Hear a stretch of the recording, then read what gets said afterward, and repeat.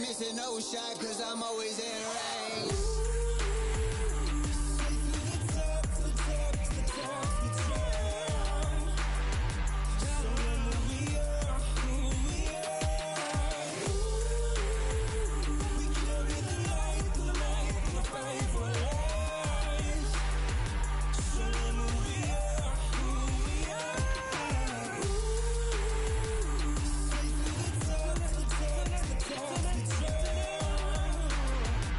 Sur le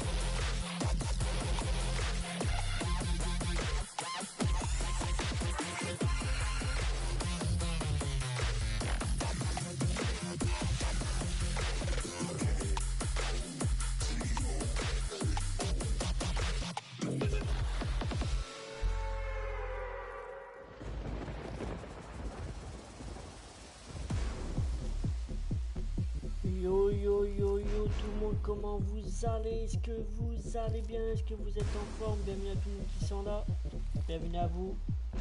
Merci à tous les gens qui s'abonnent, merci à tous les gens qui partagent, merci à tous les gens qui like. Un gros cœur sur vous, merci à tous. Là on va regarder FNCS, Major 3, Week-end. Et là c'est l'Amérique là qui joue. C'est en Amérique. C'est les Américains qui jouent. Et là il a 6 games en total. Voilà. Sans vous n'avez pas trop de goal de prévu ce soir. Pas de goal de prévu. Vous allez faire quoi pendant les vacances? Bienvenue à tous ceux qui sont là, bienvenue à vous.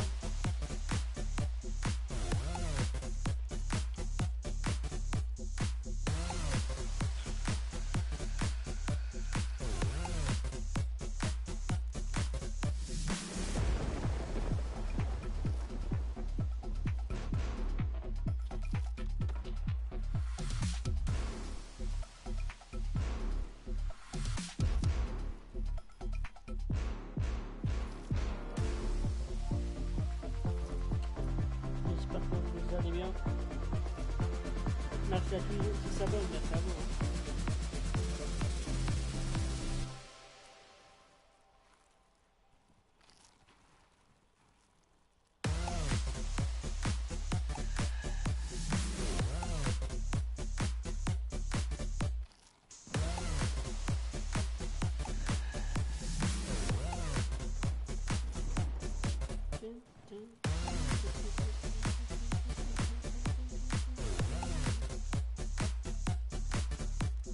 I seem maybe like a nice person, but in game, I'm completely different.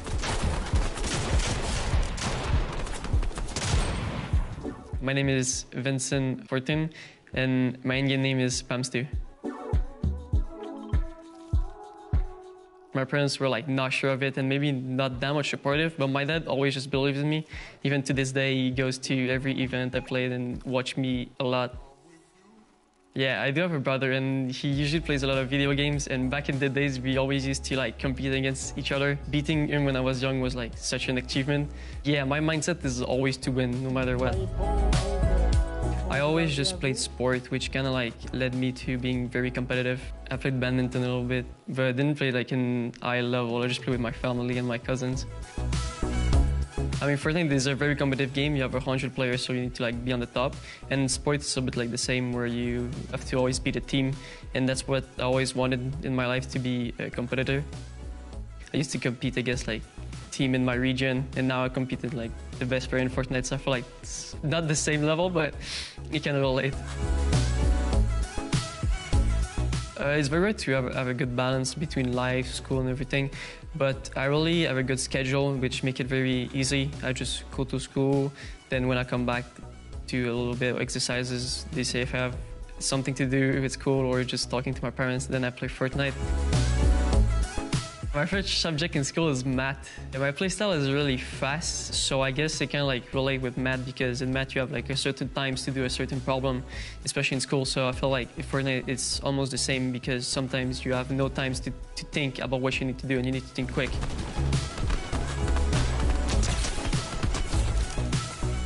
Obviously, getting a mental reset after a game it's hard, but I do it with my teammate Fash. We just usually talk about what went wrong and just really going forwards about what we're gonna do in the next game, which makes it very easily. I usually also just get out of my PC just to think a little bit about other things in life.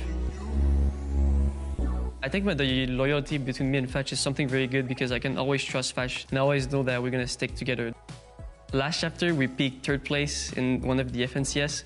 I think this is only the beginning, and I don't think this is the peak of us. We are playing every single tournament that we can and making sure that every single mistake we fix before the qualifier. I think in a year or two, I'll be very more successful, I'm guessing, and I really want to just improve my game and just be at the top of level.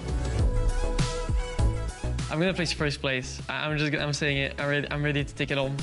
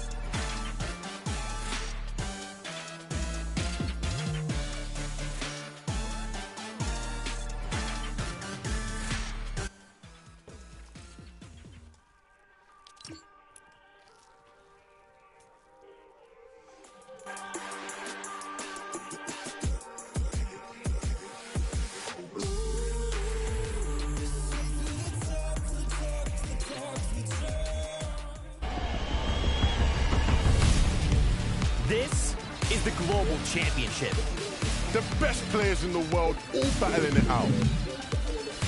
Insane matches already today. These are the moments that make these players championship material. One chance to make it happen, and they take it by force. It is going to be absolutely insane.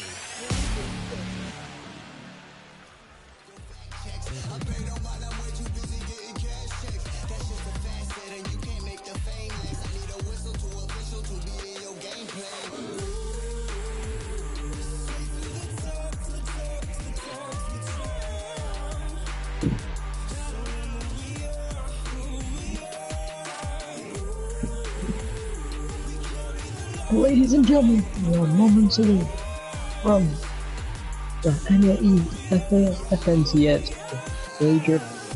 Major Week 3 starting in a couple of minutes. Everyone fasten your seatbelt. This is going to get sweaty. Let's take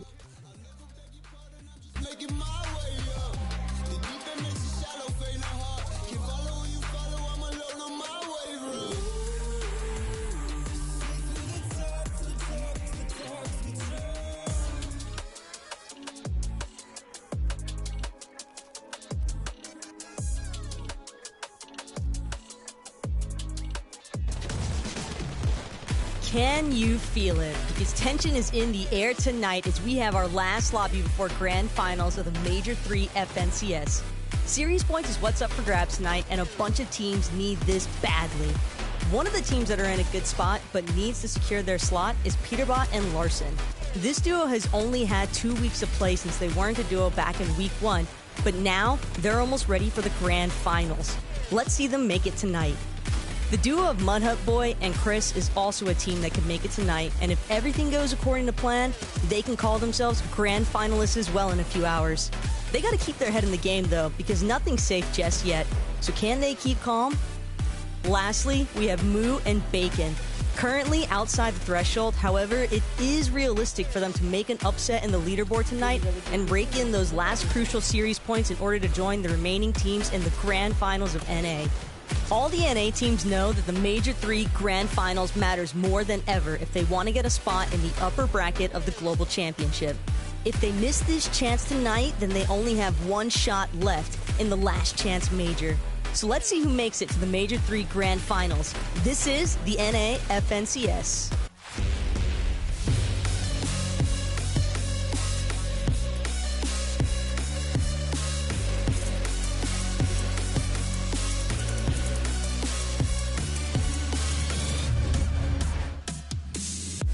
What's going on, Fortnite fam? It is fantastic to see all of you. Welcome back to the FNCS. Yesterday, EU took the stage, and there were some crazy games over there. But now in NA, here we are to pick up the pieces and try and make sense of the final week here before Grand Finals. Many duos are looking to just get a couple more series points to secure their spot in Grand Finals, and today's the day to make that happen. Now, before we get into the competition, of course, I got to remind you about Legends Landing. If maybe you're new to Fortnite, you've never checked it out before, hop in. The island code is right here on screen right now. There's box fights, there's build fights, there's actually like a hall of legends where you can go back and see previous FNCS winners, and of course, a display for the active champions and so much more. Stop on by Legends Landing whenever you have a chance. You can also watch the FNCS, play a little, watch a little.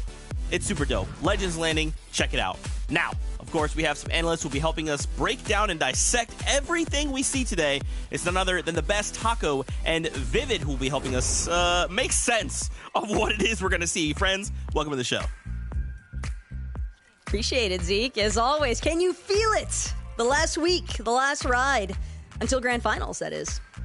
Yeah, of course. Listen, a couple of these teams tonight have to go ahead and make sure they get just a couple more series points to make sure we can see them in the grand finals. Can't wait to see how they do. Well, Viv, I want to just jump right into it. Let's talk about that series point leaderboard. We talked about it over in EU, but now North America, what is going on? So we take a look. This is our top 10. Now, we've got some names you're used to seeing, right? Yamzone Rise, Acorn and Cold, Bucky Okus, Aegis Kanata, Pollo Sphinx.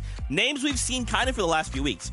Let's talk about the duos on the bubble. The duos that are coming in today saying we have to have a good performance if we want to keep the FNCS stream alive. I'd like to turn attention here to 59th, Mudhut Boy, who is Faz, and then Chris. What do these guys need to place if they want to kind of find themselves in that top 50? As far as Mudhead Boy and Chris are concerned, it's going to be a 36 or higher placement that'll be able to secure them a grand finals qual here today. But you have to remember that this is a duo that has had a little bit of a shift since week 2. We saw them over in Mega City. Not the greatest week there either in week 2 finals because they finished at 44th. And keep in mind, they need 36th or better today. So let's hope that that switch in draw spots over to Shattered Slabs works out in their favor. Yeah, and the thing about last week's 44th placement was that they were alive for 20 minutes, which is, very late into the game, a lot of the games, but they only managed to get 21 points over the course of 6 games last week while being uncontested. So we're going to have to see if they can flip the switch here whilst they are contested this week. I love to see it. So that's a look at a duo just outside the bubble, right? Let's dive deeper. Let's take a look and jump from the 50 through 59th all the way down from the 70th to the 79th place. Okay, 2 duos we want to highlight here. First, we've talked about a little bit, Moo and Bacon. They're at the top of your screen. If I understand correctly, these guys need about a 13th or higher if they want to make sure they can make it to grand finals. Definitely no easy feat, especially to try and accomplish in a set lobby. But also keep in mind an interesting fact about Moo and Bacon is that if they do manage to secure their quals for grands today, then both of them will have competed in every single major grand so far with different duos the entire time. Wow, yeah, that's crazy. But the crazy thing is that this duo, this major, this is their first weekly final that we're going to be seeing them in, as they just barely missed out on finals range last week. So hopefully they put a little bit more prep time into this week. Absolutely. So once again, we come back to the leaderboard. We talked about that duo in the first place, right? 70th place. Let's look at the duo right below them. Swexy and Omizi there in 71st place. Okay, so we've looked at 36 or higher to be comfortable. 13th or higher, what do these guys need? Well, this is an 8th or higher placement that is required here. And again, we're already talking about how even accomplishing top 13 is going to be difficult. But for Swexy and Omizi, this is a relatively inexperienced duo. And the scary part to think about is that at their drop, they're going to be contested by Yuumi and Source. And you have to keep in mind, Yuumi and Source, they're already qualified to Grand. So that could pose some threats here for Swexy and Omizi's first opportunity to try and qual to their first ever Grand Finals. Yeah, and a little bit inexperienced as well, as this will be the first time we see them in a weekly final during this major. Absolutely. So we kind of talked about these duos. I want to, once again, let's just keep going deeper down the rabbit hole. Let's talk about their drop spots. Taco, you kind of talked about it. If we start with Swexy and Omizi, this last one we talked about, they're actually landing over on Slappy Shore, going up against Yuumi and Source. How do we expect this to kind of go? Look, if I'm Yuumi or Source, I am going as aggressively as possible into Swexy and Omizi. I'm defending my drop. I'm not giving these guys an opportunity to look to challenge me in Grands. Oh, yeah, 100%. You definitely want to defend that. But looking a little bit to the west towards where Moo and Bacon will be landing at the Sun Swoon Lagoon. And similar situation, they're going to be going up against a team who is also pretty much guaranteed a grand finals slot. So there's a lot of tension going on in these drop spots so far. And again, while we're on the topic of contested duos, we're looking at Mudhut Boy and Chris, who are going to be a little bit more contested here at Shattered Slabs against a Script and Flood. And again, maybe that contest works out in their favor because 44th in week 2, maybe 36 or higher here in week 3. Okay, so there you go. So all these duos that we've talked about and have highlighted for you, they have a Herculean task, to say the very least. Much is on the line here for them today. So remember, as we're watching these duos go head-to-head, them being eliminated either off-spawn or way too early is going to be very, very bad for the duo. But we continue the ball rolling. My favorite part of these type of shows is actually we get to talk to players. We get to get in their very minds and ask them a couple questions as we prepare for the show. And we have one for you. It is Larson, who is paired up with Peterbot, who will be joining us. Larson, what is going on, man? What's up? How you feeling? How does it feel coming into the competition? I know you guys did not get to play together in week number 1. And now you guys are coming into week number 2. You guys, we're kind of contested off spawn. What's the strategy coming into this week? I can't leak too many strategies, but we got a few things we're ready for. And I'm confident we can do good this finals. Well, Larson, it's kind of interesting because in week 1, you knew that Peterbot already had a duo. So what was kind of the thought process for you, and what made you really decide that Peterbot had to be your duo for the remaining 2 weeks? So in week 1, I played with Shemp. We didn't end up qualifying out of opens, so I just like DM'd Peterbot because he wasn't really confident with his teammate Kwani, and then we just ran it up for week 2, and now we're here. Nice. Some things just end up working out. Now that you are duoed up with Peterbot, tell us a little bit about the dynamic, like who's making the calls, how is it playing with Peterbot, stuff like that. Peterbot is IGLing, and he recently moved with 0 ping, so like we're really crazy together. We pick up a lot of elims together, and like I'm just confident. Larson, and what is like your X factor? What's the thing that you're bringing to this duo end of the game that you feel like everyone else around you, they need to be careful of? You just gotta be careful of me sticking your back tarp, Twitter pumping you. There you go, man. Well, thank you so much for your time, man. We appreciate it, and of course, best of luck at the competition today, man. Yep, thank you. There you go. So Larson duoed up with Peterbot. Once again, they didn't play together week 1. They came together week 2. Had a pretty good week 2. And now in week 3, they just want to make sure they can make it to grand finals. For this duo, I mean, do you guys expect them to perform well tonight? Is there anything that could maybe cause them to stumble at all? Well, I actually really like the fact that Larson went ahead and mentioned Peterbot with the 0 ping, because when you think about the fact that they are going to have a slight contest at their drop spot, because they're landing right in between Hidden Ruin and Kapot Cove, which is part of the jungle biome of the map, and the thing is that he said they're crazy. They can get the elims, and lately in week 2, they proved that if they won the off spawn, then they were looking great for the rest of the game. Yeah, good point. Of course, they are going to be going up against a different duo this week, right? So maybe some things will have to be, switched up and whatnot. But speaking about how they did last week, like we mentioned, they were contested last week, still ended up doing well enough to pretty much already be qualified for grand finals, and they ended up going 4-2 off spawn. So I'm expecting them, honestly, to have the edge coming into today. Okay, so this is giving me like mad parallel vibes, okay? Obviously, Peterbot, Larson, they're doing well. But the parallels I'm drawing here are like Muzz and Paper, right? Another duo that they had like a rough beginning. Week 2 came back, they placed 6th. And now they're here again in week 3 rather, trying to make it to grand finals. Let's talk about this duo and maybe expectations for them coming in. I mean, Muzz alone is such a highly regarded player in the North American scene. Always have to give the friendly shout out to being the Oshi import to the region. But in NA with Paper, I mean, he struggled a little bit to find a duo in the first place for this major, but he's looked as though he's meshed really well with Paper's playstyle, and I think that most importantly of all is that this duo is just constantly being proactive, constantly trying to keep their spatial awareness, and these combat caches, they play such a pivotal part in their flow throughout a match.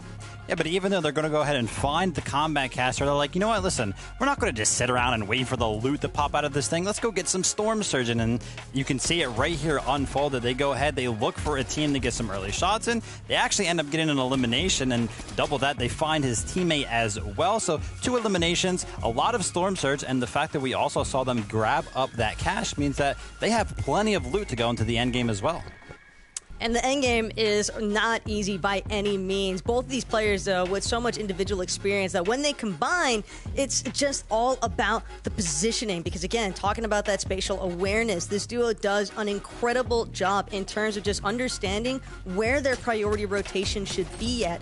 They're always consistent in the fact that they're not trying to just, linger in the more congested areas of a zone. It just seems as though Muzz and Paper, in particular, they tend to prioritize making sure they get that Storm Surge early on, so then they can just focus exclusively on their positioning as the mid-game develops. Yeah, and when you go ahead and get that early Storm Surge, that early loot, right, what can you really do with that advantage? Well, you go to a spot on the map that is very, very good, and in this instance, in 4th zone, they're going to go ahead and take dead center of the storm. Now, basically what that ends up meaning is that when next zone pops, they're pretty much guaranteed to be within it or very, very close to it. And just like I mentioned, they are in the next 5th zone. But as you can see, they're a little bit south, and all of the other teams on the map are also going to be rotating from the south south, so that side will end up being congested. So they're like, you know what? We already have loot, we already have storm surge. Let's even rotate further, even though we are already in the zone. And they go ahead and make that rotate right back into the next center of 5th zone. And as you can see here, ends up being a very, very good position for them. And plays like this, right, that experience out of Muzz is why they got 6th place last week, even though they unfortunately didn't even make it out of opens in week 1. So I'm excited to see what they got for week 3. All right, speaking of week 3, it's almost that time. I'd love to just get quick thoughts on what your guys' expectations coming into today. I just want to see some pop-offs, and it would be cool for Moo and Bacon as well if they managed to make it to Grants. You know, listen, I mean, more Yam Zone Rise domination. Maybe we'll see some Acorn and Cold pop-offs. I know that Bucky and Okus, they're looking to make this one of the last times they actually get to practice because for some reason Okus is going on vacation this week. I don't know what that's about. But yeah, we'll have to see how they do as well. All right, well, it's that time. The competition is ready. The battle bus is ready to go. And of course, your casters, 112K and Jacob PR, are as well. Over to you. Thank you so much, Zeke and our analysts, breaking down and laying the foundation of what we're going to see today. There's teams that already got their spot, but more importantly, it's those teams that we're looking at that still need to punch their ticket to the grand final. There's a lot of pressure on these guys, right? If you're coming into a lobby knowing these 6 games have to be top form from you, like that's a lot of pressure that when you look at some of those names, a lot of them haven't been used to that kind of pressure. A lot of them haven't even ever been to a grand finals, right? And so it's like today is really going to be a special day, not just for them, but for us to watch and see how it all unfolds. I'm very, very excited, Jacob. Yeah, I'm definitely excited. I like the one name they mentioned, Bucky and Okus, going ahead and making sure that they condition teams for that Rift Island. Yeah, we know they want to play for it. Every single opportunity they can to take it, they're going to be there. And to be fair, when they've been up there in a lot of these weeks, they've been dominating. I don't think if you're another team in the lobby, you really want to fight those guys. Definitely been one of the better teams in that sense, but they need to be doing more after the fact as well. And that all starts here in game number 1. Let's jump right into the action.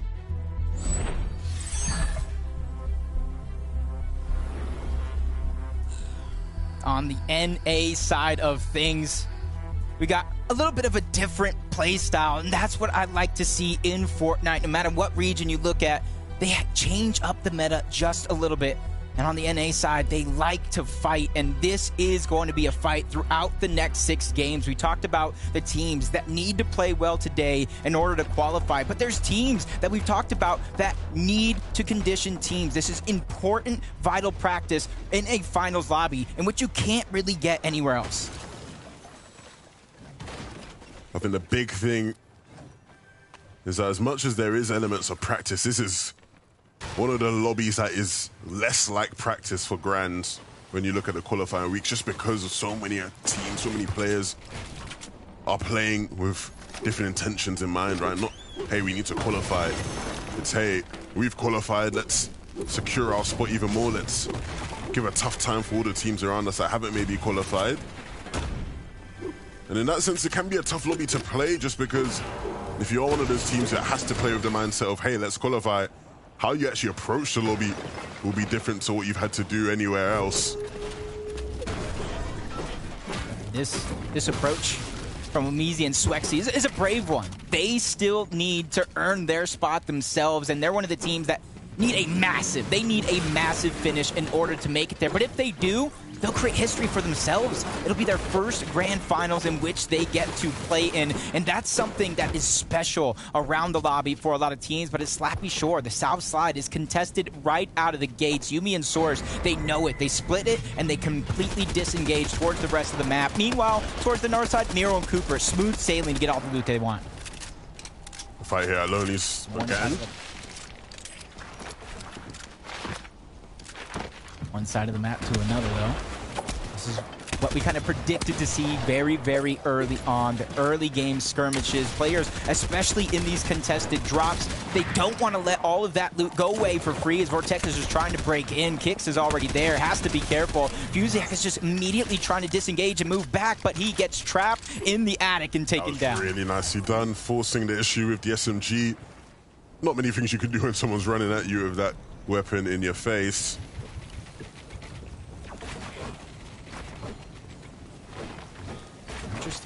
Interesting this time around. Typically in the past couple weeks in which we've seen Bugha and Threats, they split this drop, and it is a wide split drop where they can gobble up a lot of the loot, and at times they tend to reach on over towards Kenjutsu's crossing, but that side of the map, of their loot path, is going to be contested by Pate and Cardi. It's almost a blessing and a curse. You get your loot stolen, but you get an opportunity for early game surge. Yeah, and they're an example of a team that I really expect to see some wild things from, just because of how much more secure their position is in the series point leaderboard. I think when it comes to Epic and Clicks, obviously a lot of expectations built up around these two. But do you think they're going to start delivering on those expectations, Jacob? Do you see these guys as a potential challenger here in NA when it comes grand final time? For the past couple weeks, I was on the fence, believe it or not, with how well Epic has been on NA, and then Clicks as well. But Clicks actually decided to change things up. He didn't necessarily stream himself, and I think that gave him and Epic a whole new load of confidence, and I think that is what's going to make the difference, and they could be one of those teams that grabs the 10 spots that are up for grabs this major for grand finals. But Peterbot and Larson, they haven't yet punched their ticket there, guaranteed, and he's going to have to fight for it here in the early game battle. He's doing a good job of backing off his opponents, even boxing him up. That's Lawrence and Tavern on the other side in their round 2. They won their first game. They got off to a good start, and they're doing the same thing here. Really tough spot to be in for Peterbot. Just sort of playing around with these edits, trying to find different angles. Wow. And these two teams have been fighting each other constantly since both teams have been formed. And it swings in either direction, it seems, at different times. You've even seen some crazy fights between them. Oh, wow. We've seen some crazier clutches. Peterbot now looking to pull off another. Peterbot picks up Lawrence and is now looking for the second. Wow. Peterbot. Okay. I feel like that was revenge. Quanti did a very, very similar thing to them last week, but Peterbot, and that's exactly what you want to have if you're Larson or if you're any fans of Peterbot in general. We know his potential. We know how mechanically skilled he can be, and he's showing it yet again by taking down both Lawrence and Tavern in a 1v2 situation, and this is something going into the grand finals that you need to continue that momentum. 1v2 with 40 HP at that. Like, unbelievable scenes there from Peterbot. And it's why he's a player who a lot of us look at and go, look, we want to see this guy competing for the titles in NA. He's done it before. He knows how to win. But he hasn't quite found that winning formula with a teammate for a while. Sometimes you could be some of the best players in the world and it not work out due to chemistry. Some would say even due to vibes, as Notch was trying to close in on Moo and Bacon. So much to fight here for the low ground. And Bacon's just getting tagged up on the other side. Wavy, Jacob, and Notch doing a good job of just surrounding and hounding, taking down Bacon. Moo is just under pressure, under siege. He's soon to follow. And a great start for both Notch and Wavy, Jacob. Not the greatest start for Moo there. We know how big of a week has to be for him. We've not really got to watch them much, and it won't be the case here in game 1 either. We're not going to get to watch them. Notch and Wavy Jacob doing great to start off the game. Everybody around the lobby. No room for mistakes, even in the early portions. And you got Baka and Pars here. Some would think they're probably one of the favorites to grab one of those 10 spots with how well they have been playing recently, from Cash Cups to previous FNCS rounds to even the last major in Major 2. They've been slowly but surely progressing as a team, and particularly individuals as well. They both have so much experience in the international stage as well due to the FNCS Invitational last year. Zesty Duco. Right out of the gates, they're able to take down Zukis. They're just trying to claim Misty Meadows to themselves, just in case the vault goes in that direction. I like that. Always like my sneaky beaky plays.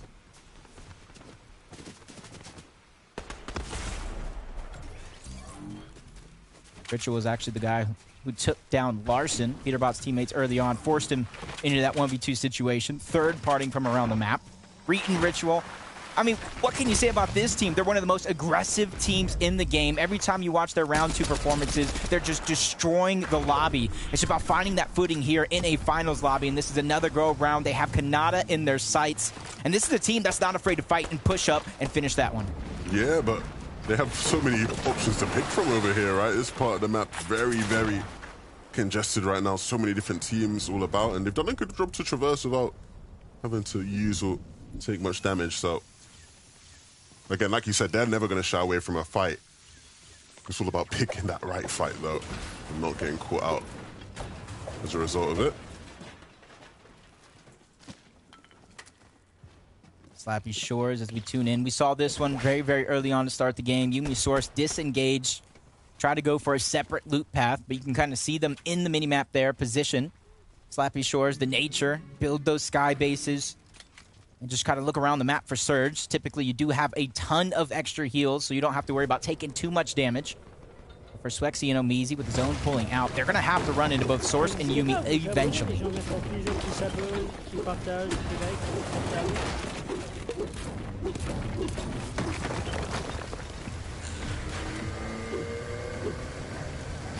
Rapid and Batman Booga. I'm a huge fan of Batman Booga. Streams most of the competitions on his private channel. He's progressively getting better each time he takes the field. I feel like you're just a fan of any player that used to play on NA West. You got me red-handed. It's like if you just happen to play on NA West, it's like you're just Jacob's favorite player. Like, it happens. It happens. But he's a very entertaining, super skilled, and that's something we say about a lot of the players, though. Very, very similar to User in these games, to where you kind of look at him as one of the most mechanically skilled players, but they just need to get a little bit better in the awareness, a little better on the rotations, and every single time I watch him, especially combined with the teammate Rapid, he has been doing just that. Very, very similar to Chris and Mud Hut Boy, to where they need a decent day. They don't need a massive performance on the day. They just need a decent day that they know they're capable of. yeah, but, you know, it's easier said than done at times. I think the big thing for them is making sure they're keeping things simple. Right, not getting in their own heads, playing their game. You see Chris is very, very aware and alert to the fact that these players are sort of rotating on die. I don't know if he'll even look to engage in a fight. Uni and Source now. The battles for caches all across the map. Reign supreme. And you can see teams learning the intricacies, the ins and outs, especially toward this portion of the map. Yumi and Source already boxed up in this position well before the cache was even a thing. Now they have the full advantage. They have all the heals. Fighting against Omizi and Swexy, who are not afraid. They've got to this point by taking on all these challenges. So I don't think this one's going to be any different. The only thing they have to watch out for is they're on the edge of zone with other teams moving in from the north, and then even some position right below them on the south. It will be worth it, though, if they can get the loot without taking and investing too much in.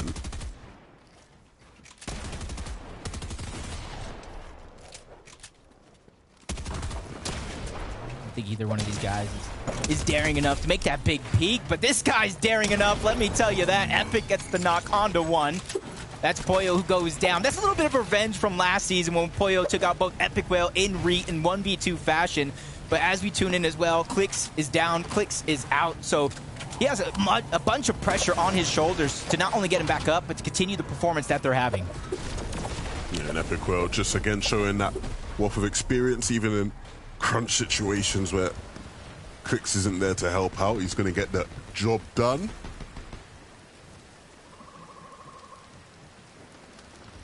Just waiting as I see Rift Island appear. Prefaced it just a little bit about Bucky, about Okus, and about a lot of these teams that love to go for that Rift Island.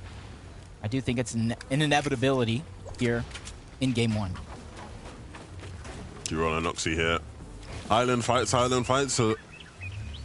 one of the things I love to see here in NA, so hopefully we get to see some island fights today. D-Roll and Noxy, not up on the island, but very much so beneath it, trying to capitalize on all the players rotating through this area. It's really interesting because typically throughout every one of these weeks so far, we've seen Rift Island appear, and almost immediately, whether it's a rift or a zip line, teams like to engage and be the first one there, build up and claim it as their own. I hear some rifts going on, and maybe that is going to be the play. A little late to the chase, but better late than never in most cases. As we tune back in Yuumi and Source, Swexy and Omizi, neither one wanting to budge off of this fight. But there's so much for Swexy and Omizi to fight for this season. I'm going to go and throw it over to Mini Miner to break some of that down. Thank you, Jacob. Let's take a little look at two teams here that do actually need a good day to qualify to Grand Finals. We saw Moo going down earlier on. They're being a little bit more aggressive, though. We saw them get 2 eliminations before Moo did end up dropping down, so not the best start for them, considering they do need a decent placement today to clutch up. On the other hand, Sweezy and Omizi, these guys, or Swexy, I should say, and Omizi, these guys need a top 8 to finish, and we can see them being a little bit more passive in their approach. They're getting those Storm Surge tags and playing it a little bit more carefully. Let's see how they do the rest of the day. Slow and steady wins the race for some. Others like to get fast and aggressive. As Mud Hut Boy is going to be the first one on top of Rift Island, claiming it as his own in a daring play because Chris is down. Luckily for him, there is a reboot van on top of the island, but if anybody contest it, that's where you're going to find a lot of those troubles. This is just not the start to the day, though, that you want to be having, especially when we're talking about how big of a day you need. You want to be heading into 5th and 6th zone with your teammate alive, ideally. Peterborough and Larson also going to be standing in your way is never an ideal spot to be in. When you see a zone like this, what are some of your must preparations to go through a mega city zone, the potential on top of the mountain right next to it? What would you be telling your teammate as soon as this one pops? I think the big thing here, right, with this zone is that right now all these players who are on this side, a lot of them looking at rifting, and a lot of them will be making a decision, do we rift, do we mud?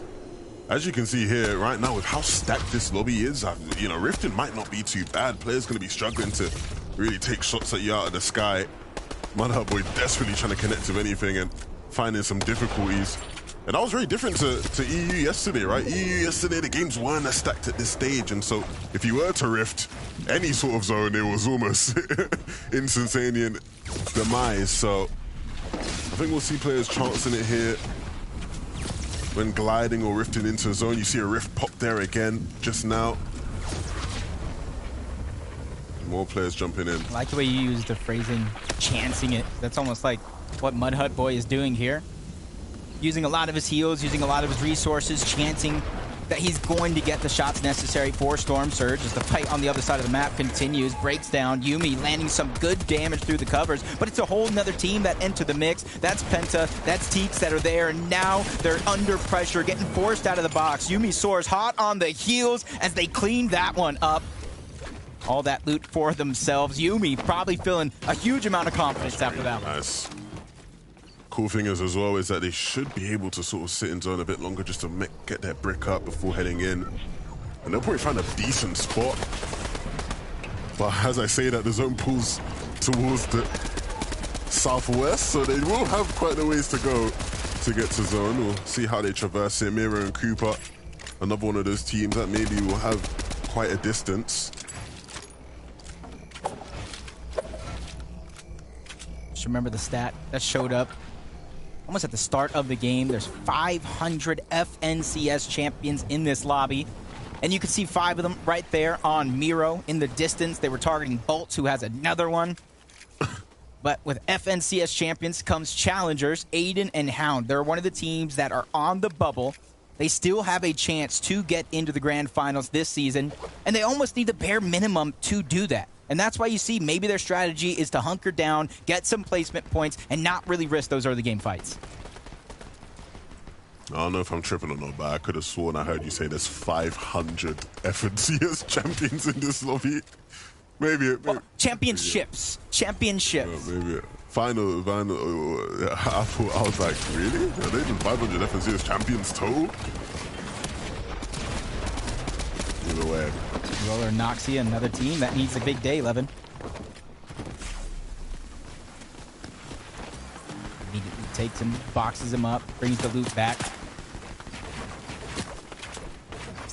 try to inch themselves closer in towards Mega City. And this is where what I was kind of talking about. I know I mentioned the hill towards the right of the Mega City. Well, the left isn't as easy either, especially with teams being able to box up on the top of those buildings of Mega City, even towards the mountain. So if you don't gain some elevation here and you use a lot of your resources, you're going to be thinking about a refresh, thinking about a path. What has the least resistance? Moving through Mega City this season is always really sketchy in my eyes. It can be so difficult. Any little nook or cranny someone could be hiding in. And a lot of times you find yourself in situations like this where you're almost just running through these buildings alongside people. Odds are you run into the wrong building, someone's going to be there as well. That's happened to me one too many times, let me tell you, especially when it comes to zero builds. But Paper and Muzz, they're careful. They're collected in their approach. Vivid even brought down some of the rotational plan, and you see they don't have far to go, so that's probably what they're thinking, as Acorn and Cold right next to Agers and Kanata trying to escape. Everybody's just trying to inch themselves closer. Agers and Kanata just staggering themselves just a little bit, letting Acorn and Cold move first, and they're going to take that same path. Yeah, this is nice. They're not having to use many builds here, just a couple bits of wood being committed to this rotation. That's where the problem arises, though, when Cold is set up in the zone and looks back now at the players rotating in behind him. That's where you put yourself at risk, and Kanata caught sleeping there just a bit.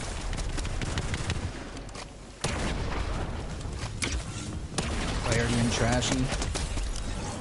Trashy's already down. Clarity trying to make up for lost time, and he does get the elimination. And I did see it in the feed earlier on as well. You see he has two. Well, he took down Peterbot. Not bad. Not bad stuff, but he is the solo in this game. And there isn't a great wealth of materials on this side. It should be enough though to keep him ticking for the next couple zones. And Clarity is one of the more experienced players in this lobby, so no stranger to a solo situation.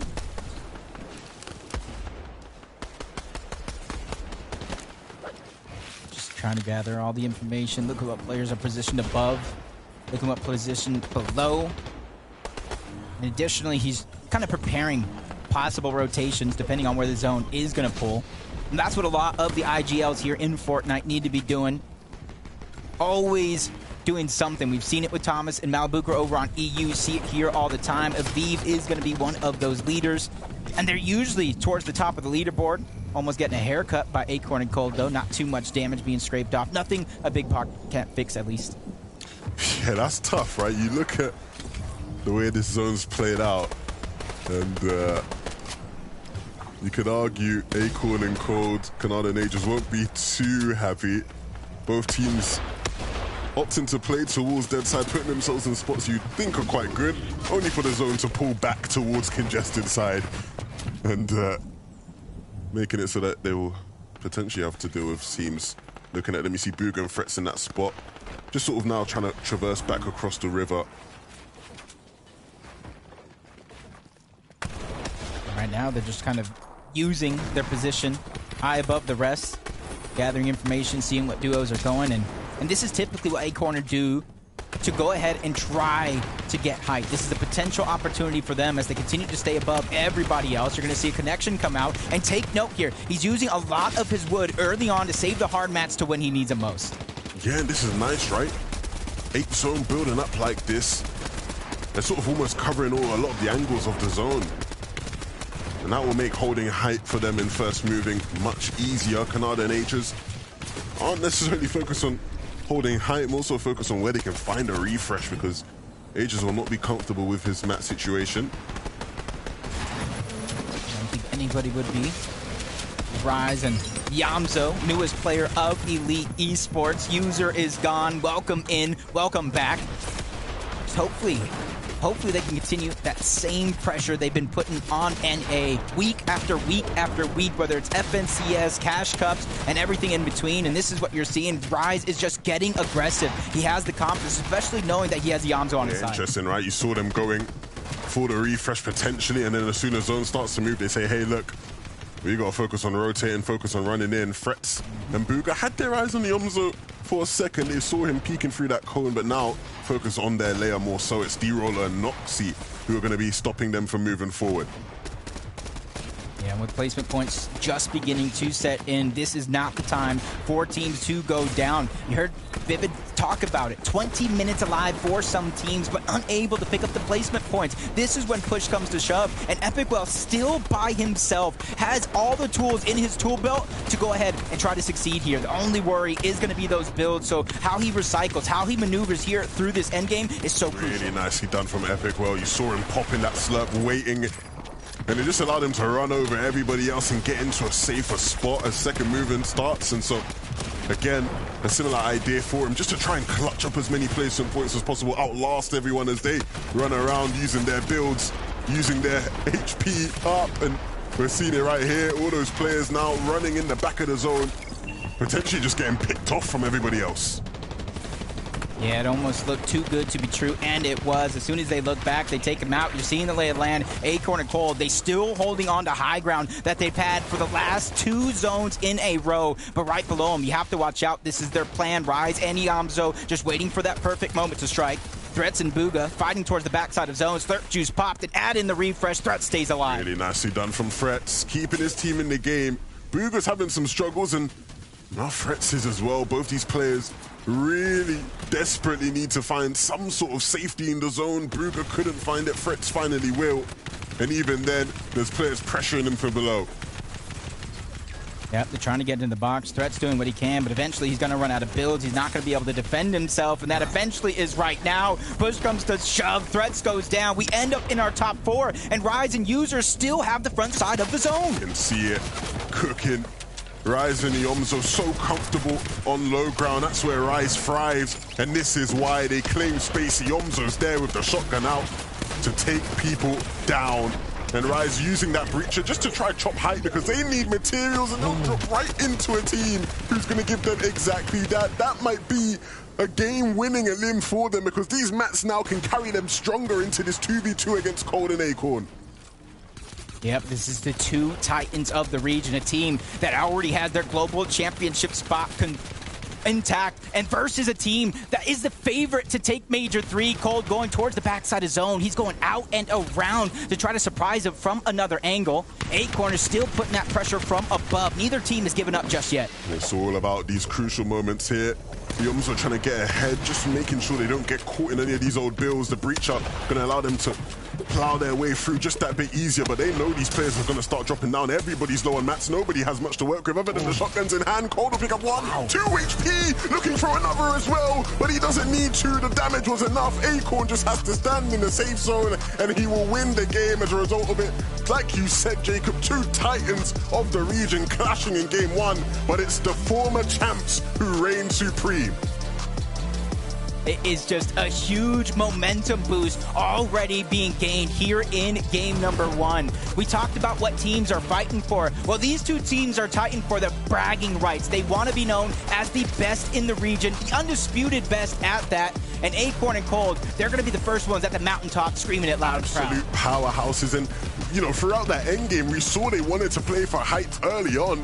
Even before first movement popped up, 8th zone, they were there building up for it. Nobody really contesting them. And they did a brilliant job to stop anybody that was a threat to their height. And in the end, the crucial shots.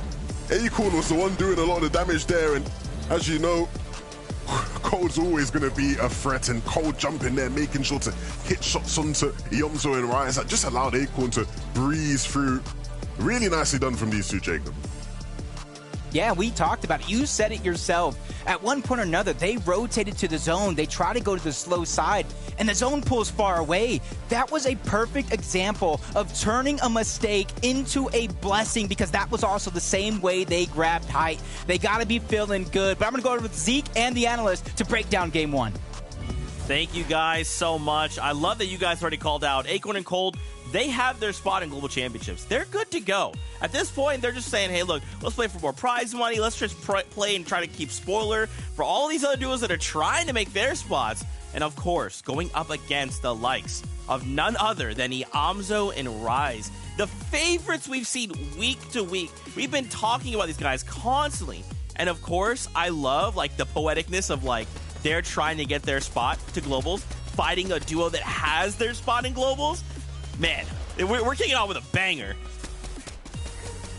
That's about what you would expect, though, when it's these two duos that are left as the final duos of a lobby. But for Acorn and Cold, what also worked out really well for them as far as that height control is concerned was being able to utilize a lot of those older builds. Even when they did have to drop to some secondary height layers, they were still technically playing the high ground in comparison to where Iamzo and Rise were at. But Iamzo, Rise, definitely very aware, and they were trying to do their best with those breacher shotguns to try and take out those height builds, but just not enough when you've got Cold playing Sleeper Agent, dropping down below to cause so many disturbances. You know, a lot of people like to credit Acorn and Cold with a very refresh-heavy play style, that siphon and everything like that. But, I mean, right there on high ground, I think he dropped down like one time for some extra materials. So they played their material game very, very smart. The game so much so that they hardly even needed a refresh. Disgusting. Coming out from the duo just to start us off here in NA. And of course, we turn our attention to the standings, see how things are going with the Victory Royale and the 8 eliminations. Of course, on the other side, Iamzo and Rise packing heat as well. We look at the top here, and of course, we start to see a couple of the standings. Just kidding. We got to break it. I got too crazy. But of course, I got to assume Acorn and Cold with the Victory Royale in first place. Iamzo and Rise, they're in second, because remember, they had 9 eliminations. They didn't get the Victory Royale, but a second place with that many elims, basically the same thing. As far as Iamzo and Rise are concerned, I mean, the longer that we see them just continue to go uncontested at their draw spot, that secluded spire, slap and go control, just so much opportunity, and they take full advantage of the materials and resources available for them off that drop. Because again, you're talking about it, 9 limbs, like that's not an easy accomplishment in a set lobby, but these two make it look easy because they have such good resources to utilize. Yeah, and I mean, the Breacher Shotgun is so good at, right, like getting in the boxes and making sure that you can go ahead and control all of the pieces around you. But one thing that Iamzo and Rise did that game was if they saw any builds on the low ground, they were kind of just shooting in, and it allowed them to kind of just plow through any of those old builds or any teams that were kind of trying to control that low ground as well. And it just made it really, really hard to contest them on the low ground. So we pretty much just saw the battle of a perfect low ground game from Iamzo and Rise and a perfect high ground game from Acorn and Cold. That's peak Fortnite, dude. I mean, two of the very best in NA battling it out. If you told me this was Global's, I'd be like, yes, this is Global's game number 1. Now, let's actually take a look at the standings. I want to actually see what is going on and kind of where duos are coming out in that, like, after this first game. As I kind of mentioned, because of the 9 eliminations, Iamzo and Rise are going to look to be right behind Acorn and Cold. A couple names I just wanted to highlight here down the leaderboard there in 5th place. Booga and Threats. We did see them have a little bit of a tougher time there right before the zone started to close. But, I mean, again, they just need a couple good games. Yeah, a couple of good games. The same could be said for a lot of teams, though, given that we're only one match in. But one thing that definitely caught me a little off guard was how long it actually took for teams in NA to actually start to contest on Rift Island, because that's something that we've seen consistently, especially with NA, where teams, as soon as Rift Island spawns in, there's already someone trying to take Temple Vault Rift or just making some kind of action to get aggressive with Rift Island and claim it. Yeah, and listen, Jacob had mentioned it during that game as well. I think it was like 6th zone. Acorn and Cold made a very brilliant rotate to go ahead and build up on top of the hill. But right behind them was Kanat and Aegis, who made a very similar rotate, basically just followed them in. So that's why we're going to see them on the top 10 of the leaderboard already as well, right? We're already seeing some of these top teams. They usually find themselves right next to these other top teams because they know what rotates are good, and that was one of those instances in this game. And of course, throughout the day, we'll probably see Kanat and Aegis throughout the mid ground, and I wouldn't be surprised if we also catch them on the higher ground at one point. Guys, and they look pretty solid too. Yeah. I think the thing that scares me, remember at the beginning of the show, we looked at the series point leaderboard. We looked at that initial top 10 before we jumped down to 50th and 70th, all that. The top 4 after game number 1 are in our top 10 currently. I don't know what other duos are going to do, man. Because remember, some of these duos, they have to try and get series points by the end of the day if they want to make it to the grand finals. But when you have Titans rolling around, how are you supposed to do that? It's just part of the nature of the game, and for these players, it's adaptability. That's really going to be the game changer that we're looking at. I know for Moo and Bacon, definitely not the start that they were hoping for, but the fact that they got a couple of initial elims in the first place before getting eliminated themselves kind of indicates towards the fact that they can stay on their feet for the start and then just need to make it for the mid and late as well. And of course, Mud Hut Boy and Chris also looking to make sure that they get 36 a day. We actually saw them up on top of Rift Island, but unfortunately, Mud Hut Boy was a solo, so maybe that'll be the exposed strategy coming into these next games for them. Go for that mid-game objective. Let's find out, because I'm ready for game number 2, and we hope you are as well. So send it on back to the casters to kick it off. Thank you very much, Zeke. Look, thank you for all the breakdowns, my wonderful friends. One thing I have to say, Jacob, Game 1 caught me by surprise. I was looking at the EU games yesterday and how some of the EU teams are treating, and I came into NA thinking it'd be similar. We wouldn't really see the elite level teams showing us elite level things. But listen, we're going to get some real good practice for Grand today because the big boys are showing up. Yeah, and you kind of take note of a lot of those guys are friends. They go ahead and play creative. They scrim on the daily against each other. And I think that's exactly why. It's about bragging rights. It's about just saying, I am better than you. I placed higher. I got one step closer to that global championship. And that is a huge amount of motivation that you're already seeing being displayed after one of the biggest things is that, look, there isn't much, practice you're going to get between now and next week. Outside of this lobby, potentially, this will be the best place for you to put in work going into grand finals. And I think it's good to see a lot of those teams understanding that. And so as we head into game 2, hope to see the same. Game 2 starts now.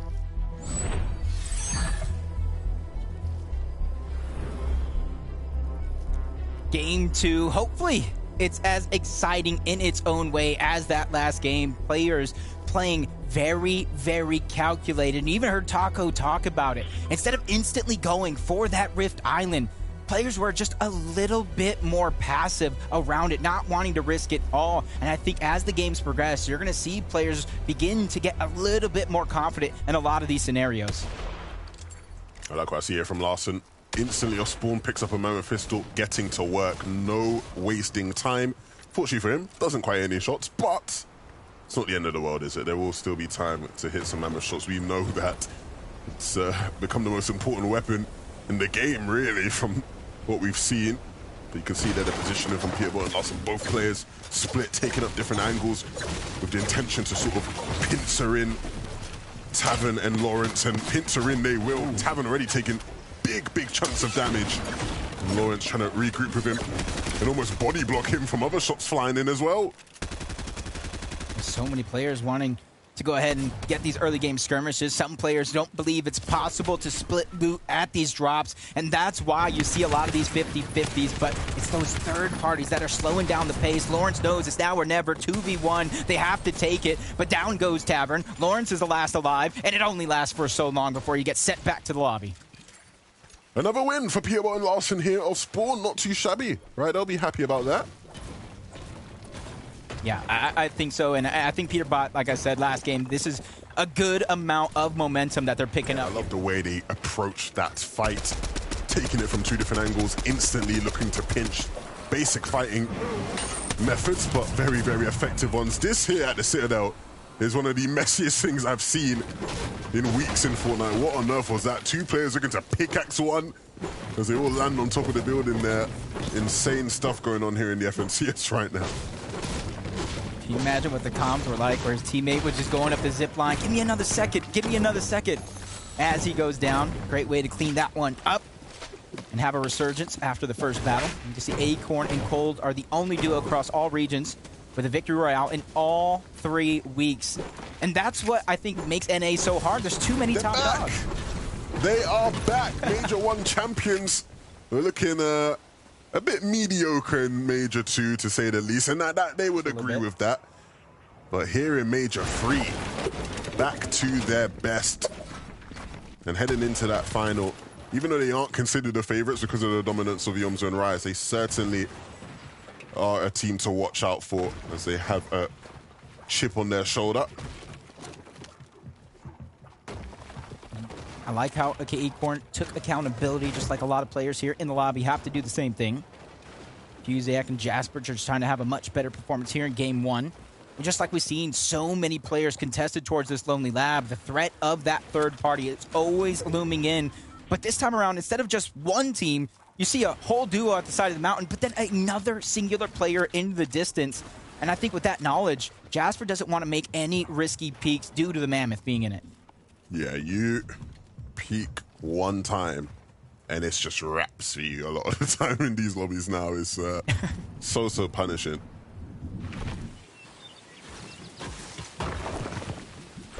Seen it happen a few times already. And just like last game, though, Moo and Bacon winning their off-spawn exchange and not being as weak this time, because I think that was the biggest thing. They finished that fight. Peterbot heard it in the distance, saw them as weak, and pounced. You can see if Moo and Bacon qualify, they'll be one of 3 duos to make each Grands with a different teammate this season. That's impressive. That's kind of crazy, you know? I remember, I think it was Moo and Visuals, I believe. Somebody correct me if I'm wrong, but then I know for a fact it was Bacon and Batman Booga.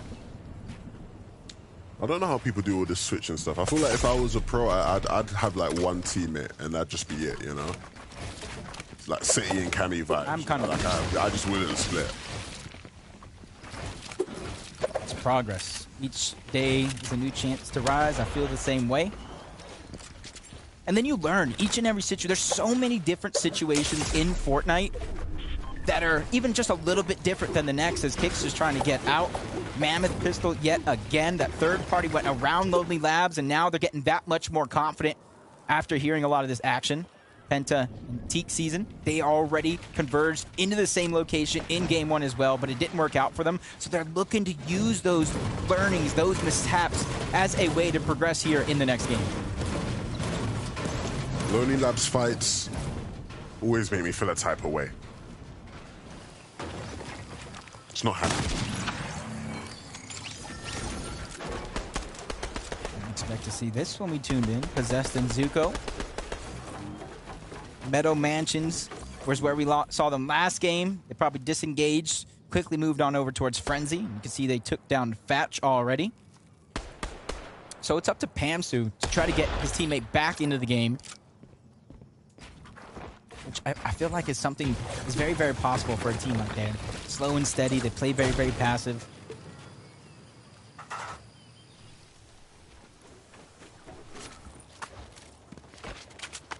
Just checking in on a lot of our contested fights there in game one this time around. Swexy and Omizi. Very, very similar strategy in which to employ in that last game. This time they do have an elimination, though. It's Clicks and Epic. You know them towards Mega City.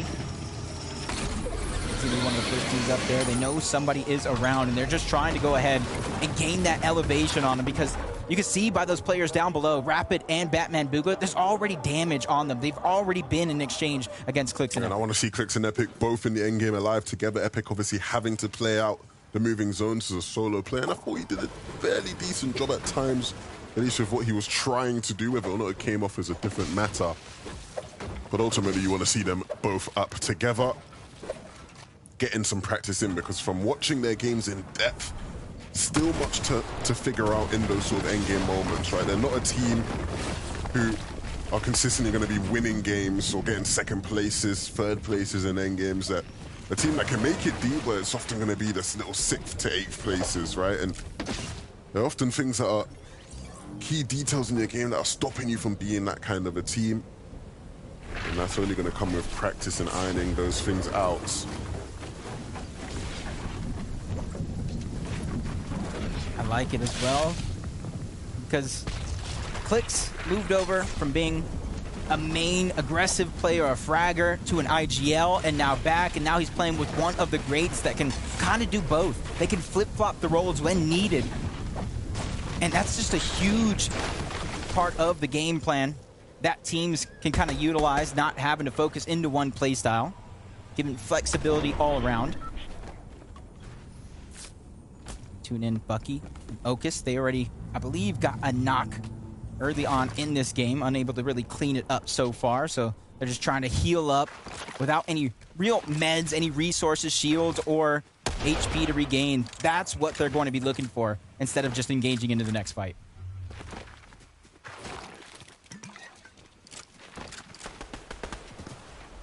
To see how it's working out for them. Finished top 10 each of the first 2 weekly finals this season. You see Omzo, they're taking big chunks of damage in the distance. I thought for a moment Okus was going to walk right into a free limb potentially, but he opts to back off as he regroups with Bucky, and so we'll miss out on that opportunity. But plenty of players here chilling in the jungle, it seems, as they look for their caches.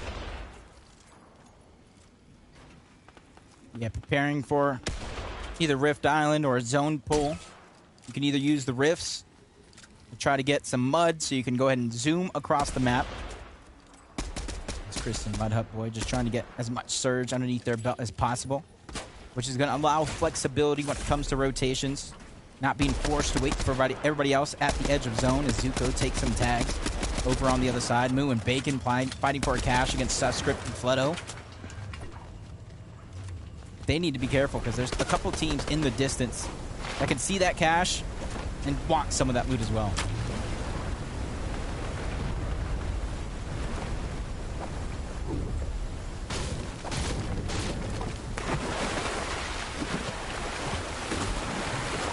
Rotations coming out from Moo and Bacon. Luckily for them, they had that early game skirmish. They got some surge underneath their belt that allows them to rotate from where they were to here. But unless they got any more additional surge after that, it's always going to be something that is in the back of their mind, because an off-spawn battle, at most, if no minis are hit, that's about just 200 in terms of storm surge, which really isn't a lot, especially a lobby like this. Yeah, not at all. We obviously have this team here on our screen, so we very much no need to have a decent day. 29th is the estimate for them to be able to qualify. Let's bring in Mini Miner to update us on what these guys are going to be doing to make that placement. Fresh off the back of an 11th place for this team. You can see they've got all the ingredients at the beginning of this game to make it yet another solid game for Patek and Kati. We see them getting these surge tags separated from each other because, of course, they are now uncontested at Kenjutsu Crossing. So you can see it on that wide right there. They're playing very, very split, trying to maximize as much storm surge as they can. And they even managed to actually capture the capture point at the location as well. So these guys have got some very, very good loot going into endgame. So hopefully they can get that 29th. Definitely have their work cut out for them. But after that first game, the potential is there. We've already seen it. About 13th place or so coming into this one. They just need to continue that same momentum. Depending on where they're at, maybe game 4, game 5. If they fell, slipped up a little bit, that's when they can kind of pick up the pace as Bugha threats. Surprised to see them not grab their global championship spot just yet, but with 10 up for grabs next week, this is the best chance for any team to book their ticket to that global championship. And you add on top, you start in the upper bracket. Yeah, I feel like there's a lot of players who don't actually realize that. Like, just because you've called for globals does not mean you, like, guaranteed are, like, going to be playing in the money games. You're not going to be playing in Championship Sunday, right? There's a lot of people, I don't think, realize that.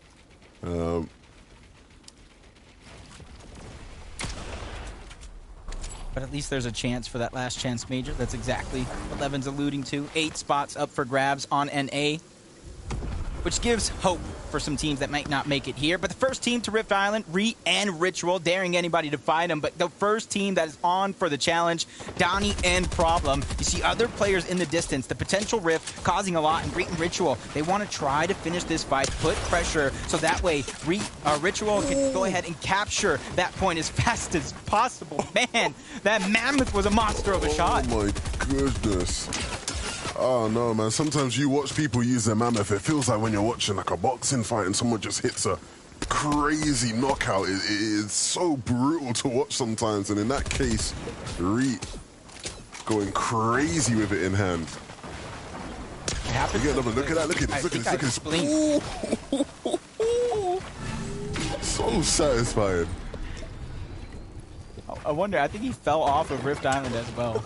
That's just unfortunate. Just Reet makes it look easy, and then I hop on Fortnite, and I'm like, it's not that easy. Body shots, maybe. Tagging somebody with a headshot while they're rifting through the sky, not as easy.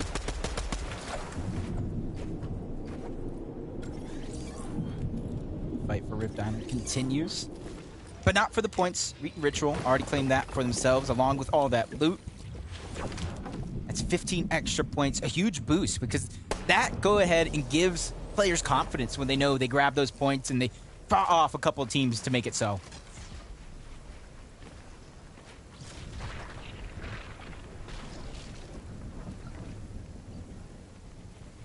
And J-Sick and User.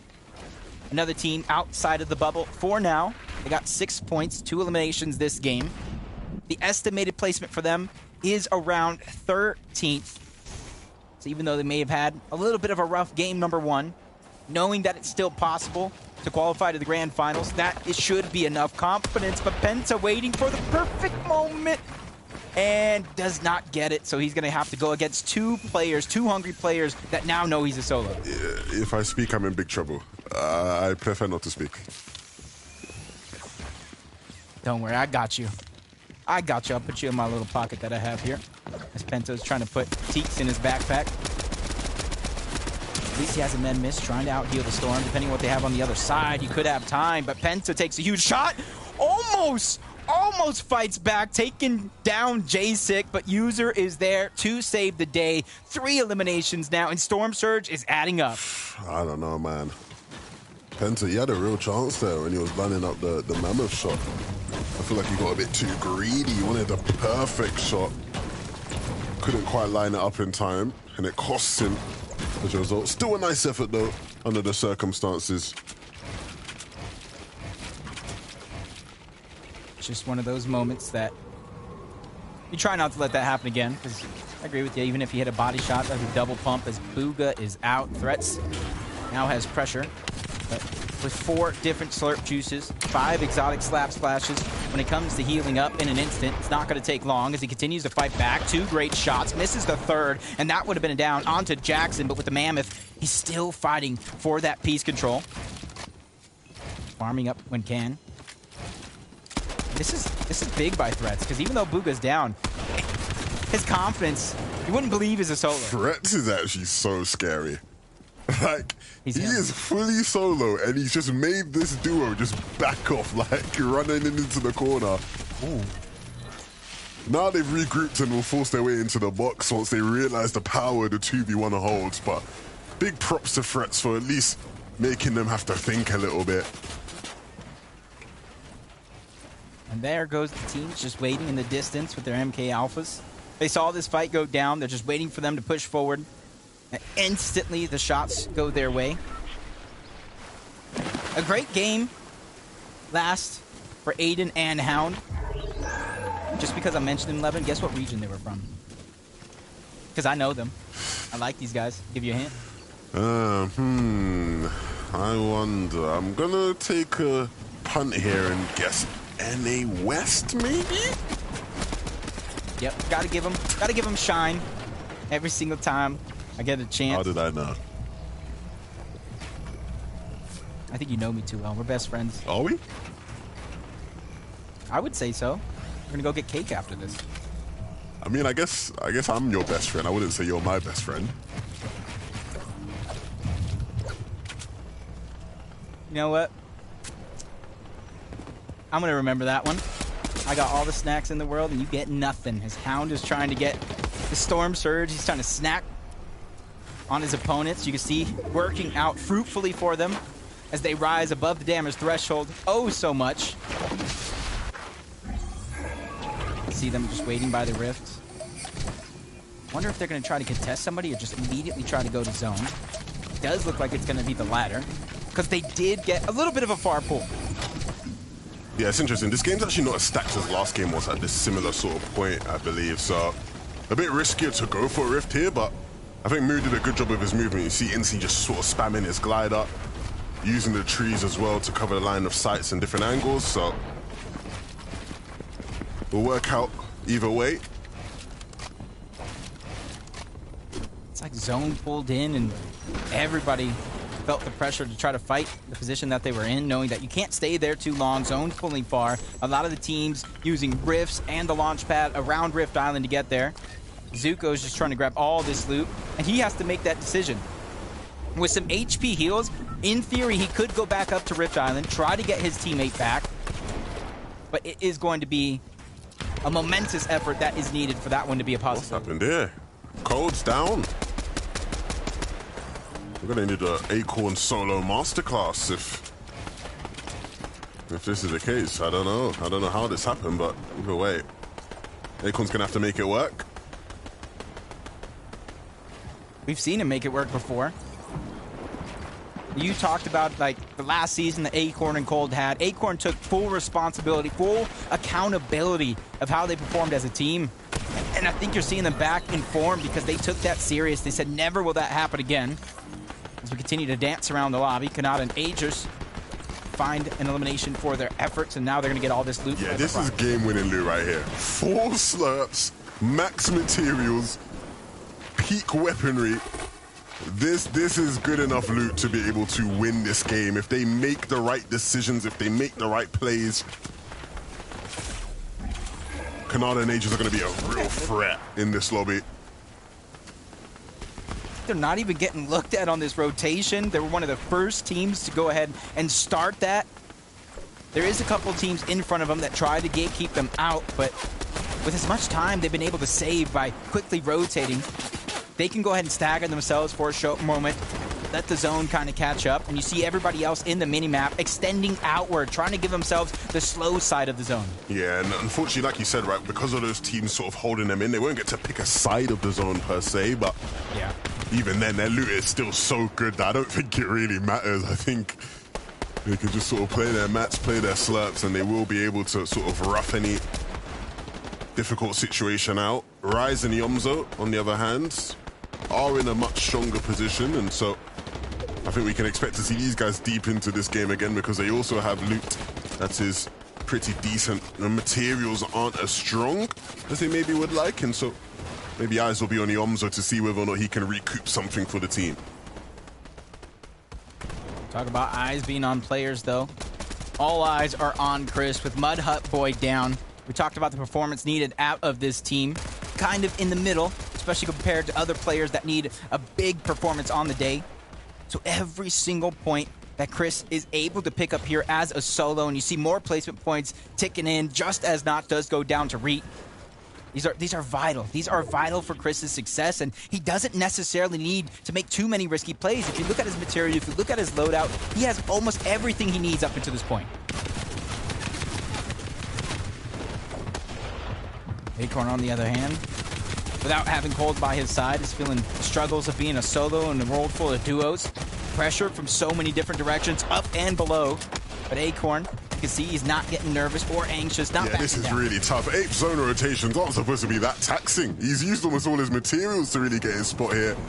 This is a really, really sticky situation for Acorn. For him to make something out of this would be rough. I'm not counting him out completely, but it certainly is not looking good for him right now.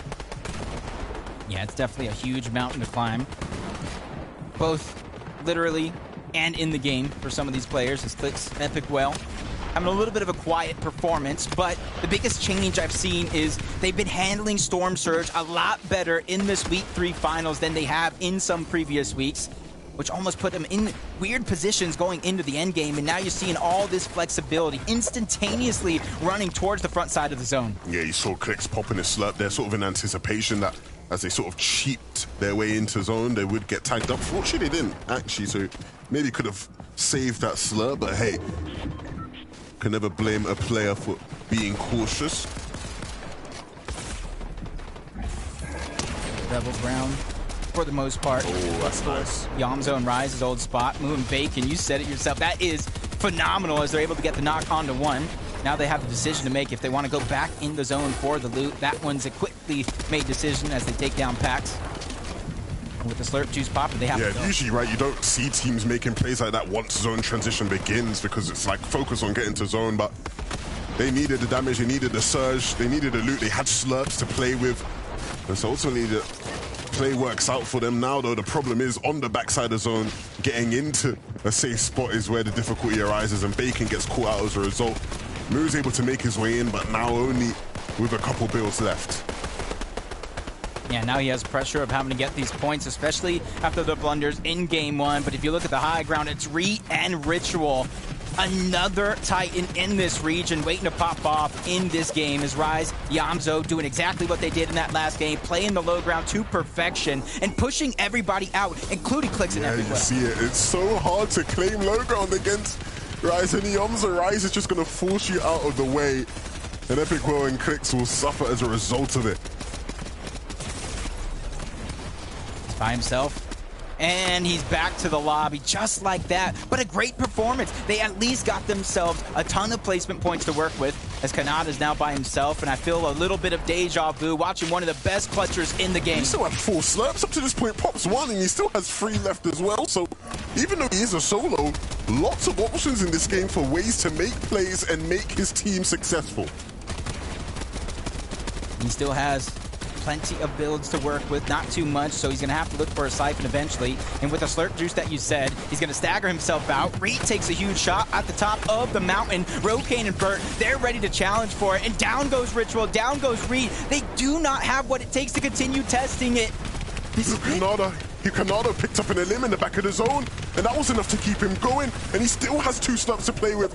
Boxes up here, and will be able to make another slurp pay if he so wishes, but the pressure coming in from below is going to cause a bit of a fork in the road. Needs to be careful now. He spots another player in the back of the storm, but a slurp will be blocked. Players right above him, mantling up a big shot from Kanada. He's doing everything he can as a solo to make this game his dream situation. And he just has the 1 build remaining, needs to drop down to low. There's a player in his face, and it's going to be too much for him now. Rise going to stay alive with the med miss now as he crawls around, trying to regroup with Yamzo. They're doing a good job. Yamzo leading the charge. They said second place was not enough, especially with how well they've been playing week after week, but they have to go through Aviv and Skittles. From Vault Loot to this, they have the Flapjack, and they have the pressure needed to put it down low on those players on the low ground, even forcing Zuko back outside of the zone, but the elimination is going to get stolen away by Rise. 2v2 situation, and it's over in the blink of an eye as Aviv and Skittles clean that one up. Skittles clapping their hands after that one, because it is as easy as it gets when it comes to a final 2v2.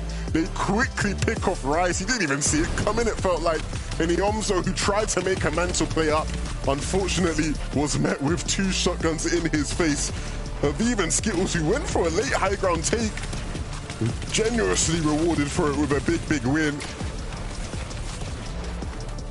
I feel like they were waiting. They were watching like a hawk on that high ground, because it was almost exactly as Reed and Witcherel fell and gave it up. That's when they contested both Burt and Rokane, and they had the builds to hold on to it. While they let Rise and Yamzo run the low ground, they stole it away in the last moment. It happens. But the big thing for me as well in that game, it's Rise and Yamzo once again in the final 2v2, and still no win for the team. 2 back-to-back second places, though, must be fruitful for the leaderboard. And speaking of the leaderboard, who better to show it to us than Zeke and the analysts? Thank you guys so much. Before we get into anything FNCS related, I just want to say, Jacob PR, you're my best friend. Okay? Don't forget it. Anyway, back to the FNCS. Wow. As the guys called out, Yamzo and Rise, once again, kind of being that consistent factor. No victory royale, but still a second place back-to-back. Remember, they are looking to get themselves a spot in global championships. But of course, we cannot overlook the victory royale from Skittles and Aviv, and paired up with 12 eliminations. I think we might have someone fighting for the top 3. Again, it all starts from that moment where Aviv successfully managing to chop out Height. It was a well-placed decision to actually choose to take Height when they went for and challenge for Height, so to say. Especially when you have a Mythic Flapjack in your weapon, you can actually make it so much easier for yourself to just continue to spray and harass everybody else with their builds who tries to then challenge you after the fact. Yeah, I mean, the crazy thing here is that Ree actually had the high ground, and it was looking like they were going to go ahead and take the VR, right? 11th zone, you have high ground. We haven't seen any really, extensive high ground takes at all this season, and then all of a sudden Rokane's going for it. And whilst they're going for it, getting that little 2v2 build fight in, of even Skittles are like, you know what? Let's just go to the front side of this moving zone, and we'll just shoot back at them, and it works out perfectly. Things you love to see. that right there. Now, other things I like to see are the standings. Let's take a look and see how things are shaping up after game number 2.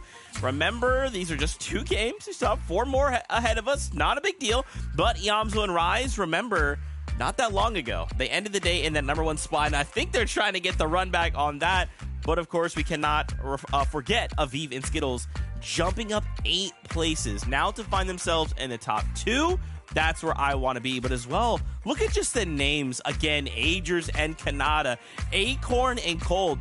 Duos that are already going to grand finals.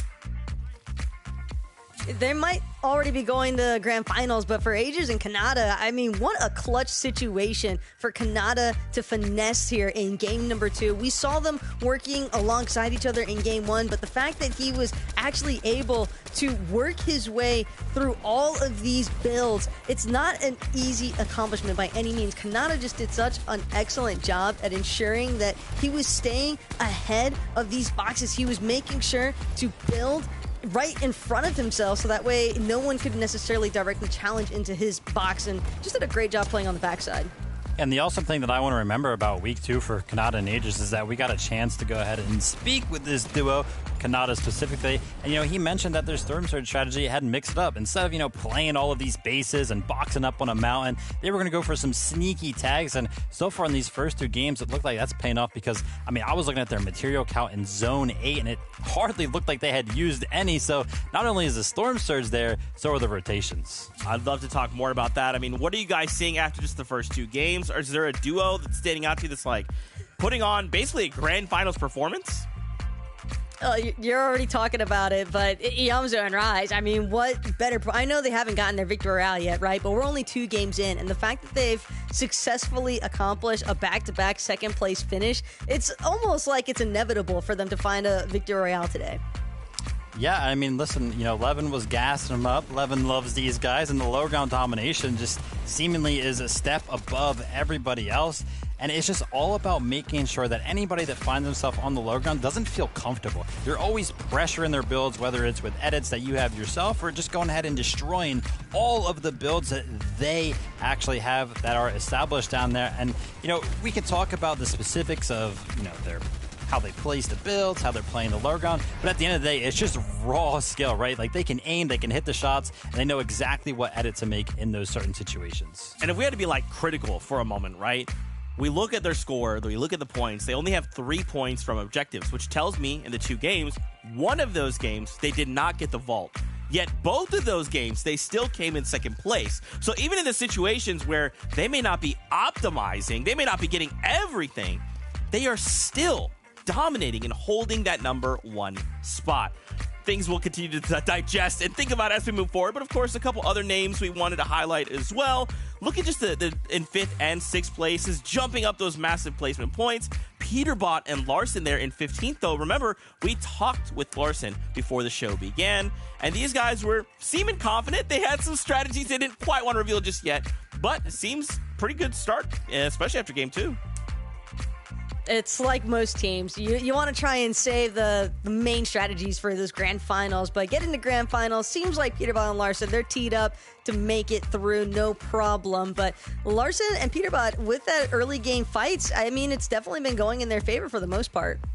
And a duo that I want to shift focus to is Epic Whale and Clicks, right? They're always teetering every single one of these weeks with giving us one of these pop-off performances, but I really feel like they haven't found their stride. They haven't gotten into the end game as a solidified duo with a lot of materials and a lot of heals to kind of back up their position. So I'm going to look towards these next 4 games and hope that we actually see one of those Clicks moments that we know and love. There's just so many duos. I feel like you can just look at a duo, point and be like, yeah, no, they're amazing, and look at the things they're doing, right?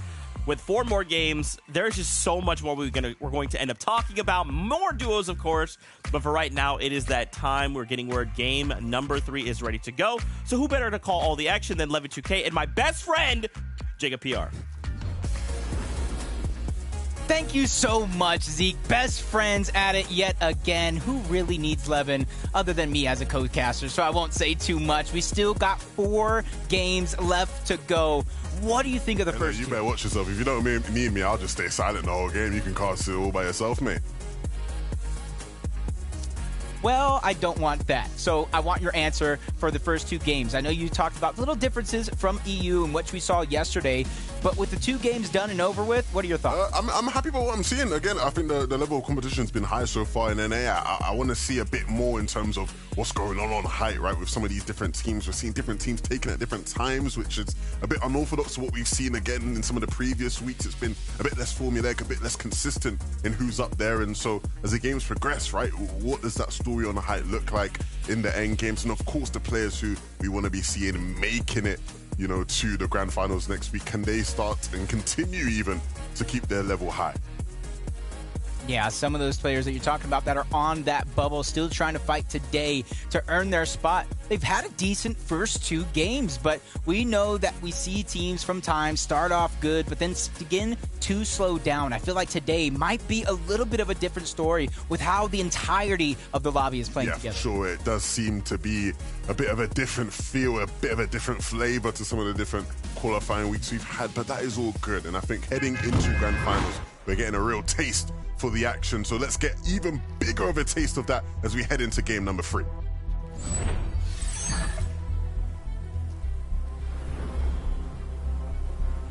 The first 2 games have shown us that there's still so much up for grabs in terms of experience. Being able to know that you can change things up and still have it work out for you. That's exactly what we're seeing here. A little bit from the Citadel, a contested drop that we saw in the last game is now turned a little bit to a split drop. You're seeing teams begin to fill each other out. They realize their position on the leaderboard, and they're trying to change things up before it's too late. Usually I say after the half, maybe game 4, game 5, that's when things should get changed up just a little bit, but some teams are starting it early.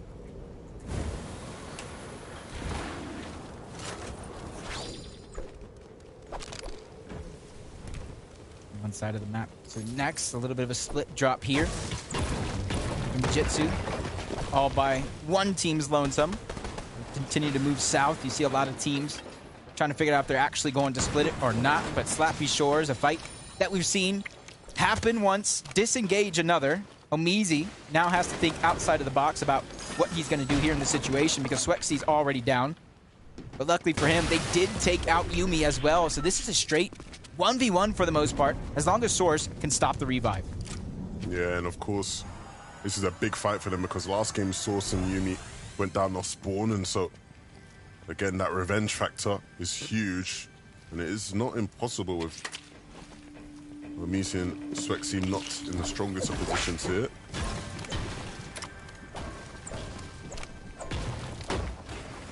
This is like a little bit of an interesting one. Miro and Cooper, they're just kind of looting up. Source is just stuck between 2 hungry teams. Interesting to see what he's going to do here in this situation, because if he has the reboot, he can try to disengage, but the fact that he's staying here in this position leads me to believe that he's still on the lookout for his teammate's card. His cover gets destroyed just like that, but Source with a massive mammoth shot on the Swexy, getting the knock, buying himself more time to work with, and he's seeing this as a green light to go, but Miro and Cooper as well. Oh, that's just, no. That's not, no. Where did Peterbot even come from? I wanted to see it happen. He almost had the 1v2. He was cooking. I saw it. I could feel what he was doing. I could see. He was cooking. He's a cook. And the third party from afar spoils it all.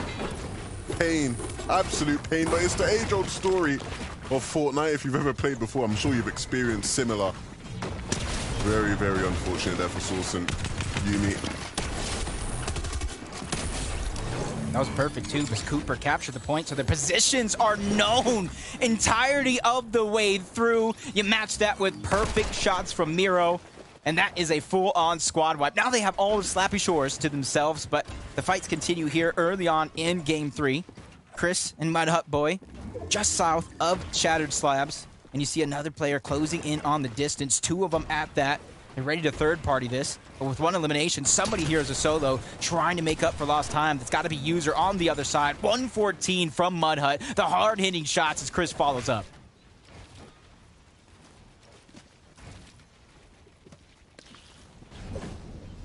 That third-party team slowly but surely moving on in the distance. It's Fleto and Suscript. Wow. Wow. That was a big opportunity that was missed out on, but Fleto and Suscript, they kind of split the drop with that team of Chris and Mudhut over at Shattered Slabs, but both teams kind of disengaging out of it. Probably got what they want in terms of loot, and now they're trying to beat the rest of the pack to the rotation. I was going to say he's going to go again, but someone's not letting it happen. Someone else taking shots at him, so he's going to have to start building now.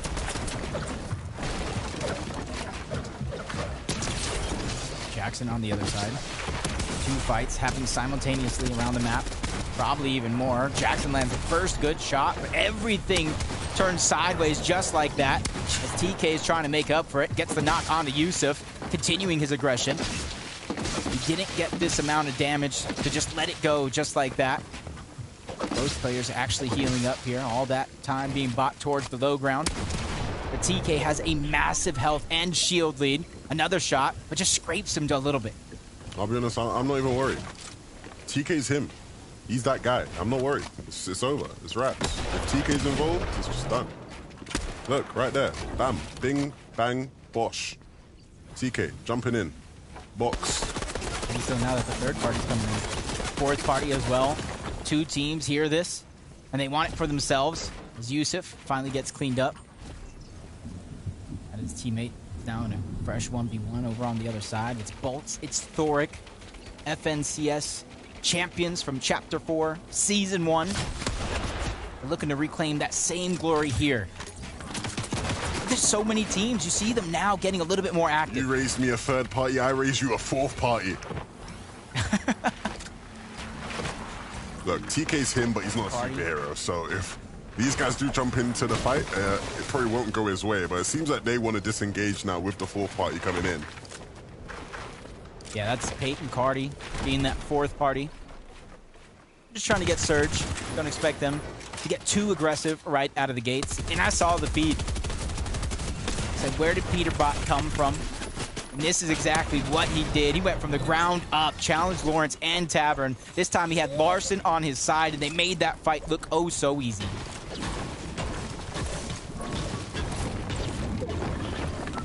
Winners of last game here on our screens. Do you expect to see more wins for them today? Or do you think it's a one and done for them? Nah, I think the potential's there. They've been progressively putting up good numbers through different rounds of FNCS, through Cash Cups as well. As long as they can continue the momentum they set up into this point, I think it's no problem for them. Yeah, I think the big thing is that a lot of their hype take that last game felt very opportunistic. I don't know if they'll get those opportunities again to play hype the way they did. Hopefully I'm proven wrong. I think they just waited for that perfect timing. Saw 2 teams battle it out. This is kind of what we jumped into already. They were already on the chase over towards Lonely Labs, and that's how you see them go from Brittle Bastion all the way to that side of the map. There's Acorn already in a skirmish against Possessed and Zuko. Cold moving in on the distance. You see him trying to be slow. He's trying to be sneaky to up his chances of the headshot with that Mammoth.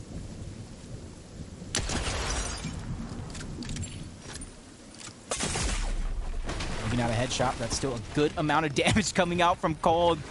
But Karma strikes. Cold almost gets taken down with a Mammoth on the other side. About 168 damage. He's lucky that wasn't any variation of a more rare Mammoth, because that would have been a down onto Cold. Luckily for him, it might have been just a common Mammoth.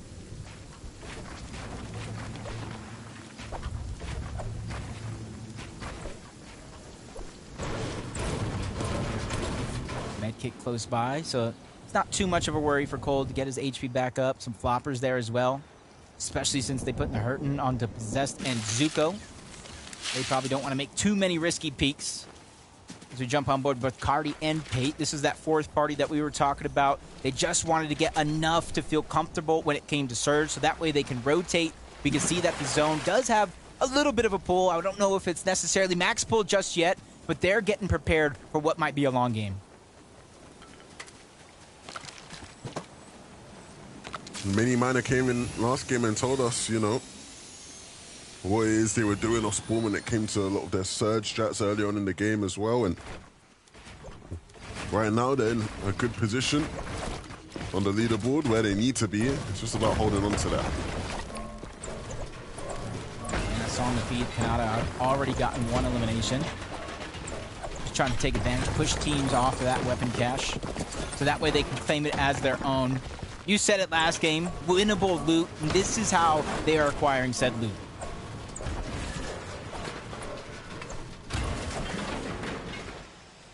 The team just instantly ran, and they just keep on moving further and further back. That was Problem, who's by himself as a solo.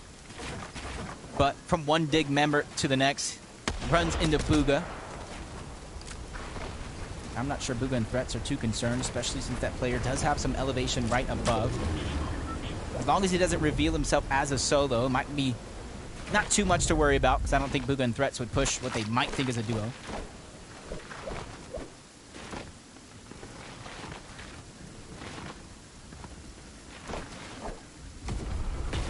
Trying to use the mud to get as deep into the zone as possible. You see them going around the south side. They're probably just trying to get towards the western side of the zone where, in theory, least amount of players will be congested at. And you can see them planning. This is exactly what we were talking about when it came to Bucky and Okus. They're preparing for that Rift Island. It is about time to see one of the teams all season long, or even, in fact, since Rift Island became a thing, they've always been known to make it a part of their strategy. And you're seeing it here play out right before our very eyes.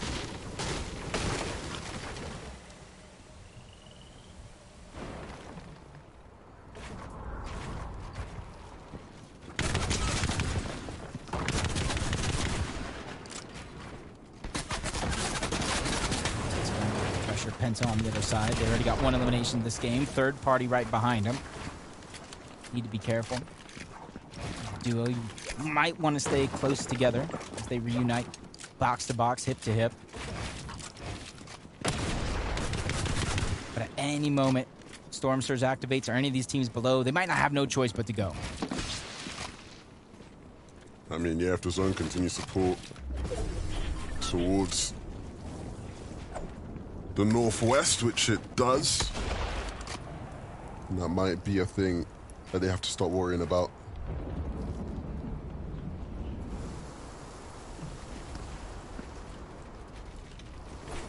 Teeks and Penta, this is one of those teams that are outside of the bubble as of now, but they need a baseline performance to get the job done. Gonna toss it over to Mini Miner to let us know how their game has been going so far. Thank you so much, Jacob. Yeah, let me set the scene here. Penta and Tex, these guys going into this game, they had 0 points. So nearly at the halfway point with no points, and all they need is a top 45. Thankfully, their off-spawn struggles have been solved with this beautiful early elimination. Gets them set up for success. And what I really like from this duo, they're not trying to get the second. They're not trying to go in for that second elimination. They're just thinking, you know what, let's just dip out. Let's just get out of this situation because we only need a top 45. That's all they need from this game. And of course, this day to day. So let's see if they can continue that, and I think that's why we didn't really see them fighting too much for that cash. So top 45 is the goal. They're looking good so far. Let's see if it can continue. Look, you know, unless you are absolutely getting beasted off spawn, it can sometimes in this lobby be harder to not get top 45 than to get it. So, you know, as long as this is a semi-decent game for them, this should be enough, sort of as Mini Miner's alluding to. Like, one game played should be enough, you'd think, if it can be a decent one. Already, though, running into some hurdles with the rotations into the fourth zone, and so, yeah, we'll keep our eyes peeled on that team. It would be a great shame to not see them make it.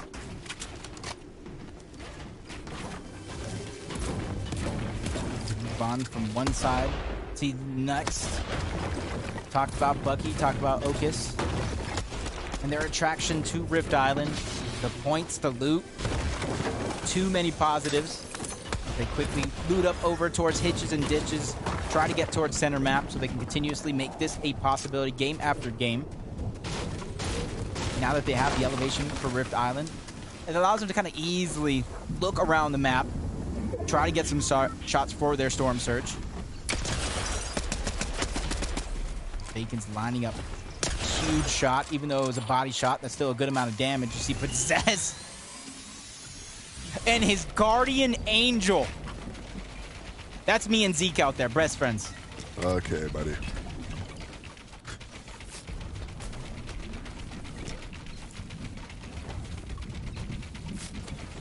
Zess and Zuko, now that they got that elimination, they're able to kind of re-loot up towards Shattered Slabs as well. Any scraps that are nearby can easily put those in their pocket. It's Penta and Teeks seemingly having their struggles. No real HP to gain. They got to make it to zone before it's too late.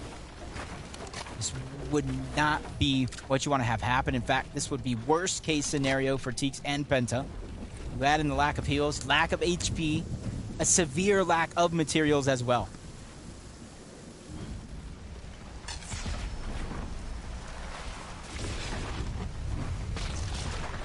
It's not looking good, Bev. No builds on Penta. It's Batman Booga and Rapid on the other side. Waiting on their rotation. Depending on if you know where a lot of those slurp plants are, I can see somebody in this position trying to make it part of their rotation.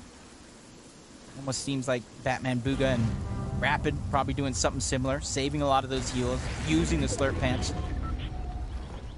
Try to keep them back for later, as Penta's now sneaking up. Really only has a few seconds to make a play like this happen, especially since they're below the threshold, and just like that, they get caught out trying to sneak around, and they both get sent out of the lobby early. That is, it's really, really tough. Look, top 45 is what they need. I was just taking a look at some of the leaderboards from other regions and the previous week at NA. It looks like somewhere in like that 20-point range is really where it is at. You're going to get top 45 in EU. Yesterday, I think it was like 36 or something, a bit higher. Last week in NA, though, it was in the 20s. OCE, I believe it was in the 20s as well, so... At least they have a baseline estimate, a goal to try to achieve here.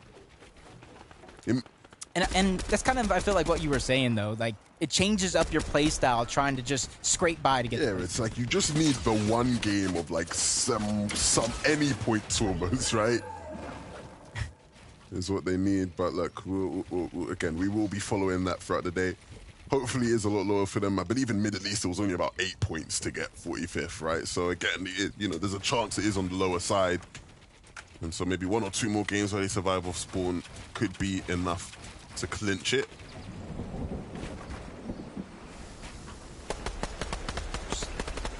Like this look around the lobby, you're seeing where everybody's positioned at when it comes to search. Even more so here is Yamzo and Rise. Positioned in the same box, but they have just one player right above them. Whenever they want, they can try to easily drop them down into the palm of their hands. In the distance, Clicks and Epicwell can be seen just trying to rotate on out. If this zone continues to pull towards the north, continues to pull towards the west, a lot of the players here on the lobby are going to have their work cut out for them. Yom's just insane, man. He's just so good.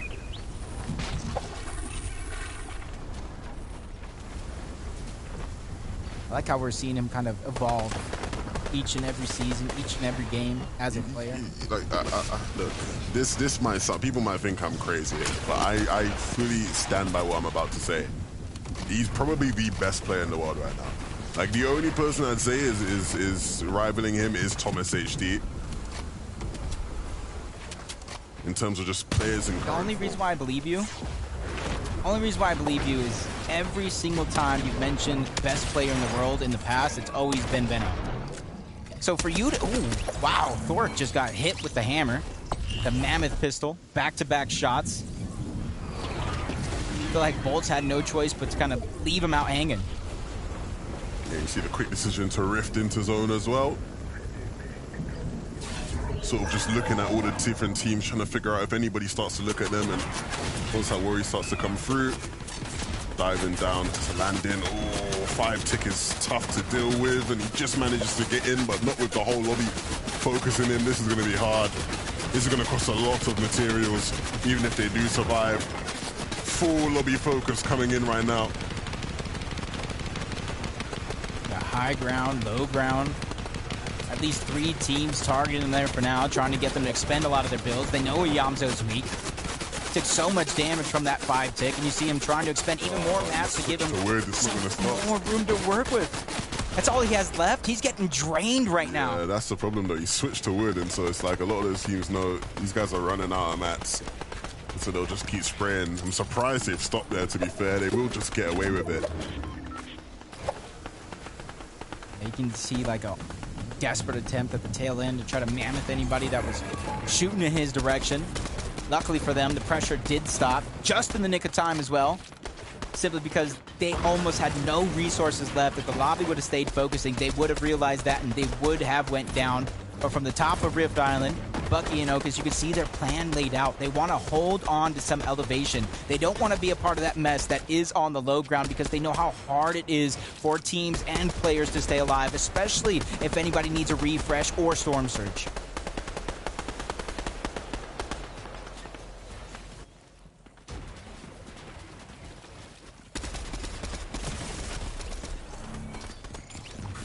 It's just those tough situations going down around the lobby.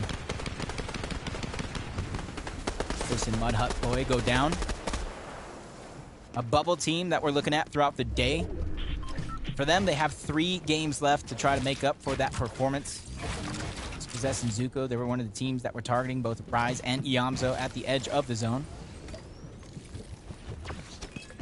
And luckily for them, Rise and Iamzo, if you look at the minimap, are the only team kind of stuck on an island in the center. If anybody remembers the pressure they put on earlier in the game, that could be a focal point here on the rotation.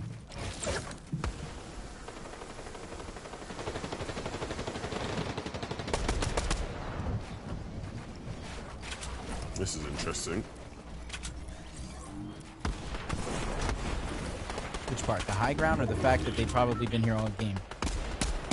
Both things are interesting, to be fair, but I think more so just the fact that they clearly want to play for height in this game. Way above on Surge. And it's probably because of that. Beam from the high ground. It's one of the bonuses. But other than the MK, the loot is a little concerning. Oh. Acorn and Cold go down, and that was a big elimination. That was Aiden and Hound, who took down the big dogs themselves.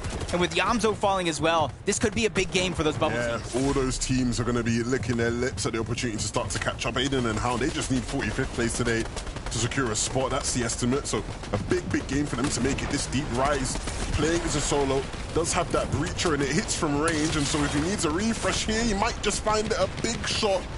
Will he be able to follow up on anything, though? Yep, he has his eyes on the prize, staying in that direction. Breaks into another box with the breacher. Down goes Bolts. Up goes Rise and his HP. As he continues to look around, cause destruction to the covers. He wants to make sure he's in his own box. Safety matters in a situation like this. But it's going to get tricky for some of these teams, especially the ones at the top of the Citadel. We're moving down and away from that elevation. So if you don't have the builds to reinforce, that's when it's going to get dangerous. Pollo and Sphinx are very, very low, very desperate, and very needing of a refresh here. They know they have patience on their side. They don't have to go right away and bite off more than they can chew at any moment. Zone pulling over. You've seen a lot of the builds being recycled, but high ground was taken over by Caskers and Revised. And a team that took it at the very end and always has the threat of even Skittles doing a good job of trying to get to the front side of the zone. They don't want to be stuck behind everybody else and get stuck even further as the zone closes again. Yeah, it's interesting, right? Because they're staying up on them high layers. They will look for height, but the materials might not be there to hold it. We'll see if they can pick up a refresh along the way. Rise, on the other hand, he's just trying to focus on staying in this game. He's moving through all these different builds and edits that aren't his. This is such a scary spot to be in, and eventually runs into Sphinx and Pollo, now needing to move the other way, but he's still cautious. At any given moment, there could be somebody on his layer that he's not expecting, and just has to connect with a shot if he does see them. Almost 3 weak players all around Wise. Aiden picks up another knock onto Baka. He's doing what he can, but high ground finally spots him out. Running out of materials. Has to think about how he's going to rotate here. And he's trying to recycle as much as he can and has no time to pop any minis, pop any shields. So he's susceptible to a one-shot in so many different cases. This is so tough as he's rapidly falling down. But that breacher is so strong. Sphinx gets taken out. And that refresh is going to be huge.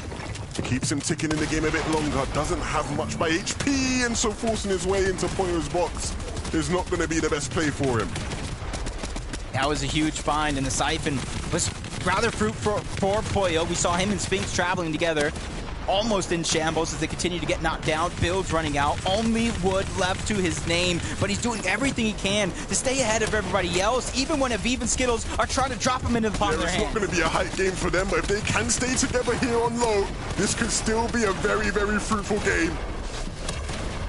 This is it. Aviv still battling back. He gets the first knock, but it is going to be a trade. He loses Skittles across the way, but Kanata and Aegis, they're still a full duo, and they have so much time to work with. They have a lot of space, and they're continuously playing the patient game and not rushing from one build to the next. It is flanking. It's D-Roller trying to chop in the back of the zone, and it isn't going to really work out for him.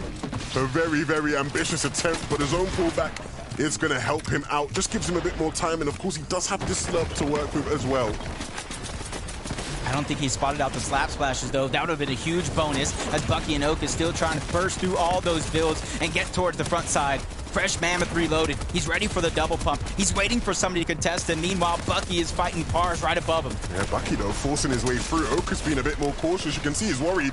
He knows he has some good loot to work with. Aegis, though, actually will go down. He split up from Kanata, and not for good reason. Right now, D-Roller really making things work here as a solo. From the Wild Wild West, the hip fire was nasty to get that knock, get the Siphon, but everybody that was formerly on the high ground slowly but surely came crashing down. Revised and Caskers, they're the team that is highest on the mountain and in full control of the game as D-Roller goes down to Storm Sickness. At his best. But even then, still a huge game for him. And now just down to the final 2v2, Bucky and Okis will really try their best, but they get jumped on, and it's too much for them to handle. Casca will come out on top. And a really nice attempt from Bucky and Okis, but in the final moment there, they were ambushed. They didn't see it coming, and they weren't able to hit the shots to retaliate. He looked like a superstar coming out of the shadows. Nobody really expected or saw them to take high ground. Caskers and Revised did such a good job of holding on to it as well as soon as they had it solidified. And you're seeing the amount of damage they put down on the lobby with the Mammoth, shot after shot. And from there on out, you saw them get two different angles. They had Bucky spinning in circles, not knowing exactly where to fight back from. And there, it was just all over. That drop down was so, so good. Like you said, they didn't know where to look, spinning in circles in the end. But still, very well deserved. They held height all throughout that end game and didn't really seem to have much struggles. Just were playing out their materials. And once those materials finally ran out, it was then just a 2v2 that they came out on top of. A really nice game from that duo. Yeah, and we saw a lot of our top teams on that leaderboard go down fairly early and even forced to play as solos, which opened up an opportunity for our bubble teams. With 3 games down, let's take a look at the leaderboard. So much. A point of note here from Casker and Revised, they actually came into today 41st on the series point leaderboard. These guys are trying to just make sure, hey, with the Victory Royale, with a handful of eliminations, we want to cement our spot going into grand finals. And what better way to do that than here in game number 3?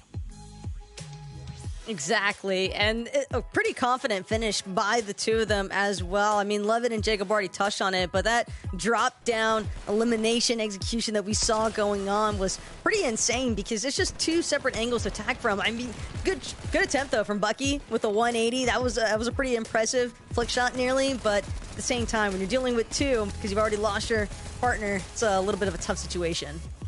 I mean, the Citadel, the terrain, the building, just, keeping them so high in the sky and keeping them stable up there that it's pretty impossible for any other duo to even contest them. So they just had to ride this one out. But, I mean, shout out to Casker and Revised because week number 1, they didn't play together. So these are actually going to be another one of those duos that we have talked about time and time again today where they, only have week 2 and week 3 to gather up enough serious points. And they've gone on and done that with that Victory Royale. And that's just what you have to do. Sometimes you just have to put a little bow on the present and say, let's make sure we are going to grand finals. Standings will tell us a deeper story here. Iamzo Rise, remember, they want to make sure they make it to grand finals because they're looking for a global champion spot. But again, look at this top 3, man. Just an absolute fearsome 3 duos. I don't want to say trios, that's not what I mean, but you know what I mean.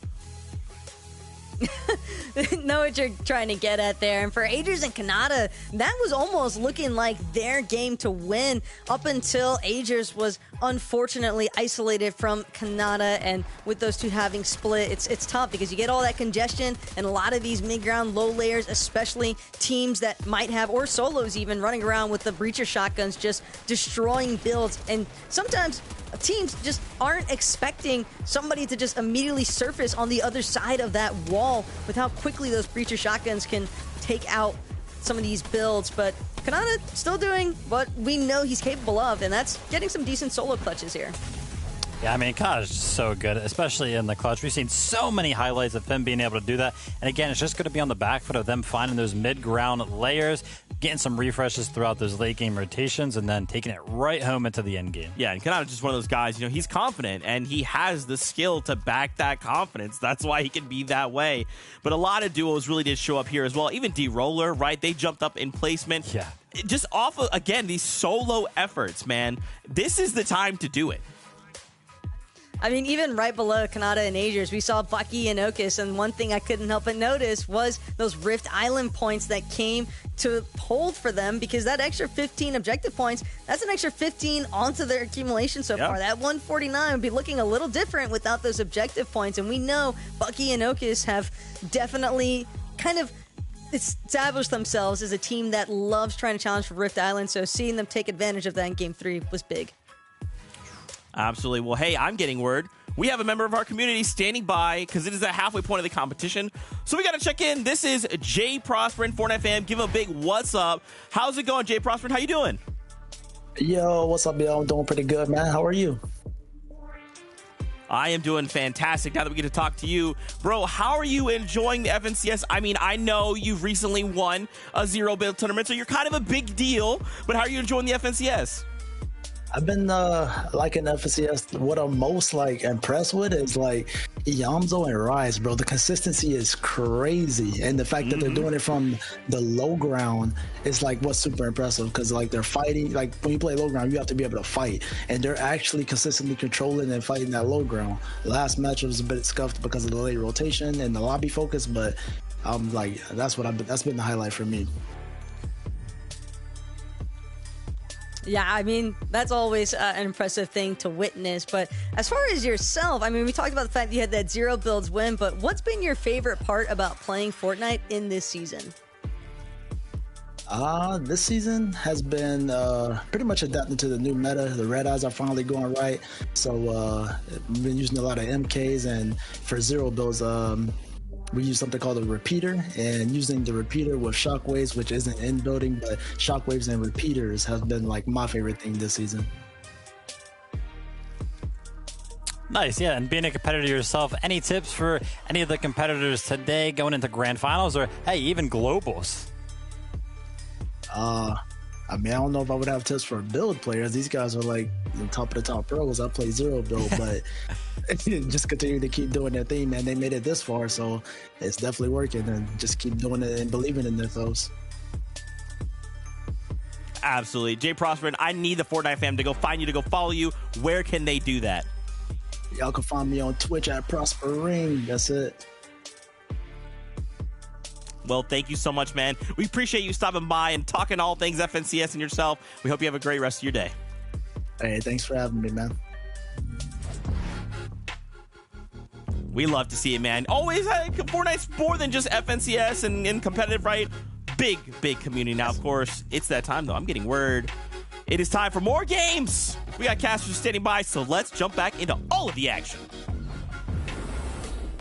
More games. Everybody's asking for more games, and it almost feels like it's game one, but time flies when you're having fun. It is game 4. The second half of the day Time starts. flies when you're having fun with friends, of course, and that's what we're doing here, breaking all the action down for you. Look, I've really liked what I've seen from NA today, and it's getting me really, really excited for grand finals, even more so than I already was. And I think the big thing is, throughout this season, there's been one team that has just led the way, and they continue to lead the way, Yomzo and Rise. Will this be another win for them this season? One of the all-time most historic dominant runs we've seen from a team in Fortnite history, and they're just making it look easy.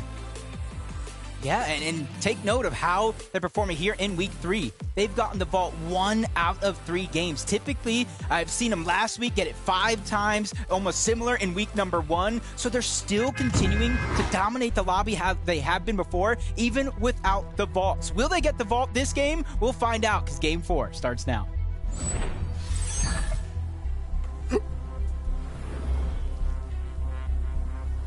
That's 3 points up for grabs for Iamzo and Rise if they're able to get the vault this time around, but they've already proven to not need it a single bit. It's not just the drop spot, it's everything they have in their game plan to find so much success.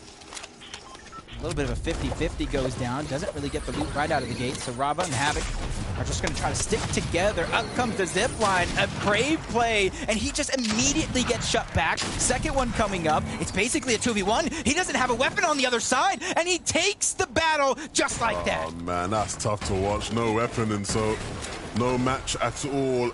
And so it'll be another game where these two win out here at the Citadel. Let's take a look back at that one. As soon as he picks up the player with the shotgun, it's really light work. And yeah, easy as you do. Again, 50-50 Osborne battles at the Citadel can be so brutal sometimes, and we're seeing that here today. Just amazed at the bravery. They really went up as individuals and solos, and that is another team that is on the bubble. They need about 39th place. That is what estimated to be as of now, so they definitely are well ahead of pace to go ahead and achieve just that. Moo and Bacon talk about bubble teams, another one for them, but their journey is just exponentially harder. They're playing the game on hard mode this time around. They need estimated a top 13th place for their efforts, so these next 3 games matter so much if they're going to make it to the grand finals or have to play for that last chance major.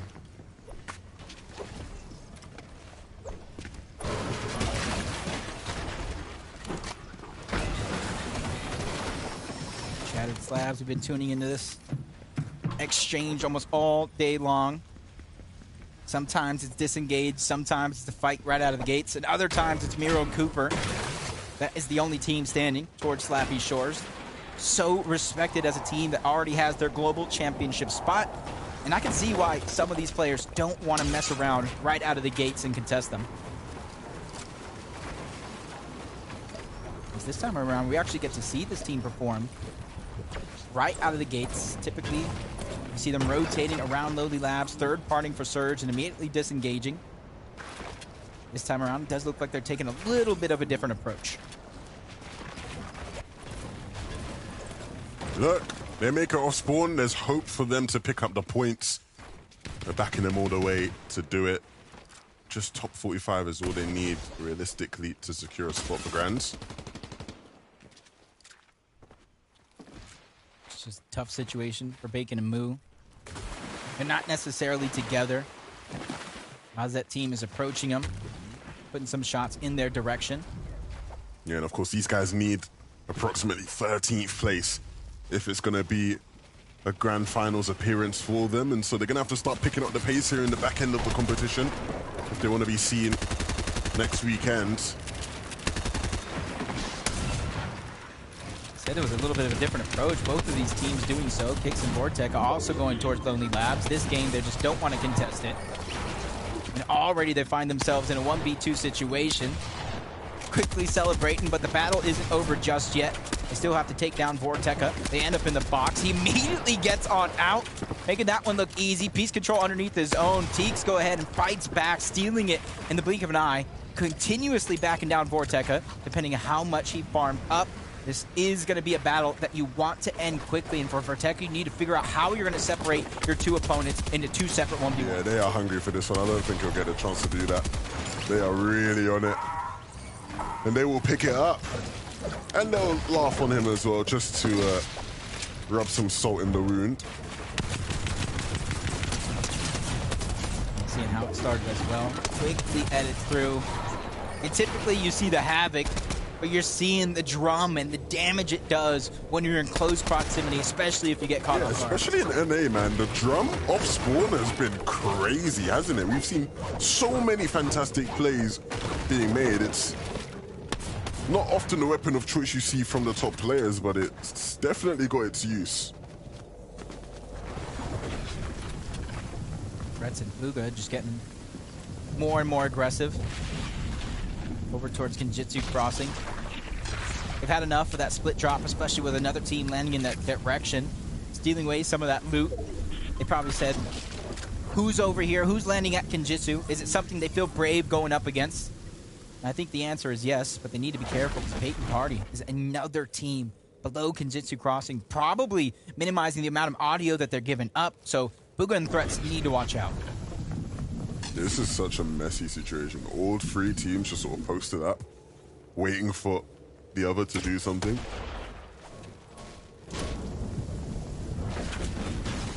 Typically, you don't really see this towards maybe the later zones, zone 6, 7, where everybody's kind of forced to play the waiting game for the team in front of them to move. That's just eyeing. See some players over towards the gas station. My only question is, do they know Pate and Cardi are there at the low ground? Saw on the feed that Peterbot was picking up some eliminations. And I think Poyo and Spheeks heard that battle, heard the noise going down. You can see them trying to rotate in the direction. Peterbot takes a massive shot. Sphinx trying to follow up onto that one. Immediately tries to get in the box, but you see him playing very, very calculated, not biting off more than he could chew. And in the minimap, you see not only a third party closing in on the distance, but you see the solo, the player that they left a solo early on in the game, trying to figure out if he can get his teammate back, if it's worth it, or if it's better off playing as a solo.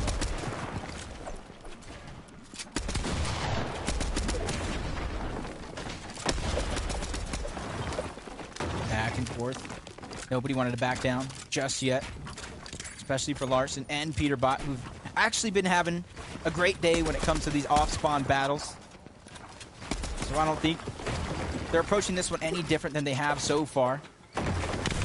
Larson just trying to make sure to stay with Peterbot. That way, if they try to break into a box like this, they try to take a 2v1, but out of nowhere, a mammoth shot stops them in their tracks. Peterbot's forced to back up, play a little defensive. Larson's doing a good job of aiding to him, and he's backing down yet another opponent, but they need to figure out how to get in the same box.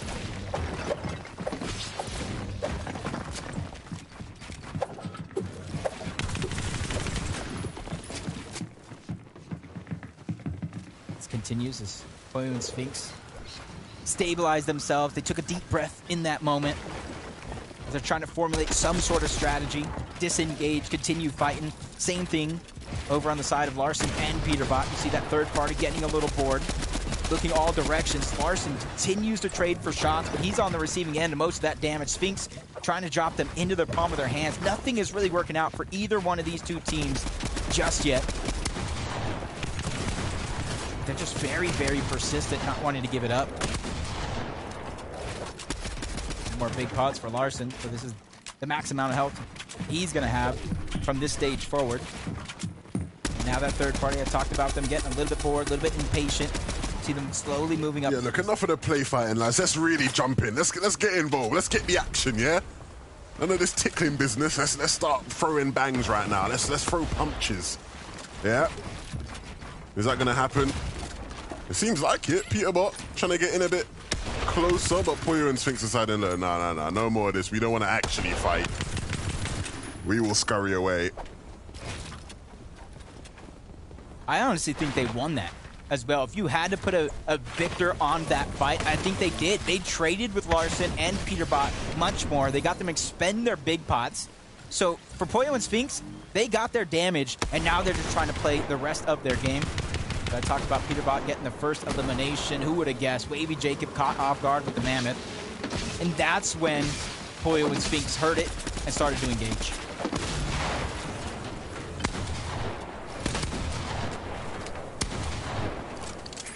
Rise and Gonzo fighting over for the cash. Against Bucky and Okus. Just judging yet again another game without the vault loot. There's extra 3 points on the side of Rise and Yamzo. And this is what they're left to do to get those slurps, to get the rest of their arsenal, is fight for the caches or anybody else's that they see nearby.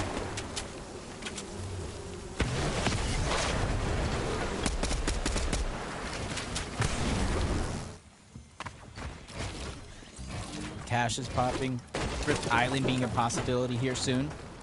Seeing a lot of teams trying to cement their position. before that is the case, so that way they're healed up and they're ready to contest it if they want. It's Bacon and Moo. Or just Bacon in this scenario is a solo. You see him trying to just get out of here. So that way he can try to get his teammate back as soon as possible. Get any extra loot that he can as well. This is a massive weekend for Bacon and Moo. They have one of the toughest roads to the grand finals if they see themselves there. It's not just about seeing themselves there, though. It's about materializing that, right? Yeah.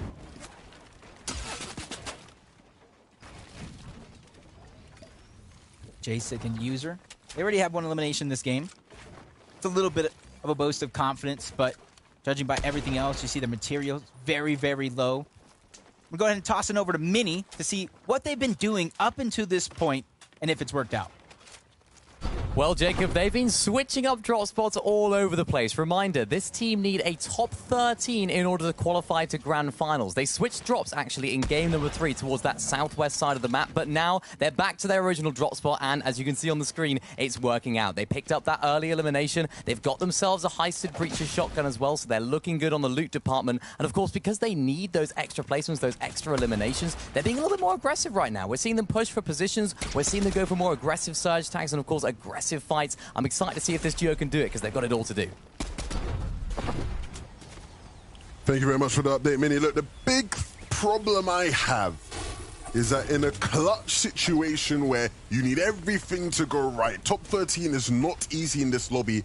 If you are changing up your drop spot, something so drastic in your game plan, that to me is a sign of uncertainty, a sign of a lack of confidence in your ability to make things work with what you are used to. And sure, they have switched back, but that's going to be a roadblock for them. Clearly, they are in their own heads, and they are really very much almost panicking, right, and trying to find any sort of solution that will push them into the top 13. Yeah, those are the things that we talk about when players switching drop spots, switching game plans. We've seen it actually, I feel like this season more so than ever, that when you switch up from what you're used to, it doesn't necessarily work out. It's Donnie and Problem, they're trying to switch it up. One of the first teams here. Haven't really seen them on Rift Island for a couple of games now, but Muzz and Paper have entered the mix. They already have 2 eliminations, and they're trying to beat one of the first teams there.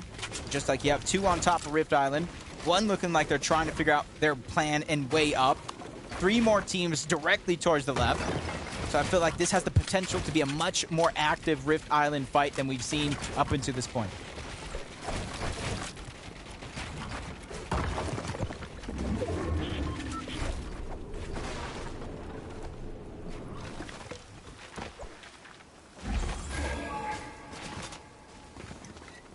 No one's really wanting to contest them. Especially, I feel like, since they already know the team's up there, they've been capturing it for a while. They may think it's a moot point. Mazega and Messi just trying to rotate. When it comes to Storm Surge, they're definitely not in a feeling of comfortability. Especially add on the fact that no way to go up over 150 effective shield and HP due to the lack of big pots, which means they're one-shotable with that Mammoth. As Miro and Cooper would tune in as they quickly finish that fight against Vanilla and Convict.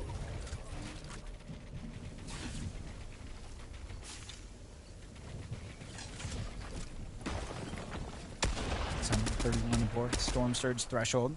I see a team boxed up. You can almost guess more times than not that is a loot cache. So you can see them probably thinking about the idea. Do we want to go and try to rotate in that direction, get some scraps, anything that we've worked with? And Miro's probably way ahead of you. Says, yeah, come join me. That even gives them a potential flank on that team if they forget that they're there.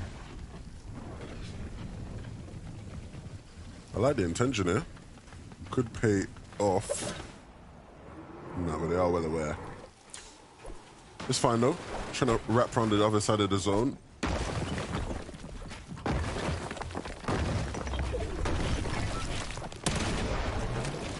Corner goal, just playing defensive, waiting for the perfect moment to beat. Misses the shot, but I love the effort. Doesn't scare OMG, Me Too, or POW one bit. They're ready to fight. In order to be the best, you have to beat the best.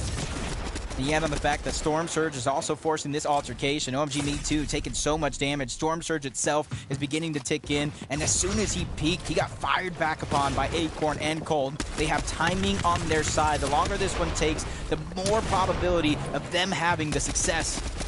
He continues to peek through.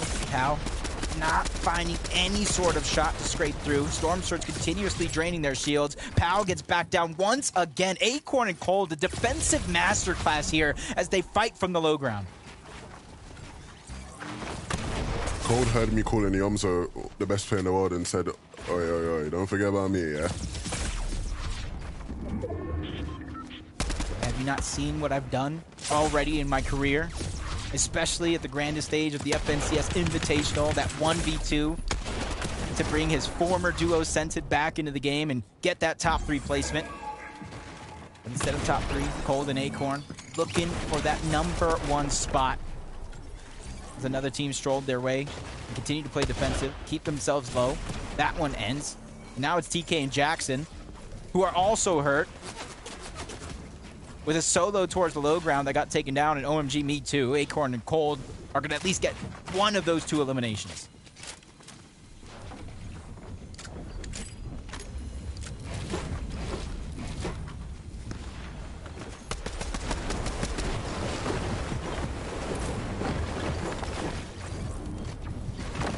Pressure being felt right now from the Heat and Skittles. Still outside his zone towards Creaky Compound. Cheeky play, try some destruction through the builds.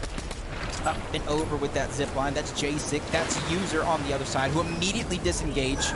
Miniminer broke down the importance of their day, especially with a slow start in the first 3. These last 3 need so much. The V just takes down Tavern in the distance, and he has to rotate in that direction anyway.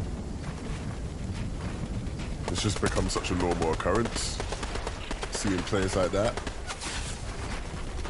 This is one of the riskiest paths I've ever seen anybody take. It's good. It's chopped down, right? Yeah, he made sure to build above the water in case he got chopped out.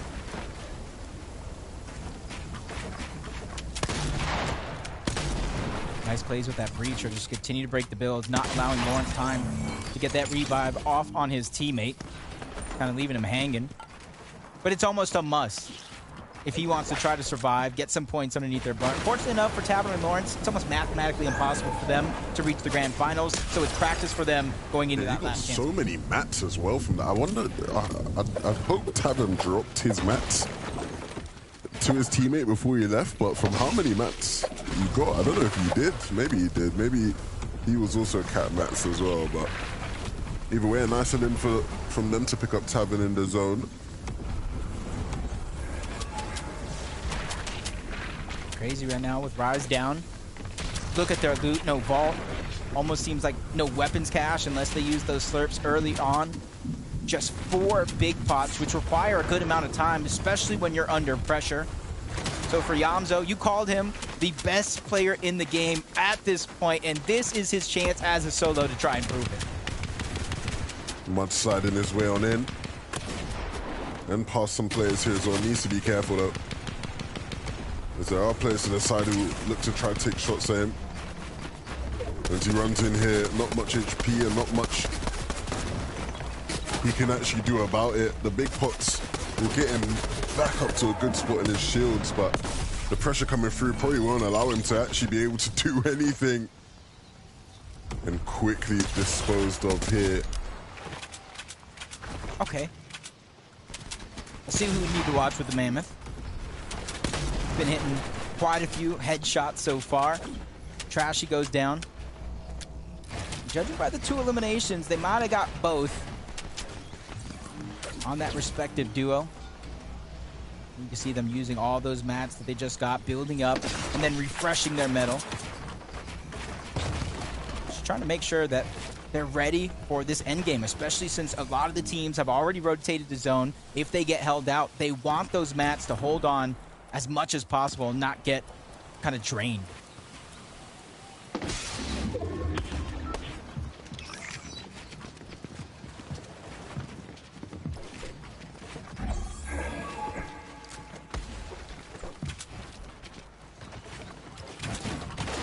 Sixth place is all that's needed for Mud Hut Boy and Chris. for Mud Hut Boy. Almost had the Cinderella story last season. In almost qualifying in a 1v1. He went down at the tail end, and it cost him everything. He's looking for redemption now. Yeah, the redemption for them comes in the place of 36th place today in order to qualify for the grand finals.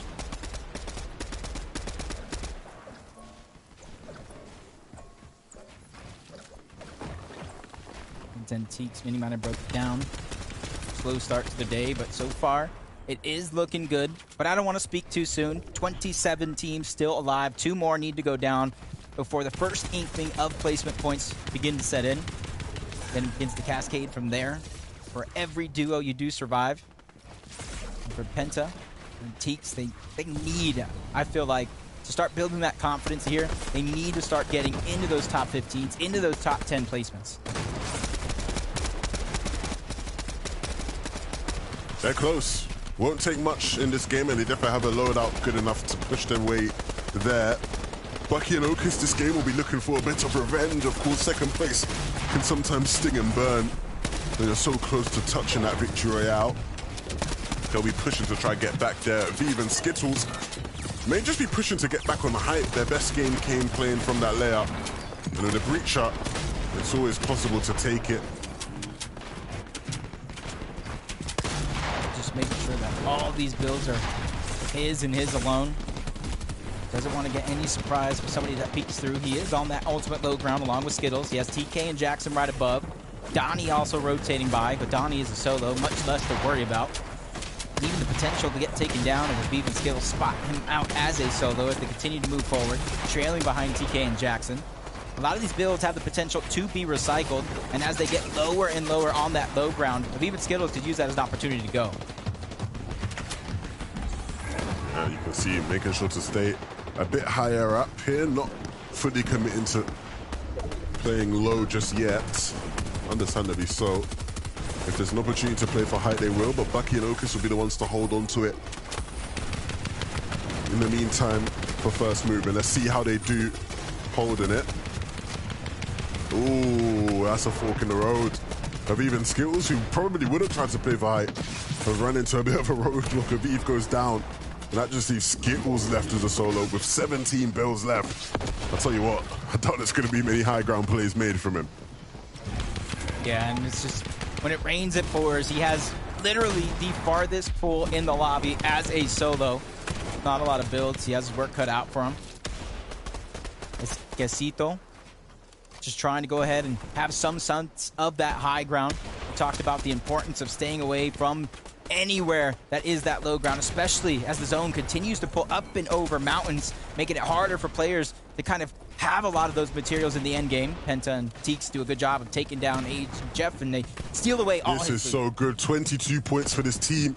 They're edging closer and closer to what you'd assume would guarantee them the top 45 that they need. Already sitting comfortably right now in the top 20, and so realistically, it's looking very good. And every second that passes by, every team that falls, it's just adding and adding to that point tally and to what will be a slot in the grand finals for this team. Penta and Tex, almost a bit of a victory lap endgame for them. Even as Penta falls here, Tex is still going to be in a good spot to just try hold on. I feel like haven't seen too much of Threats and Booga in the end game. Just a sour rotation. They get taken down with a lot of that elevation as Kanata and Aters. 3 eliminations so far as Teeks and Penta go down, but a top 15 placement at the bare minimum. Great amount of placement points being picked up. Same could be said for Chris, trying to put himself at the top of the leaderboard after 4 games. Chris, not an easy spot to be in, but they've been good so far today, and they'll need a good solo performance to continue that run. And this is really nice from the pressure he's putting onto Pars and Baka there is unbelievable. They can barely handle it. He might pick up a limb as a result of it. Yeah, Baka will fall, and he gets the credit for it. And maybe another one will be added. Reet very low, and Reet gone back to the lobby. Putting in that work before falling. That was big. That was a huge amount of points for Chris as a solo. got to be getting a round of applause from his teammates. But TK, Jackson both go down. Bucky and Okus, they're the team highest above the ground. And you see them looking below. Kanata and Agers, they're weak, but they're still standing tough and inch themselves into the top three. How much more are they going to be able to do when Bucky and Okus are looking so strong? The mid missing the slurp if the heal off is needed, but I don't think it will be. They can just wrap up the game right here. Look at all these players stuck in a bit of a ditch. They can just sit above in pressure. Not many materials in hand, but the zone pulling in their favor, trapping these guys down below. Aegis has no chance of getting up. He's just gonna have to stand there in the zone and let it take him away. Okus and Bucky with the easiest win they will get in their lifetimes. From Rift Island to taking the game overall. They even have a second place on the day as well. They're using this day as practice. They are going ahead and solidifying every single move that they want to make, and they are just completely taking over. And shots like that, he put the pressure on the Muzz, easily cleaned that one up, and even took down Paper's health, setting him to the low ground. Muzz was so crucial. That duo was going to be one of their biggest competitions in that game. Muzz and Paper were so stacked. They were sitting high up on good layers, and to sneak in that headshot there, really nicely done. That is a tough game. And look, in the end, it is duos, but they had a teammate in the end game. The Storm was on their side, and it allowed them to sit back and relax as they won that game. It pulled up the hill. Nobody had a chance of getting up. Easy as it gets for that duo. Yeah, but it's not easy for everybody here in the lobby. With 4 games done, time is running out. We need help. We need Zeke and our analysts to break down the leaderboard and that last game. Thank you guys so much. 4 games down here in NA. Only 2 more to go before that's it. The competition is over, and then we start focusing on grand finals next weekend. So you know the pressure is on for these duos. For Okus, for Bucky, 9 eliminations, the victory royale, and all from high ground. This one, I don't want to use the term free. It wasn't free. They obviously put in a lot of work, but from their perspective, it was probably like, yeah, all right, sweet. Father Mao's gonna help us. Let's go. They just had the God positioning at the end there with that zone pulling back in their favor over the hill. Just as Levin mentioned, you will never get an easier victory royale in your life. But again, them making it to that moment in the first place, it doesn't even look like it's easy necessarily for this duo, but they've just done such a great job at reading how the lobby was going to play out. Yeah, exactly. And listen, I mentioned it before that this weekend is pretty much all about practicing for Bucky and Okus. We already know that they're already qualified through to the grand finals. They're just looking at today and they're like, listen, let's make sure that we have all of our strategies down so when it comes to grand finals, we know what we can do. And if they can replicate these types of strategies and performances in grand finals, then listen, we might be looking at the wrong teams to win it. Yeah, and again, we're not trying to say this is easy by any means. They just made it look real easy. Now, I want to talk about the standings. There's only 2 games left once again, and now we are drawing ever closer to that finish line because of that game. Bucky, Okus, they have now overtaken that #1 spot. As we did mention, though, these guys are in the top 3 in the series point leaderboard, so they're going to grand finals. This is all about practice for them. Agers and Kanata there as well. They did make it to second place in that last game, so they'll get a nice chunk of placement points. Yeah, and again, even though Bucky and Okus have the first place contention for the time being, with 2 games left to go, hard to count out some of these other powerhouse duos that we're looking at in our top 10. I mean, even in 8th place there, you see Ritual, you see Reet sneaking their way into the top 10 of the 8th place, 6 placements climbed overall, but it would be a pretty tough feat. But again, victory rounds being worth so much, a little bit of objective points on your side, and who knows, you might just sneak your way into the top 3 too. Yeah, now it'll start to, bring up the point in conversation here, whether we'll have to take some of these performances with a grain of salt. Like, who's, out of all these teams that are already qualified to grand finals, do they really want to keep playing their hearts out? Do they really want to start, revealing some of these strategies that we know that they can already do so well? Might just be a little bit repetitive at this point. So, I'm talking about like Yamzo and Rise dropping down the leaderboard a little bit. Some of that stuff might be them being a little bit conscientious of the fact that we do have grand finals. Yeah, they're just trying to chill, right? They're just trying to say, like, hey, look, if we know we're good, let's just keep playing and let's try to, I would even say, like, solidify our drop spots, right? Let's make sure that we own these places, so in grand finals, ain't no one looking to try and contest us, because we will lock it out. I'm also thinking about duels like Aviv and Skittles, right? These guys have been putting on a performance for us here this week specifically, and we've seen it even a couple times, them on high ground. They seem to, like, they're pulling out all these little things in the playbook, and that's kind of like what I like to see. Well, like, every team is aware of the fact that when it comes to competitive Fortnite, high ground is your key to finding those victory royales. We've already seen Aviv and Skittles as well win a game earlier today off of that high ground feature. So it's not that it's necessarily, you know, a guarantee, though. That's the problem, is that so many teams have been having issues as far as builds are concerned. And even sometimes when we see teams on height, whether they're controlling the height, the main factor is just making sure that you're suppressing all those lower layers, because, again, high ground teams are also having some issues with getting those refreshes that they need of materials, because everyone in the lobby is just running low. Yeah, and one of the teams that I want to talk about, or, you know, solos, I guess, in this instance, was Chris towards that end game right there. We've been talking about Mud Hut Boy needing that 36th place to go ahead towards grand finals, and with Chris's solo clutch that game, I'm pretty sure they've done it. I mean, that, you know, they're feeling good about that. Again, there's these duos. Most of these guys, in even just the top 10, I actually want to flip over the top 20 while we continue this conversation, but most of these duos are already in grand finals. There's only a handful that are just desperately trying to get those last little bits of series points to ensure they do make it to grand finals. I mean, look at these names, man. Again, like, this is basically grand finals already, Taco. We're saying basically grand finals, but I'm looking at that 13th placement, because right now it belongs to Donnie and Problem. Keep in mind, Donnie and Problem, they can't qual to grand finals. This is essentially practice, I think, leading in to that last chance major for them. But who needs 13th place in order to progress the grand finals? That's Moo, that's Bacon, that's JSIG, and HD. And it's just not going to be easy at this point, I believe, with 2 games left. A little bit of pressure on right now for some of those teams that were on the bubble, needing strong performances today to progress forward. Yeah, and specifically talk about Moo and Bacon, they did need a 13th place coming into today. They currently reside in 31st place, so, I mean, I think it's still possible if they have some really good games in games 5 and 6, but another duo that I wasn't necessarily seeing towards that top 5, we talked about them, Swexy and Omizi. They needed an 8th, and they're, like, nowhere even near, like, top 30 right now, so might be an unfortunate circumstance for that duo. Look, I think anything is possible, right? If Fortnite has taught us anything, it's it takes one game, and suddenly you're up 35, 45 placements. You just need to have the game of your life, and you need to do it in the next 2 games. And it looks like, especially out of the top 20, 17 of the duels are already going through to grand finals. So I don't know what's happening. A lot of it's practice. A lot of it's just trying to solidify strategies. I just want to see more kind of come out, especially with 2 games left to go. I'm just hoping we see something interesting that we haven't seen quite yet.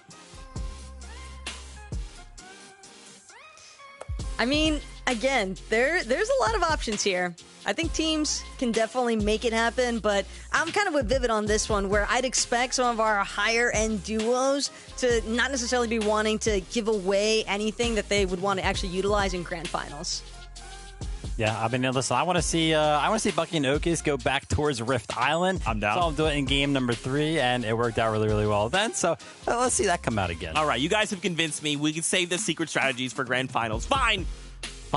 But you know what we have time for right now? It's more games. Game number 5 is upon us, so let's kick it right back over to Casters to take us in. Thank you so much. Game number 5, this is a pivotal moment for some. You don't want to leave it to game 6, the last chance and moment you have to qualify for that grand finals. It's going to be a huge moment for some of these teams. Yes, it's a big final 2 games. To think we are literally 2 games here away from the NA Grand Finals of Major 3. It's a huge moment. Let's take a minute to pause, slow down, take it easy. Because if you are one of these teams that is so close to putting yourself in that prime position to be able to play in that Grand Finals, these 2 last games, they mean everything to you right now. Yeah, we talked about some of those teams needing a big performance. With the way Aiden and Hound have been playing up until this point, I feel like it's almost safe to say they have got their ticket to the grand finals of Major 3, but there's so many teams still fighting tooth and nail to get their own spot. Game number 5 starts now.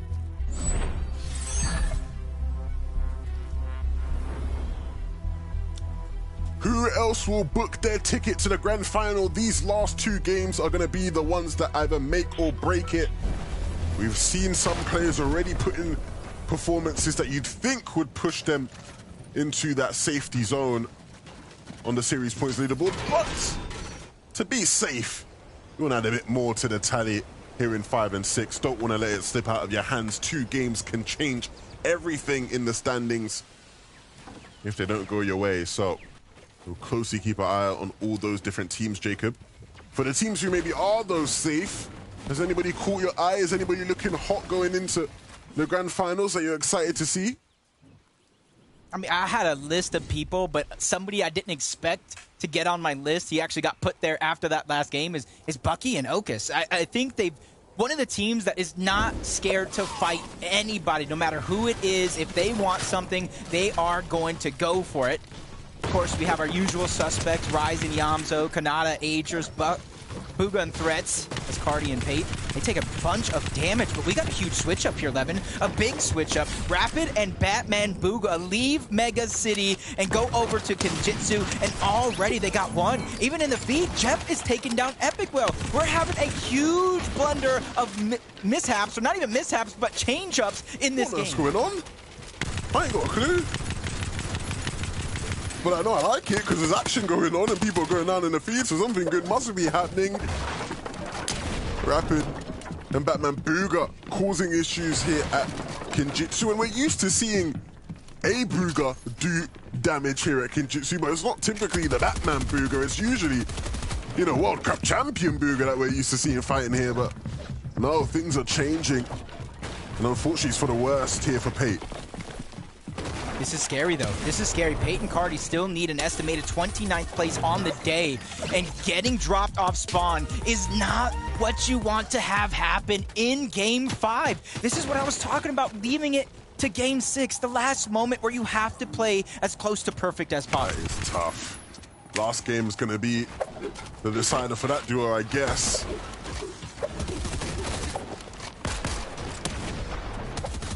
Second kicks. We saw them away from Lonely Labs last game. This time around, they're returning, trying to take back. Well, it was once theirs against Fusiak and Jasper. No more smooth sailing, no more uncontested for you. Kind of look at the loadout, though. They're primed and ready, but they're separated. That's the only thing that worries me, is Fusiak just continuously trying to put shots through the builds. His teammate Jasper just gets dropped down to just 50 HP. And now Kix is trying to see that as a sign of weakness, using the flapjack to break into the box. Doesn't find success, so is forced to disengage momentarily.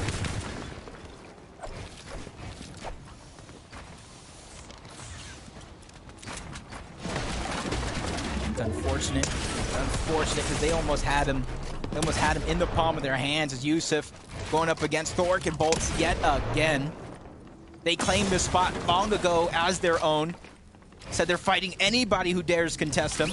And that's something we've seen week after week after week. And this one is no different. With the first elimination picked up, you can see that Solo beginning to just run away.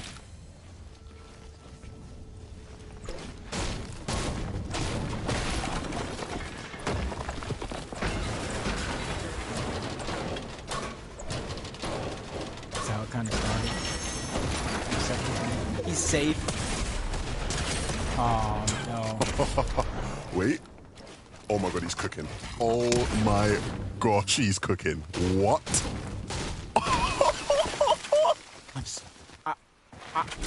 I love to talk, and I feel like I'm speechless right now. That's got to give Bolt a huge amount of confidence. That's something we're probably going to see clipped and shown around later, as Aviv and Skittles continue to fight anybody in their path, and you're seeing how their early game starts. A little bit of a contested drop just north of Brutal Bastion. They take out the team. Now they're getting all their loot. Now they're comfortable when it comes to Storm Surge as well, because those players did have shields, so it's over 200 damage when it comes to that threshold.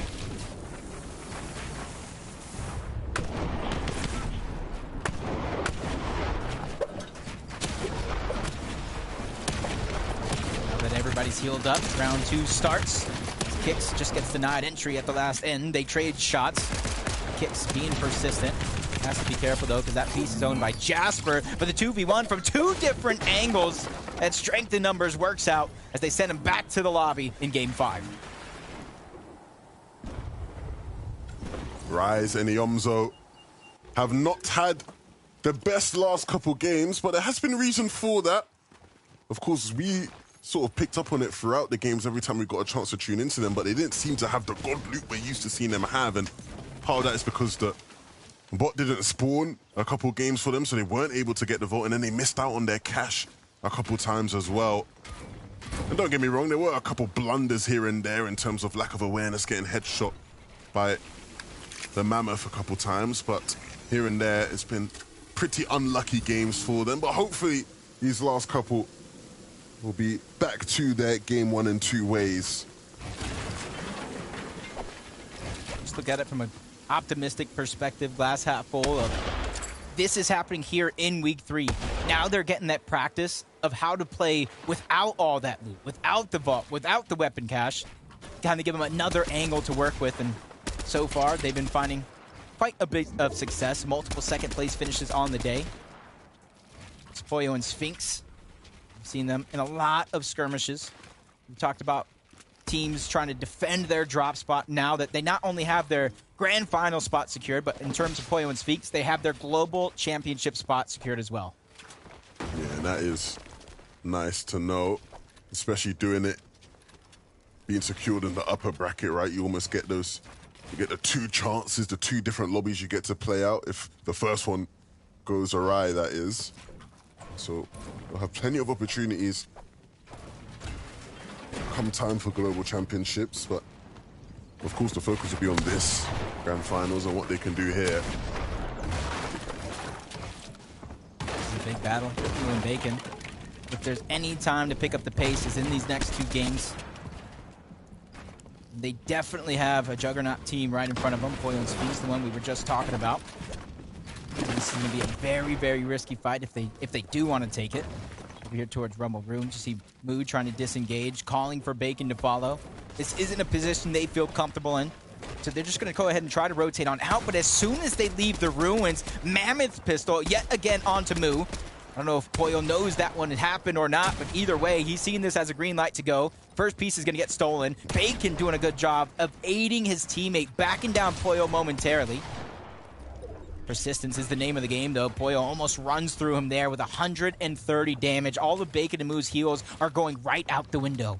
Putting them to work right now, and we know how much better they have to start doing if they want to be playing in grands.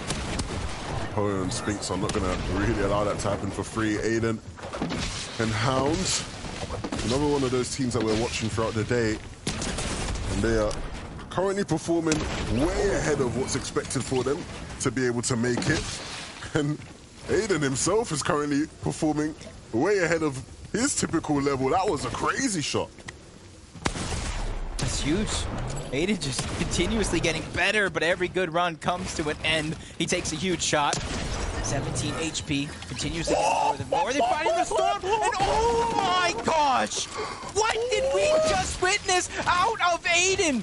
He just told you right then and there, I didn't come this far just to get this far. I want to go to the grand finals. My mind is blown. Wow, Aiden, look at that smile on his face. He knows what he just did. We know what you are, Aiden. Oh my goodness. Him. I can't believe what we witnessed. I feel like I've seen everything when it comes to Fortnite, and then I get proven wrong. This one was just magnificent. The double pump with the Mammoth. Photo got dropped quicker than anybody I've seen before. And then Aiden, the daring play, no HP. And we basically all or nothing in that moment, and he comes out on top. That is just beautiful. Poetry in motion from Aiden there.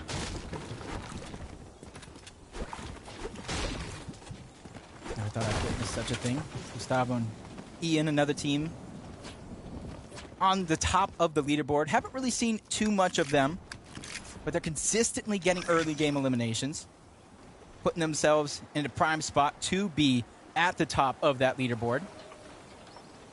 And I did see earlier on in the same game, Bucky did go down. But glad to see him in the distance. He is back up. Ocus definitely putting himself to the test as Acorn and Cold are just looking around. They know other teams land in this position, particularly both Bucky and Ocus. So they're just hiding in the bush, waiting for somebody to forget about the Mammoth pistol in this game.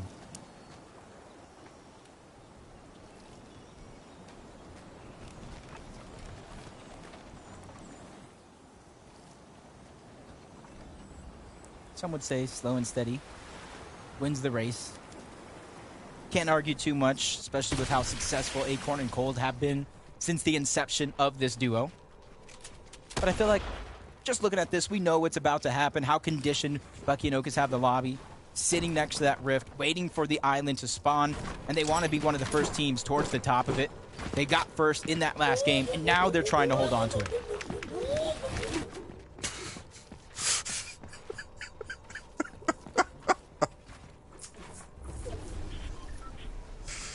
It's a waiting game for them down here.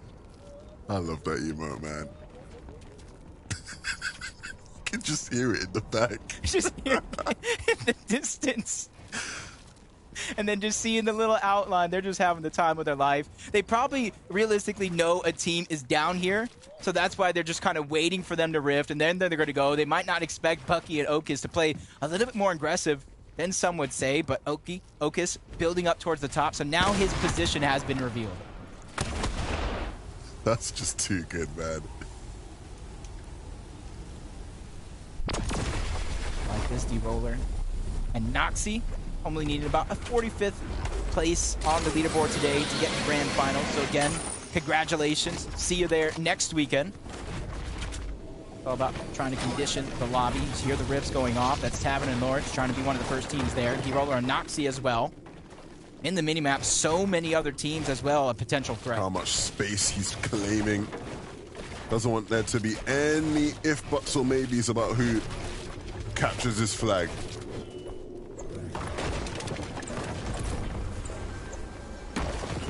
Has to be careful though, he's going down the refarm. If he didn't get the memo that Tavern and Lawrence were there, he has to be careful. Now in comes Peterbot and Larson as well. They were a team that kind of started inside of the bubble, but had the potential to drop out, but on their performance on the day, it's almost safe to say it might be secured. Convict Vanilla still not backing down off this fight. Interesting decision for him to pick up the Mammoth and drop the Slurp. He wants to be able to pack a punch that much more.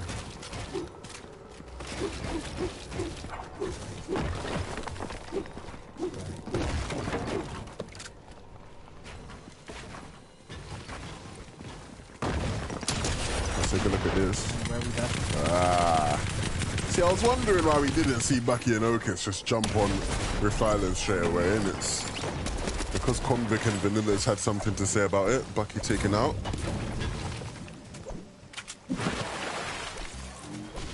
Only second time today, but we got so much action going down around the map, particularly with Moo and Bacon, who need a big day. Mini Miner, going to throw it over to you to break down their performance so far.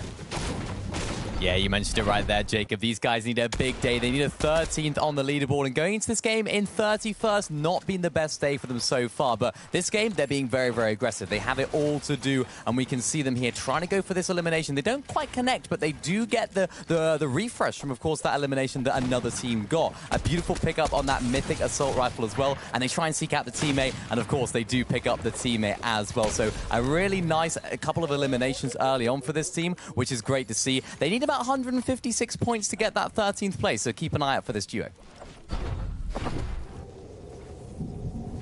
That is a huge mountain to climb, but I feel like anybody in their position would be up for the challenge. There's a huge difference between starting in the upper bracket, the potential if you qualify through Major 3, and starting in the lower bracket, which is what happens to anybody who qualifies through that last chance Major. As you see in the feed, Vanilla is going to take down Bacon.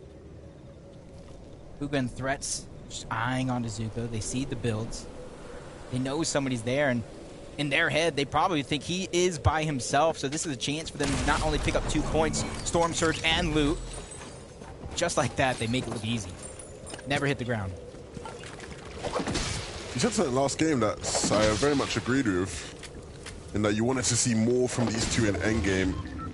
We haven't quite really seen it. I think Booga and Threats are premier names of the region, but it hasn't been that standout performance that's made me think this season, hey, these guys could win the championship when it's all said and done. Definitely a huge possibility. They still need their global championship spot. As Peterbot gets tagged up, Larsson's there to edit him out and even fire back, trying to force his opponents into a defensive position. As D-Roller and Noxy as well, two teams both inside and outside of the bubble on the day. A momentous fight as they continue to try to fight for that elevation on the side of Peterbot, backing down his opponents. Doesn't know exactly where D-Roller's at, is peeking through the cone, hiding, even drops a layer for a short moment. Him and Noxy trying to get all that real estate towards the low ground. Finally, Peterbot gets that first piece under his control, but has to be careful. Larsson's on the other side. He gets taken down. And that's just the risk you take of trying to enter two different angles as Peterbot continues to fire off. A huge shot's going to be landed. Another one goes down as D-Roller has left Noxy by himself. And I feel like this is the second time we've seen Peterbot in this position. Yeah, not again, Peterbot. Surely not another 1v2. Surely not Peterbot. So close, just a couple edits away. Can he connect with the shot? He's going for the pick for Peterbot. You can't keep doing this, son. You just can't. It's not fair. You shouldn't be winning 1v2s. He does it every time. Oh my golly gosh. Peterbot. A perfect situation for him to clutch up. Took down D-Roller first. And just again, that's the second time in this game alone we've seen a team on the back foot and really push that fight, and it finds so much success. Woo. Keep them coming. Keep the highlights coming. That's what we're getting today. Highlight after highlight.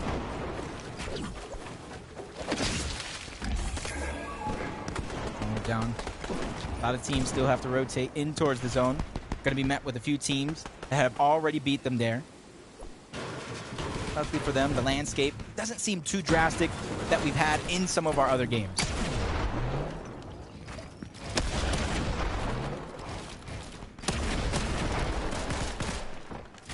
Hold by himself is going to be tough. There's a couple of different teams here in this position, including the one that hit him with the elbow drop off the top rope. Poyo's just trying to go and continue this aggression. There's a full duo right in front of him. He's not backing down just yet until his pieces get stolen away. You can see why he's being so aggressive. 75 below the damage threshold. He knows it's almost now or never, especially with him being by himself.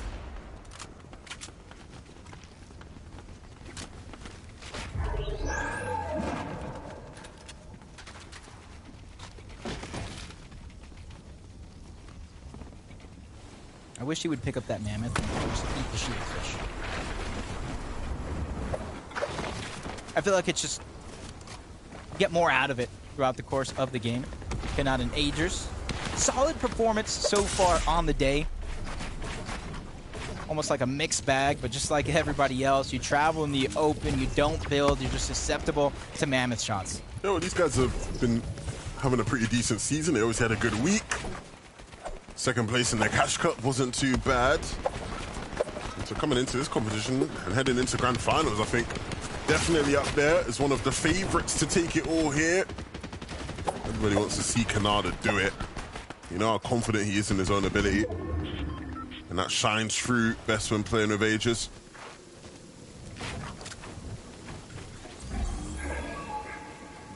Definitely up for the challenge. Continuously falling below, almost 100 more damage below than we last seen him. And a couple of cheeky shots, but still not enough to go above. But that one is definitely going to push him up that much closer. Still below by 25. But at least it allows him to have a little bit of a breath of fresh air. As he jumps into a box and he takes down Revise. That was a huge find, because now he's going to get a huge amount of loot if he's able to clean this one up.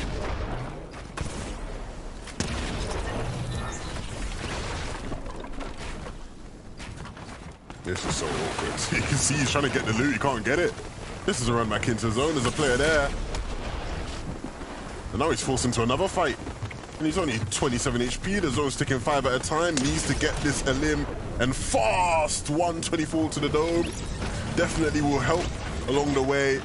And the siphon coming in as Casca falls. And he had a slurp as well. Brilliant. But will probably be able to get in still. He's got quite a ways to go, Jacob. Yeah, if we see him finding even more success here, we know what battle to pinpoint when he was a solo. Much like Agers here. Talked about a good game up until this point. But without Kanata, that puts a lot of pressure on the Agers as himself. But luckily, he isn't too far away from the zone. So as a solo, he's about a hop and a skip and a jump away. Combine that with the slap splashes, he'll be there in no time.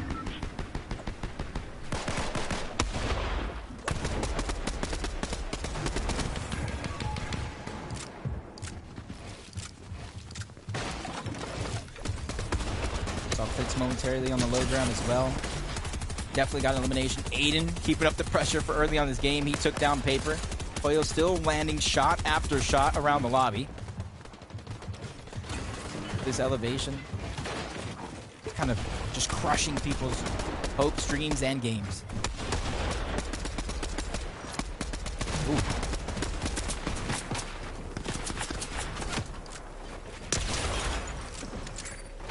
Oh, wow. Aviv. I mean, come on. Definitely makes it look easier than some. The pressure has been turned on him. Almost another one. It's just some of the risk of just trying to spray a team.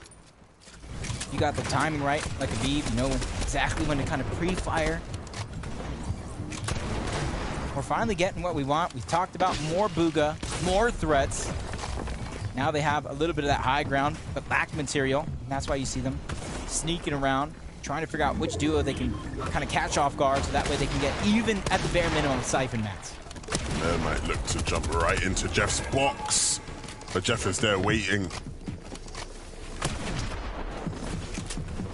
Jeff and Gary, team forming, kind of practicing for that last chance major. Mathematically impossible for them as Booga and Threats find a little trap door and exit towards the bottom. Huge shot is going to be fired. He's trying to break into the box. He knows how important this siphon is. He needs the mats. He needs the resources. And down goes Tavern. All of that loot going on over to Booga. But it is the bare minimum when it comes to resources. And just like that, he's almost good news. Booga's clearly feeling it.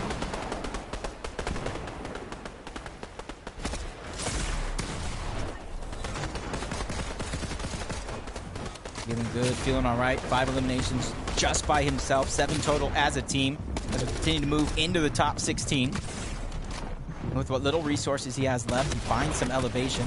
That can give him more information as he continues to look around the lobby. But now the pressure is on. He gets aggressed. Brox gets broken. His piece gets taken. He's scrambling around with no builds to his name to kind of figure out where he's going to find a shot. And it's Larson towards the backside of the zone that he peeks out first. Peterbot has no choice but to continue moving with the zone. So Larson doesn't have much help. Oh, so unlucky. Doesn't have the HP to hold on. Ages in a similar boat. Aviv will pick up another. That's 4 so far this game. Skittles has dropped though, and so it's all up to Aviv and just these 2 remaining builds to make something happen. Now down to 1 as he looks to pop a big pot. Rising Yomzo though, on the receiving end of some pain, of some hurt, and really stuck in a tough situation here. This isn't the kind of control we're used to seeing them having. We like to see them on the front of the zone, claiming space, taking people out, but they're just gonna have to make this work, and they will as well. Rise picking up 1. Yeah, good scramble. He's trying to keep himself ahead. No time to pop that big pot just yet. And even more so, Rise has to go ahead. Yamso doesn't have any builds, and just like that to turn the corner. First of the big pot's gonna be popped. He sacrifices 10 HP to make that possible. He could not take another tick of the zone. Otherwise, he's gonna go down and leave Rise by himself. Even as a solo, still fragging out 8 elims all by himself. I don't know how he's been able to do it so well to this point, but he's making it happen on his own pullback. We'll just give a bit more time for Yomzo to try dig in for some loot as Rise has finally fallen. and he has to go up and into the sights of Aviv, who we know is on a tear right now. He's going to choose to go the other way and take a different fight, but it will still be Aviv that is the lobby boss on the low ground, and he tried to do it again onto Jeff, but finally taken out. Yep, the only duo that was in the lobby, almost inside of the top 10, Zukis and Kinzo, as they spot Asian Jeff down below, and they take him out just like that. The double pump with the Mammoth to destroy the cover, and the shot to seal the deal. Zukis and Kinzo with another win that, when you look at it from their POV, it wasn't the most tough of victories. It was all the action below, though, that was really interesting to watch. Seeing all those different teams battle it out. These guys could just sit here and wait. So many different old builds being talked through, and they didn't really have much vision. They didn't have much room and much space to pick up limbs, and it's why it's only 2 limbs for them. But that's not too bad. If you told me you win a game in a lobby like this and all it takes was 2 limbs, I'm definitely taking it. Not bad at all from Kinzo and Zukis. But again, Jacob, it's all that action in between, all the things going on low and mid ground that are really going to be the talking points as we head into game number 6. Yep, and you said it yourself, game 6 is right around the corner.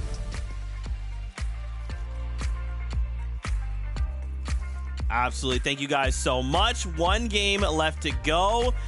Man, NA has been wild, but as these guys call out, this last game was just chaotic, right? For Zuki's on the high ground and Kinzo, they're just thinking like, okay, what's the strategy? What do we got to do? They just look down, they're like, the lobby's gone. They've just eliminated each other. We'll get a victory royale. Still, a victory royale is a victory royale, so I'm still happy for the duo, but man, what a game. As we like to call it, a little bit of method to the madness there for Zooks and Kenzo, because they chose to just not participate. All of that mayhem unfolding below them, it looked like an absolute free-for-all lobby fest. So why get involved if you don't have to be? Just choosing to stick it out on the high ground where it's safe. Zuxo noticed that he had a decent amount of builds by the time they had control of that high ground later on, so definitely had to have been a prime opportunity. They were able to take advantage, dropping, as you can see here, to a lower height layer temporarily just to collect some spotted out, refresh it on materials and loot, which is a big possibility when there's so much chaos happening underneath them.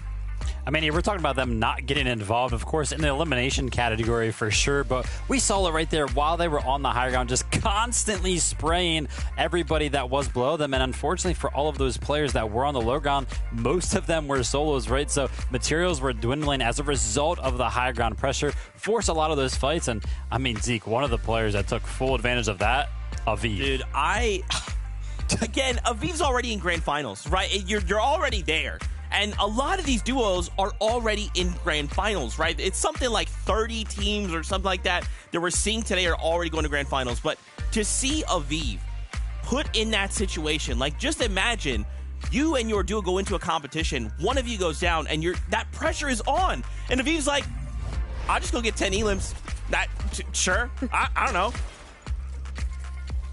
By the looks of things, it's almost as if Aviv and Skittles just woke up feeling a type of way for playing here tonight in Week 3 finals, because it was absolutely disgusting just watching him go box to box to box. It did not matter what was on the other side of any of these walls, who was around whatever corner he decided to traverse. He was going to find the closing shot for the eliminations necessary to win. Yeah, I mean, it's just really just all about finding opportunities where other players are looking to, go box to box with somebody else. And he just always seemed like to just strike at the exact right moment. So the timing was there for him and the aim was there for them. Just play this end game so well considering the circumstances. Again, one of those situations right there. We just saw it. Peterbot and Rokane were in the same box, trading shotgun shots. And Aviv's like, oh, hey, thank you for those. I feel like, and maybe, and I could be off base, feel free to correct me if I'm wrong, but I feel like in a lot of ways, Aviv gives me, translated to EU, Vico vibes. Am I off base here? I think in that particular instance, I can definitely see it when you think about some of the mechanical prowess that he had to display in order to capitalize on those instances like Vivid pointed out, with just being aware of where everybody else is at. That being said, if even Skittles sneak up in the first place, and honestly, Kanata and Aegis have had one heck of a day, Zeke. The fact that they've maintained towards the top of the leaderboard throughout the entire day, and I feel like they've kind of done it in a way that, you know, it hasn't been highlight filled, right? They're kind of just playing their game. Yeah, they're not really in the spotlight, are they? They've kind of been operating in the shadows in some way. But again, it feels like, you know, this is happening all across the board. Just look at these lists of names, right? Aegis and Kanata, Bucky, Okazi, Amzo, and Rise, do Roller. Like, these are names that, like, you could just be jumping around. And they're all just doing crazy stuff. Obviously, and the last one, we were just on a V. We were watching all of this transpire from his perspective. But many of these duos are absolutely stepping up in these moments, right? They're saying, we are Grand Finals material, and we're going to make sure that when you look at those standings, you're going to see our names. And it really comes as no surprise either, knowing that it's Yamzo, it's Rise, it's another highlight feed of these two just absolutely tearing through all these low ground layers. And even what was mentioned during the interview earlier, you have to be so aware as a fighter in that space to truly dominate it. So Yamzo and Rise, it's just low ground is where they know how to operate every single time. Yeah, and they keep getting it right. And another thing that I'm kind of noticing now, and a lot of other duos and solos in some instances seem to be picking up on it, is that there were a lot more flapjack rifles, I feel like, throughout the day. And we've talked about it week after week that Yamzo and Rise have used that mythic flapjack that they get from the vault, and they transfer that into the end game, and it applies so much pressure. And I feel like I've seen so much more pressure out of a lot of the teams today because, you know, somehow they've managed to get those flapjack rifles into the end game too. Absolutely. And we did see there on those standings the victory royale coming from the duo Zooks, Kinzo. Look at that, of 15 places. Friends, this is why I tell you, it's not over until it's over. It takes one game and suddenly you can find yourself fighting at that top 10 place. We do know, of course, there's a handful of duos that are still waiting. Where are these duos at? Have you guys spotted them out? Well, again, really just trying to keep tabs on that 12th place position now, and it seems as though we're still not quite able to fully check off some of those duos that we mentioned a couple of times already. Jasek, User, Moo, Bacon. One more game, one more opportunity, and it's looking like a very tough uphill battle. But for Mahut Boy and Chris, they're golden. You know, standings aside, I just want to go ahead and give a quick shout out to Peterbot and Aiden. Both of them had incredible 1v2s during that game that are very, very highlight worthy. So shout out to them for those plays. Absolutely. This is it, Fortnite fam.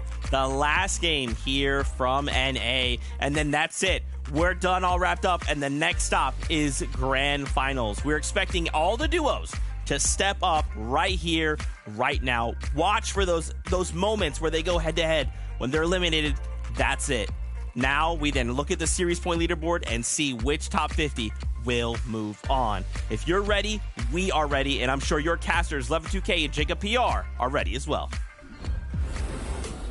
Not only am I ready for this Game 6, I almost am ready for Grand Finals right now. It's unfortunate we do have to wait a week, but we still need some teams to punch Hey, their look, the week's going to fly by, I promise you that. But what won't fly by is this final game for these players who are so close, who need this game to be the one that pushes them into the top 50 on the series point leaderboard. It's going to be the slowest, longest game of their lives if they inch closer and closer to the end game, because that's what it's going to be all about. We have been following them all throughout the day. We know their names, we know their points. We just need to see them solidify those placements and get into the right spots. And it's not going to be easy, Jacob. We've seen already today how hard these lobbies have been. Yeah, it's definitely been grueling lobbies. It almost looks like any team at any moment can take the game and move up to the top of that leaderboard. And to me, that's exciting going into the Grand Finals and exciting going into this last game. And luckily for us, we do not have to wait long. Game number 6 starts right now.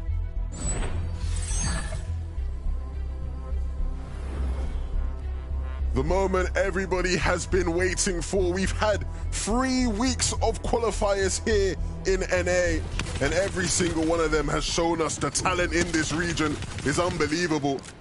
And all players fighting for Grand Final spots, and these fights have begun off spawn here at the Citadel all day long. We've seen this one go every which way.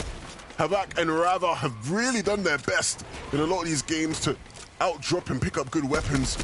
But that doesn't secure you, that doesn't guarantee you for your opponents. are on point, but this time round, to close up the day, they will be the Citadel team. Last bit of practice they're having, and change up that we saw last game is once again being solidified. Batman, Bugha, and Rapid claiming Kenjutsu as their own, pushing all those teams that were landing at that main building out altogether, forced into one another. You see Mu going down by Yamzo in the feed. Kanata's taken down a couple players as well. Even Clicks and Epic Well getting into the mix. With this being the last moment, you could see why people are getting active. Bugha and Rapid might just be playing spoiler to Pate and Carty. They need this last game to be good enough to push them into top 50. Coming into this game, in terms of series points, they're sitting around 55th place. They have to survive off spawn and they have to make it to the end game if they're to push their way into the top 50 right now. Yeah, it kind of seeing what that position is. They need about a 29th place on the day, and he takes down Swexy. And look at that, Swexy, who was formerly landing over towards Slappy Shores, has switched up their drop, and you're seeing how desperate these players are getting. They don't want to have to play through that lower bracket and that last chance major. As good as it is for Pate, there's also an awful situation for Swexy because he's another example of a player who needs his last game to be absolutely massive if there's any hope of them playing in Grand. Batman, Bugha, and Rapid have something to say about it, for sure. This is tough. Coming into this game, they were about 34th place. I just said estimated they need 29th. So this is literally worst case scenario for Peyton Carty. Rapid and Batman Bugha have spotted him out once again with the return fire coming through. A missed shot with the Mammoth and a missed opportunity. Rapid quickly with the drum tries to go ahead and put the hurting on, but a nice shot by Pate. That's going to allow him to create some distance between him and his lost team. Run, hide, scatter off. The shots there so brutal. Needs to stay in this game. If he goes down here, you've got to think that might be the end of their FNCS Grand Finals hopes. Batman, Bugha, and Rapid have finished the job. And for Peyton Carty, hopefully that was a vital practice. They go again in that last chance major. See Peterbot and Larson, kind of what they've been doing all day long. Going up against Tavern and Lawrence. More times than not, finding so much success. The few times that they split hasn't been too much trouble. What are we doing here? He's taking them to a secret hideout? Taking them on a trip. Wait a minute, what do we have here? Yomzo? Fighting at the Spire? Say it ain't so. Yomzo? Picking up a limbs at the Spire? Sounds about right. And I saw that was Bacon that went down. I can only imagine, because of where they were positioned on the leaderboard, needing such a high placement on the day, they said, what are we going to do? Let's just land at one of the best spots on the map. If we somehow come out on top, all roads ahead will be great. They just get tagged up, just like Kits lost Vorteca not too long ago. And you can see that team in the minimap over towards Lonely Labs. They're not going to let that damage go to waste. Sacrificing some HP, whittling down Kicks even more, making it that much easier for Penta to finish this fight rather quickly.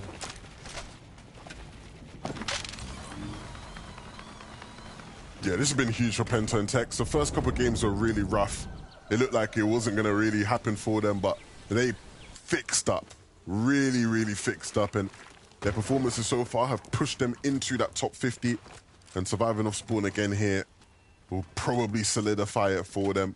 If they can just make it somewhere deep into this game where they start picking up some placement points, it will be signed, sealed, and delivered. We'll probably see them in the Grand Finals next weekend, which is exactly what you want to see for them. Congratulations, of course, Bucky and Okis, though, who we've known are going to be in the Grand Finals for quite some time. Their performances in previous qualifying weeks is what solidified that. And the performances here today have been further proof of why they're deserving to be in that Grand Finals, Jacob. Yeah, whether they go for the Rift Island or not, they know how to find that success. It's almost like they mastered just using the Rifts in general. When to take them, when not to, because you've seen in this game 2 different variations, instantly going towards the top and then staggering themselves behind everybody else as Poyo just takes a massive mammoth shot. Got to imagine that came from User at the top of that mountain, continuously putting down shots. Bucky feeling that same pain. And I think since they don't have all the resources in the world, all the material, Bucky and Okus might be betting for the disengage to come through, especially with the team already solidified their position high up.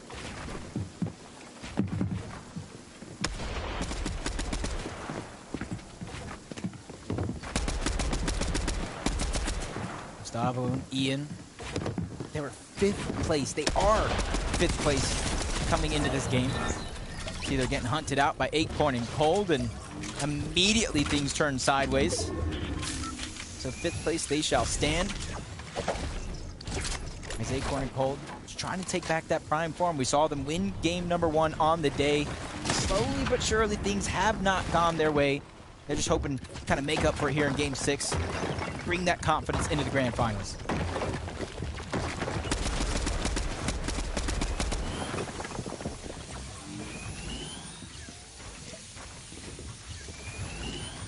Batch and Pamstu over on the southern portion of the map. They land over towards Frenzy Field. You see them traveling on over to that Meadow Mansion. Vault does spawn here this game. There's already a couple of teams here, and even more so surrounding this position. So the third-party potential is always looming. Oh, this is smart. This is smart. They are farming Surge. I've never seen such a smart play come out of Booga and Threats. They lit the campfire, they're splashing the down body, and they're continuously racking up that Storm Surge. I feel like that's one of the first times we've seen them think that far outside of the box. As Pam and Fatch, they're stuck inside of the box, feeling the pressure from other angles. They realize how contested this spot is actually becoming. Wild things happen in game 6, Jacob. Very, very wild things.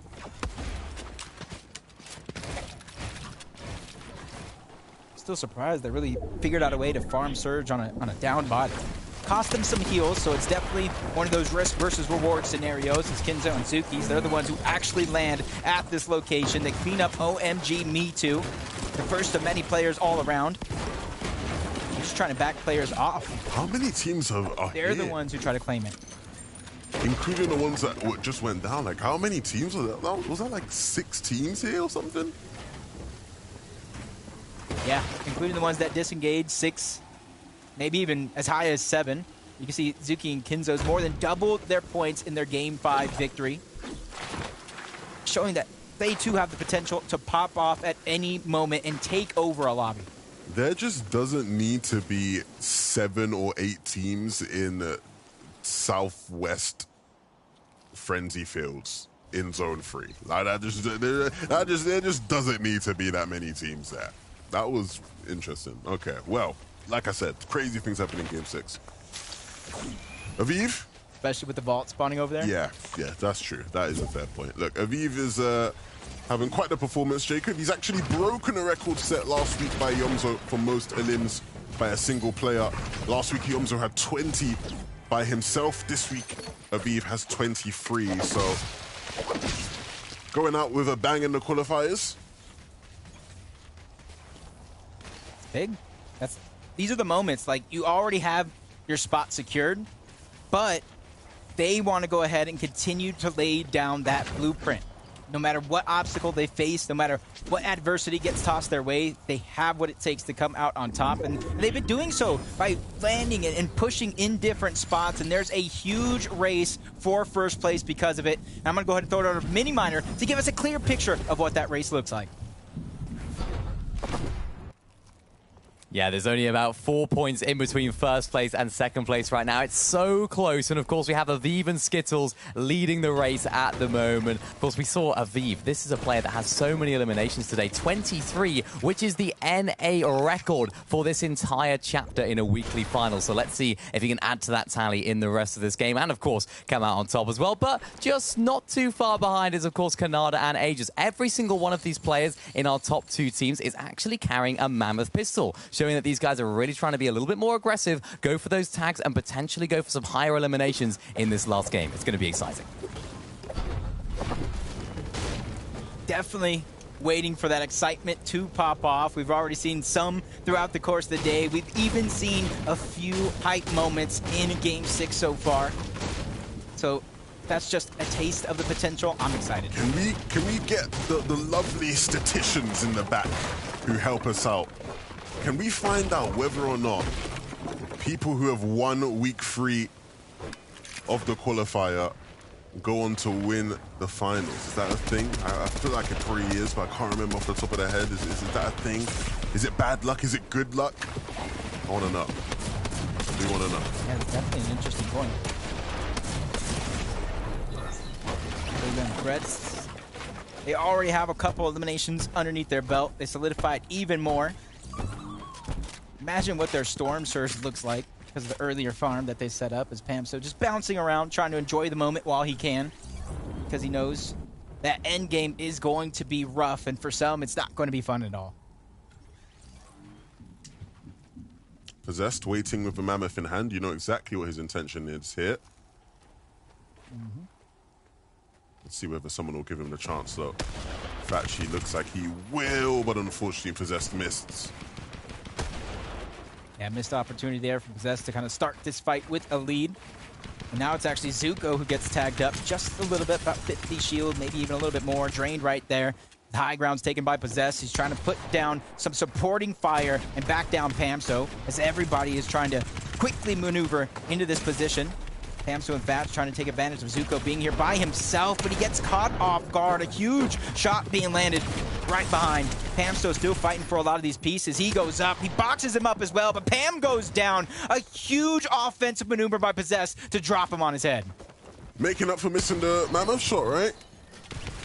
Yeah, a little bit. It's not over just yet. Still a 1v2.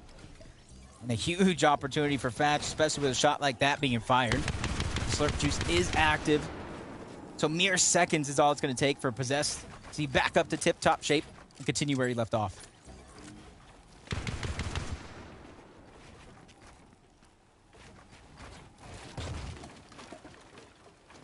Toying with the angles. Figure out exactly where Fatch is positioned at. Have to be careful.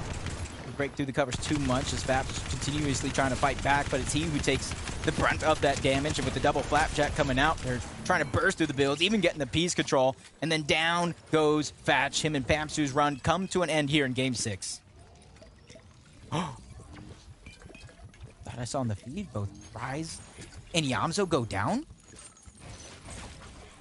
With how dominant they have been in a series of weeks, not just FNCS, but the Duo Cash Cups. A little bit of a surprising misstep here on the day, but that just leaves an opportunity for everybody else to scavenge together, get the points, get the loot that was once theirs as Rift Island appears. Ocus is already there, trying to get the reboot back onto Bucky. In comes Bryce, in comes Chubb. Even Vert and Rokane maneuvering in this direction.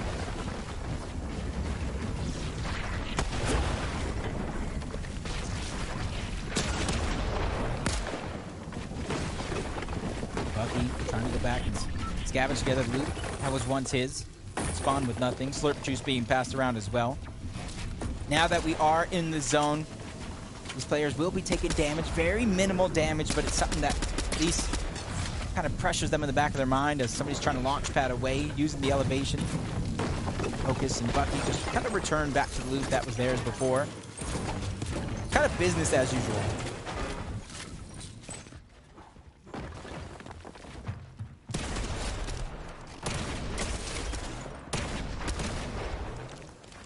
Wow.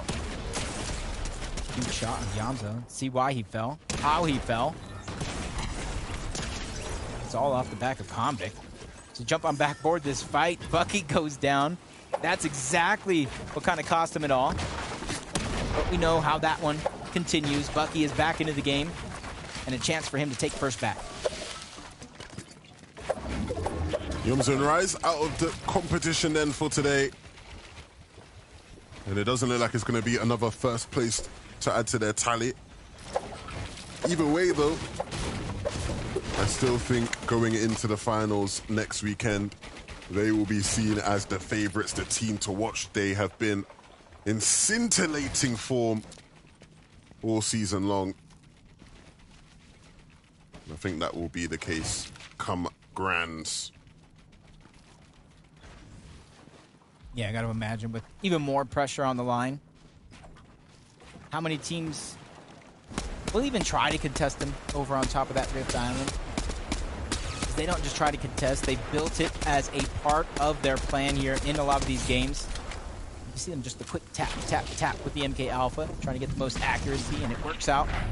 They took down Rokane, him and Vert. We saw them traveling through that Rift Island. Might think twice about it in finals.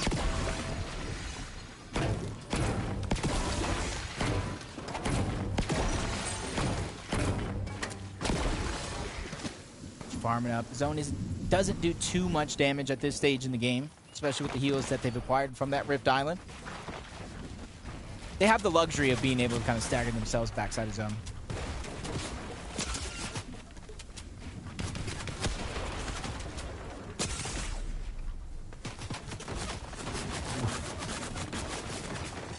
That slurp is a little bit of a miracle. Shots just continue to pour in from Mammoth, from the MK. Nobody really having an easy run, and that's Skittles and Aviv on the other side. Should have guessed. They've been putting pressure all over this lobby throughout the day, which is why they have that first place position on the leaderboard. Absolutely just milking them for Surge there. It's not like Surge has been one of their worries so far today. It's been part of why they've been so good. Ooh. Interesting. So I've been answered here. Only once before in NA has the winner of the last qualifier won FNCS. Okay. So it's possible. It's possible. But a caveat, Jacob, is that actually only applies to NA East. Because remember, the new NA region, this is new. We ain't had many NAs, FNCSs, right? We've had NA East FNCSs, we've had NA West FNCSs, and that only applies to NA East. It has actually happened a bunch of times in NA West. But we don't talk about NA West, do we, Jacob? Unless it's you, because you talk about NA West all the time. It's all I talk about, especially when our shuttles, our rides. That's all I can seem to think about. Possess and Zuko, though, are going to have to think about how they're going to continue to move forward into the zone. Beeb doing a good job continuously putting that pressure down, but he lost Skittles. That is going to be the biggest detriment to his game plan, especially we're already in the 7th zone, so the chances of him being able to get him back into the game are almost slim to none.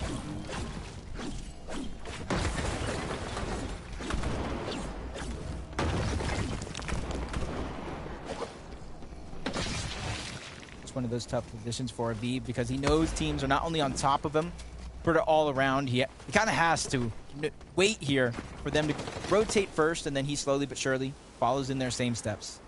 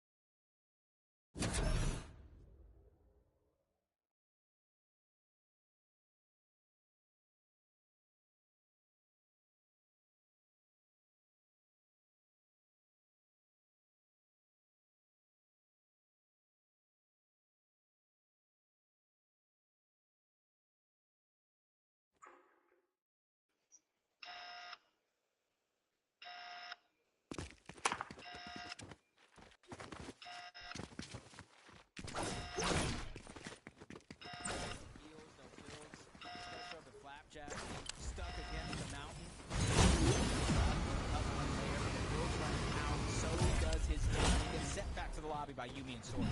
It's only a matter of time really for him. Really tough game to be in, especially as a solo.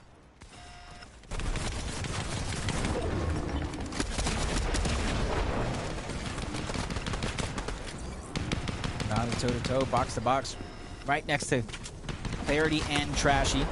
Both of these duos trying to fight for that front side of the zone. You can even see them going around right next to Kanata and Agers, trying to beat him there, but that's the same risky play because that's exactly what you have waiting for her.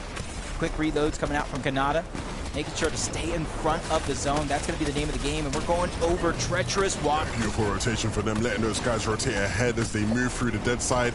You see how many maps they're saving as well, just from being able to completely ignore one whole side of the zone as well, and avoid having to cover that side. But these are the two top dogs in the lobby right now, Bucky as a solo, and Kanata and Ages as a duo. The duo, though, is looking more likely to be able to be that team that finishes the day in first, but Bucky will give them a run for their money for sure. Yeah, talked about how much he loved to fight. He's very, very prominent when it comes to being able to clutch up by himself. Reed and Ritual, they're going to be the ones that claim the high ground for now. Agers takes a huge shot, but luckily has Kanata there. Kind of help on the defensive end. Hold on to his covers, put pressure back when needed as well, and they're just trying to break into the box. Whoever that is barely able to get out alive as Bucky's just scraping through on the low ground.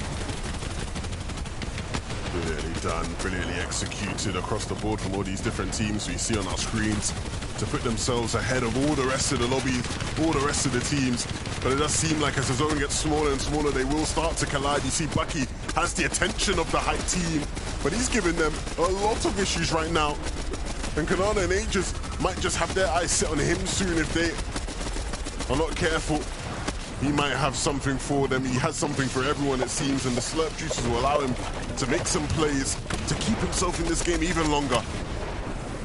Yep, Bucky running into trouble on the low ground, but doesn't even get touched in that moment, but the Breachers cause too much. Down goes Bucky, but Agers feeling a little bit of that same pain. He gets knocked by Yumi. A great shot through the builds. Kanata, once again, clutching up big. All that loot being left behind. Agers knows it's all up to him if they want a chance at that first place. It's a slurp that was sitting there, so we'll see whether or not that comes back to bite him. Does have some mats to get his way into the zone.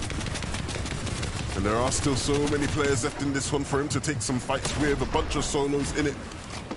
If he wants to drop down, Cooper below in this top, he's waiting for him. He knows someone's there. He sees him under the stair, but nobody going to be there just yet. The pressure from the high ground team just making it so awkward, so uncomfortable. And Kanata will finally been taken out. Clicks though, trying to make something happen in this final game. Epic falling. And so that duo will finally be out of it. And so now just a 1v1. This is an opportunity for Miro to come out on top against Ree, and a perfect one pump takes him out. Cooper and Miro stand tall in our last game of the day. But there's still so many unanswered questions, Levin. So many different teams have tried their best throughout 3 weeks of qualifiers, and it all comes to an end there with Cooper hitting that shot as we send our way to the grand finals of the FNCS. And big props to Cooper. As a solo, yes, there were plenty of other solos in this endgame, but he was the one that was just better than the rest. So many different limbs, 5 here, and then of course the 6th with that one on to Reet. Not too shabby at all for Cooper, but like you said, Jacob, it's about all these other teams we've been watching throughout the qualifiers. The questions are, who are the ones that made it? Who are the ones that will be playing in the grand finals? I've had an absolute blast casting NA with you over the past 3 weeks. I don't get to do it often, but every time I do, it's a lot of fun. Jacob, I can't wait to see who it is, but for now, let's send it back to Zeke and the analysts to break it all down one last time. Thank you so much to 112K and, of course, Jacob PR, my best friend. Wow, 6 games in NA, and now we have to start tabulating the points. Now we have to take a look at the series point leaderboard and say who are the top 50 that will be moving on to grand finals next week. Before we get to that, I do want to talk about this game and, of course, the day overall. A massive congratulations to Miro and Cooper. Coming into this game, Miro and Cooper were actually 12th. So this Victory Royale paired up with the 7 elims that they picked up in this game this could have massive implications on the standings themselves, and hopefully, the series point leaderboard. Look, Cooper might be the mastermind as far as flipping a coin is concerned, but this was not really that much of a 50-50. He felt so smooth in these final moments, and doing it all as a solo is probably one of the more impressive facts about it.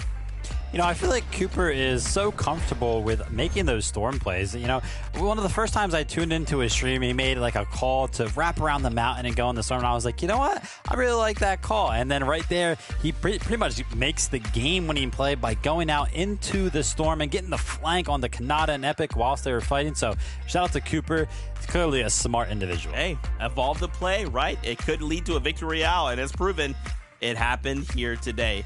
Let's take a look. The final set of standings are ready for us. Who walked away in that #1 spot on the day?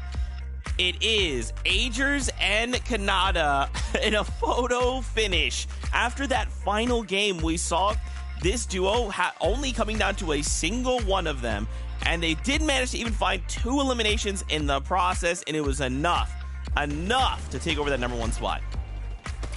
Especially when you factor in that Agers and Kanata, they didn't even have a single bit of objective points to their name here today. All of this was on the back of eliminations and really consistent placements, but it's the consistency in their placements that's stemming from the fact that they are just playing outside of their drop spot at Drift Bridge so well. They've really done an excellent job at maintaining their Storm Surge, and the way that they were taking up some of these box fights was very strong and very cohesive as well. Did a really good job in this last game too of staying together when challenging these boxes.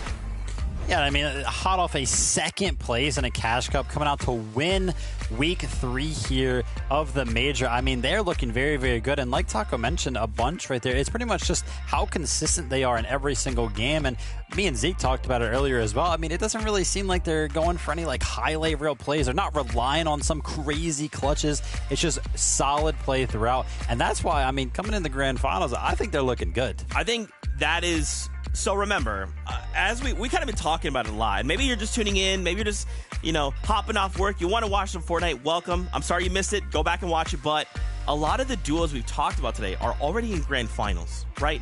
So imagine we're 1 week in the future. At the end of this would have been it. Agers and Kanata would have won. So if they come out here, week #3 in that first place, because again, so many of these duos are in grand finals, I have to feel like they could translate this to grand finals. However, remember, many duos are still keeping a couple strats close to the vest, close to the chest. That's fine. But this is a strong showing as we prepare ourselves for grand finals.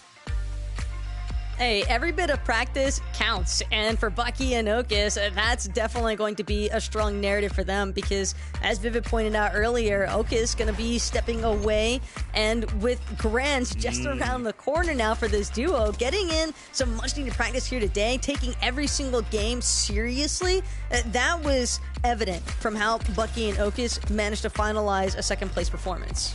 Yeah, I mean, I really like the strategy of them pretty much just hanging around by some of those rift spawns, waiting for Rift Island to go ahead and actually spawn. And they always just rift onto the Rift Island, and it's something that everybody is going to be aware of. So the fact that they have already kind of like implemented this in everybody's minds going into grand finals, it's something that, they are very, very confident in and that other players are going to have to be aware of. And I really like how they were looking for some high ground takes throughout the day. They didn't necessarily have it, and it wasn't very convincing, but the idea of them looking for it and trying to build up means that when it comes to grand finals and there's going to be 12 games, I can almost guarantee you at least one of those games will see them on the high ground. Absolutely, and I think a duo that really stood out to me today, Aviv and Skittles. When I am thinking about these duos, now remember, Aviv and Skittles, they're like top 20 on the series point leaderboard, so they already had their spot in grand finals. But again, this is practice. Aviv today went absolutely nuclear. He was wild, man. Coming down to that solo performance just a game ago where it was just him. And he said, doesn't matter. I'm going to find 10 eliminations. I'm going to end the game in top 10. If they could have a repeat of this, if both of them could be alive in grand finals, this is a fearsome duo. Would say I would imagine it to be a little bit more difficult because even looking at the leaderboards, you could tell one of these teams is not like the other, and that was Aviv and Skittles as far as their elimination scoreline was concerned. 37 elims is impressive, to say the least. But when it comes to a grand final set lobby, I wouldn't anticipate a team to have as easy of an accomplishment with those 37 elims, but still just a lot of potential clearly with this duo.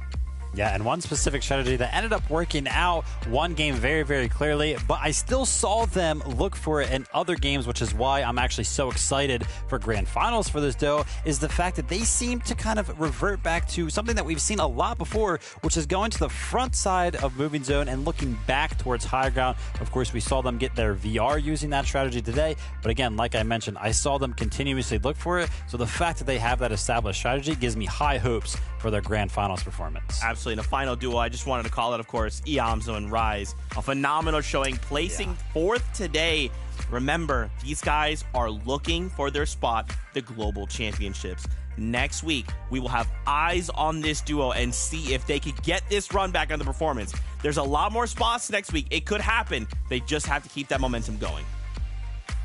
Of course, it almost felt like for Iamzo and Rise, they kind of just came out swinging, wanted to let everybody know, hey, look, we're going to take a little bit easier since you guys know that we're already secured, but getting those back-to-back second-place finishes earlier on, while they didn't get a victory royale, still a good standing. Yeah, I mean, in the weeks, first, and fourth, not bad. Rise already his socials, says he's not feeling good about this performance, so we'll have to see if that affects that grand finals. Wow. Well, hey, look, practice makes perfect. Take a week, take a step back, come in stronger for the grand finals. Now, as our favorite thing to do, well, mine is to talk to our players in our community. We have the winner coming out of this week. Of course, it's Kanata. Kanata, you know, man, we talk way too much. Look, I'm just going to get an extra box, okay? And we can just put you in that box, and then you can just be with us all the time. You're just a permanent fixture now. Man, so how's it feel? How's it feel? Yet again, another W. It feels really good, like putting in that hard work, fog reviewing, making sure that I don't make a lot of mistakes, making sure that I perfect my gameplay, and seeing that it pays off. It really does feel good. It feels really good. Yeah, and one thing I've noticed with you, Kanata, is that you've really been going ham in terms of the stream content in particular. And so what has that been like as far as impacting you as a player mentally or just like in-game? Because do you ever feel yourself wanting to get a little bit more flashy with it, knowing that you're like streaming every single moment? I would say like streaming actually makes me play a lot better because I know that I want to be showing my viewers the best content, which is like getting into endgame, of course. I don't want to be doing anything that will get me eliminated in the game, and I want to make sure that while I'm playing that I show my stream the best side of me, right? And then so far it's looking really good. Yeah, I just want to give my big congrats. You know, we talked in week 2. You guys mentioned that you were switching up the Storm Surge strategy. It's very, very clearly working, and I think you guys were one of the most consistent duos by far today. But I think the biggest question of all is going to be, will you be streaming Grand Finals then? 100%. I'm going to be doing a stream. I'm 100% streaming Grand Finals. Oh. I'll probably be one of the only duos streaming it. Besides, I think Bucky's going to be streaming it, but also I want to be... I have a delay on, of course, because I don't want any mishaps happening ever again. You know what I'm saying? You know, Kanata, I feel like it's not a secret that you are, you know, someone at the top, you know, and for so many Fortnite players, especially let's say like this next generation, they're looking at you and they're just thinking, man, I would love to emulate Kanata. What is just maybe like a piece of advice that you could give to people that are trying to compete at the level that you're just making it again look easy? I would definitely say, first, you definitely need a drop spot, because in high, like tier 1 pros, tier 2 pros, you need to make sure that you have an uncon drop spot. That is #1 rule in any finals lobby. And making sure with that uncon drop spot, you know everything about it. And I would say drop spot can always carry a player, even though they're not as good as they seem. If they have enough the good loot and they have the good rotations, you don't need to be mechanically fast. You don't need to have the best aim. But if you really have that game sense, you could easily carry yourself with your spot to get an easy top finish in a grand final. I love to hear it. Kanata, I'm going to ask you this question. I feel like I know what the answer is going to be, and that's okay if you give me that answer. What can you reveal? Grand Finals. Is there anything? Is there any little snippet you could tell us? You don't have to tell me the whole thing. Just a morsel. Let's just say that Deagle, the new pistol, let's just say that I'm going to be carrying it every single game. Every single game. That's my little snippet. I'm down. I'm down. Well, Kanata, if there's some reason someone doesn't know who you are, they need to go find you. They need to go follow you. Where can they do that? At Kanata on Twitter, Kanata_ on Twitch, and Kanata on YouTube. That's it. That's all me, baby. There you go, man. As always, we appreciate you being around. Of course, I'm going to find a way to make that box for you so you can just be here a permanent fixture. Man, best of luck in Grand Finals next week. We can't wait to see how you guys perform. Thank you. Going to you guys casting too. What a nice guy. What a nice guy. That I like how he kept it humble there on your question too, Zeke. When you asked him about like, hey, what are some things, like, what's your piece of advice? And he could have just said, no, just watch my stream, because I think it's clear that he is definitely showcasing some high tier gameplay. It's the way Taco thinks. That's what we have just found out. Absolutely. Again, many duos have showed up here today, and they're all looking to put points on that series point leaderboard, because remember, next week is Grand Finals. From there, we're looking to move an additional set of duos into the global championships. So if you've enjoyed the play you've seen today, next week will absolutely be a time to come back to watch, and of course to cheer on some of your favorite duos, support them, be with them in the highs and the lows. It has been a fantastic weekend for you guys. What have you guys taken away from today? Honestly, it's just been awesome seeing our teams that we now have solidified heading into the Grand Finals, and kind of just seeing that the vibes all around are pretty high for the pros. Everybody just seems so locked in now and so focused on what's next. You know, I feel like we've seen actually a lot of the teams adapt.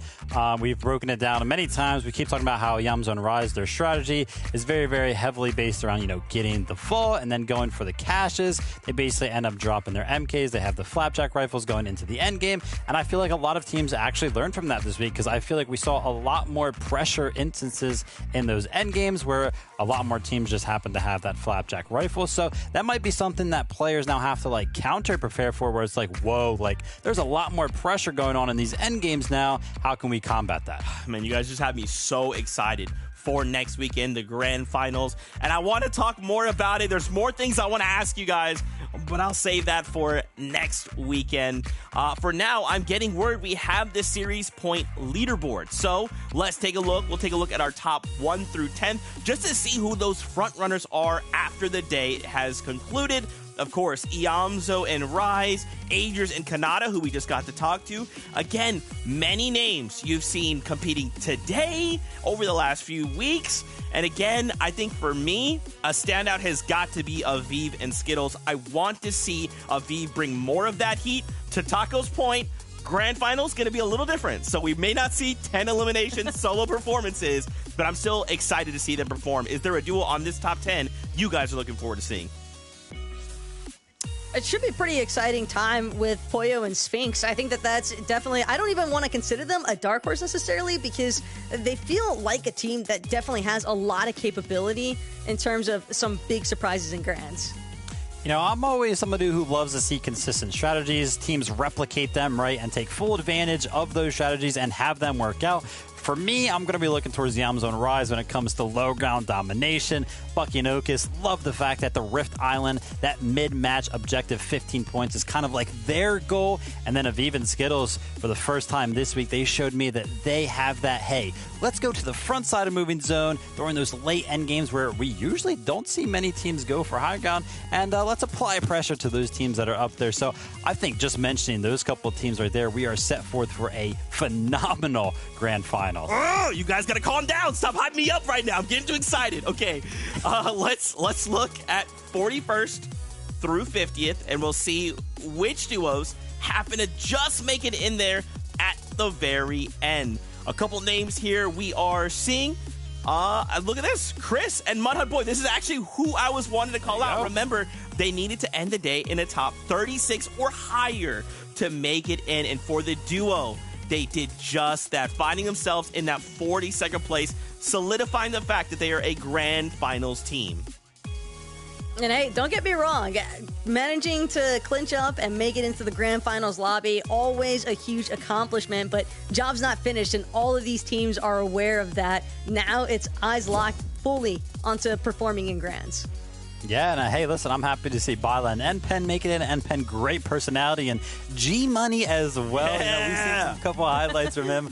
Love that guy, so I'm excited to see them. And then clutching it up, 50th place, going to be 20 and Pledge. I know 20 was a little nervous on the social, so I'm happy to see that they actually went ahead and clutched up and made it in. Absolutely. Now, we turn to heartbreak. We see 51st through 60th. Which duos barely missed out? I know. I'm so sorry. A couple duos here, Quanti and Chip there in that last place, just missing out. We were looking, though, 815 points was like right around what we kind of were guessing it was going to be. So definitely steep competition. But for these duos, one thing remains, the last chance major. Of course, can never really count anybody out as far as qualing to the global championship is concerned. But Grand's right around the corner. Last chance major. I mean, it's still fun to be a participant for. But yeah, that last chance major is definitely impactful. Yeah, LCM is huge. Grand Finals is huge. Top 10 on NA, top 10 on EU. We'll be going to Globals. I mean, Zeke, I cannot wait to actually go through next weekend, right? And then on Sunday, we just have so many more teams going to Globals. We're almost going to have that thing filled out. Dude, it's not that far away. It's wild to think we've been doing this for almost this entire year, and now we are so close to what we've all been waiting for, the Global Championships, that last stop.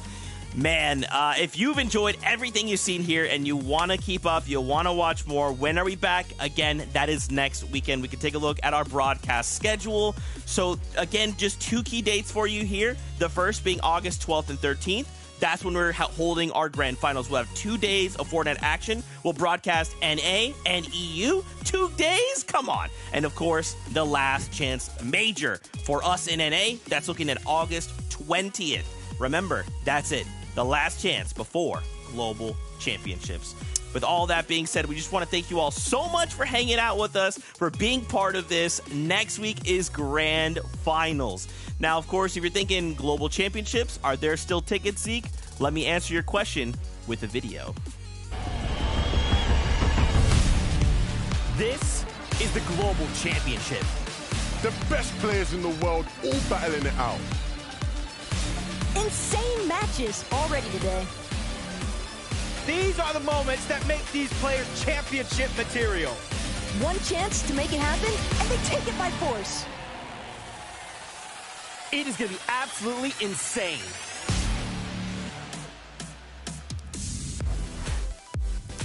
So, hey, listen, if you want to go to Global Championships, it's going down. Tickets are available. Come join us. We're going to watch all 6 regions come together. It is going to be absolutely insane. I know, yeah. I say it in the video, but I mean, like, legit, it's going to be insane. Are you trying to get me to? Is this like a trap right now? It's not. For my okay. Go ahead. We'll wait, Taco. Go ahead. We'll wait. No, I think it's good. I think these teams know what they got to do. They got to take it by force. There it is. And it's going to be a great time, of course. As we said, thank you guys so much for hanging out with us. That wraps up the weekend show for now. Next weekend, we'll be back. More Fortnite. Global Championships not that far away. But first, the Grand Finals. As always, thanks to our fantastic casters. We got 112K Jacob PR. We had our mid-game analyst, Mini Miner. And, of course, these two incredible human beings being our analysts for today. As always, we hope you have a fantastic week. We'll see you next weekend. And as always, we love you. We'll see you on that battle bus. Take care.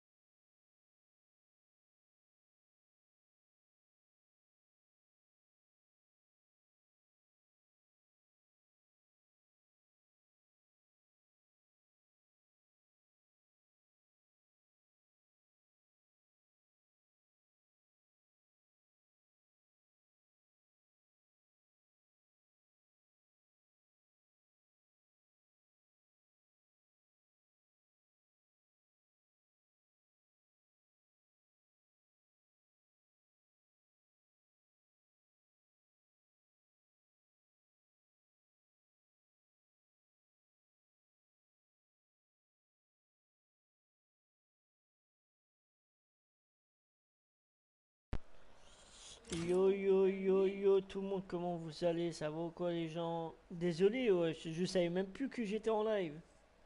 Je dormais, je savais même pas que j'étais en live. Je suis vraiment désolé les gens, hein. Mais en fait, je dormais en fait. Je viens juste de me réveiller. Parce que hier, il y avait les FNCS hier et je me suis endormi. Après, c'était la FNCS, ça a commencé à 1h50 du matin. Et ça a fini vers 4h, 5h du matin, tu vois. Et je viens juste de me réveiller, je savais même plus que j'étais en live. Oh, je suis vraiment désolé les gens, hein. Excuse-moi. Excuse-moi, excusez-moi. Sponsor le trop silien, bienvenue à toi, ça va quoi?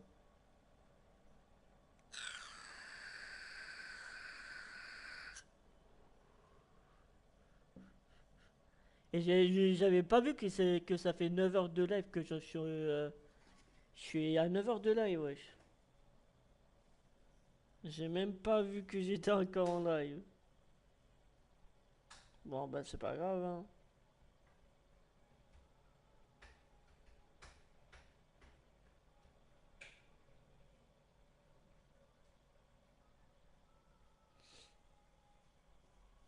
Sinon, comment vous allez? Est-ce que vous allez bien? Est-ce que vous êtes en forme?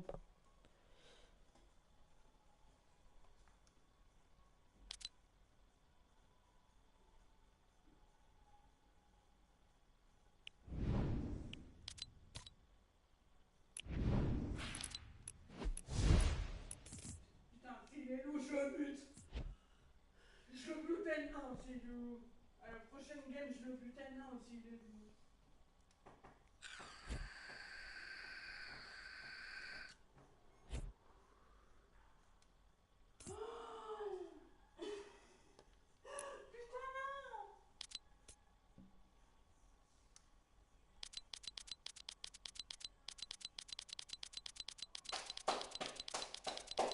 Victoire méritée. Victoire méritée. Victoire méritée.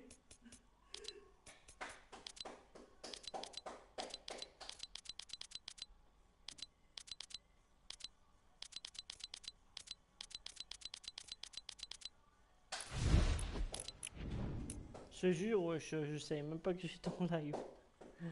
Je suis trop deg. Je viens juste de me réveiller là.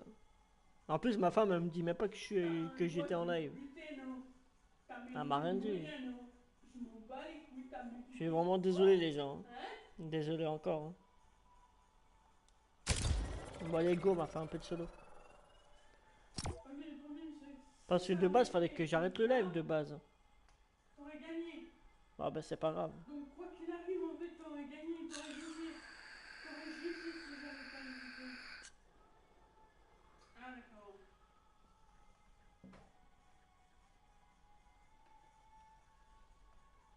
Si je dormais encore là, j'étais encore en live, hein, si je dormais encore.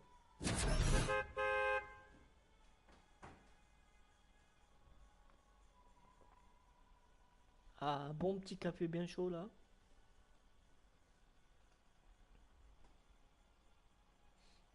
Sinon, comment vous allez sinon?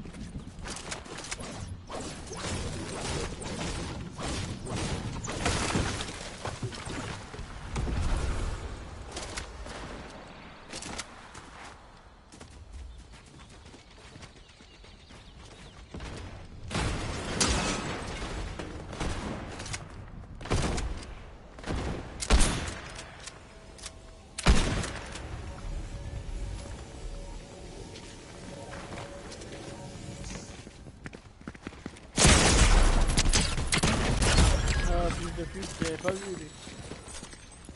Ah lui je l'avais pas vu.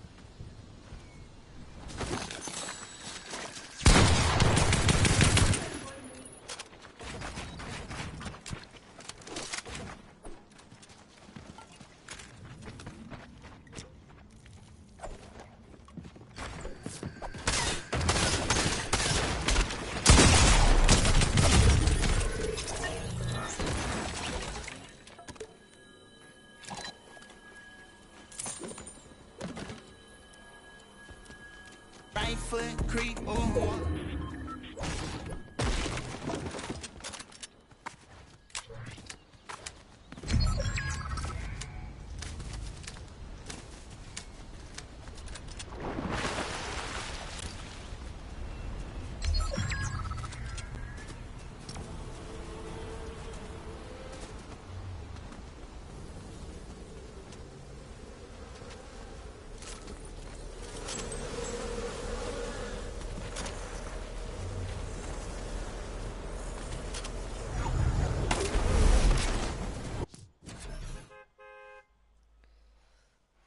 Bon allez, on va essayer de faire le top 1. Hein. Et voilà.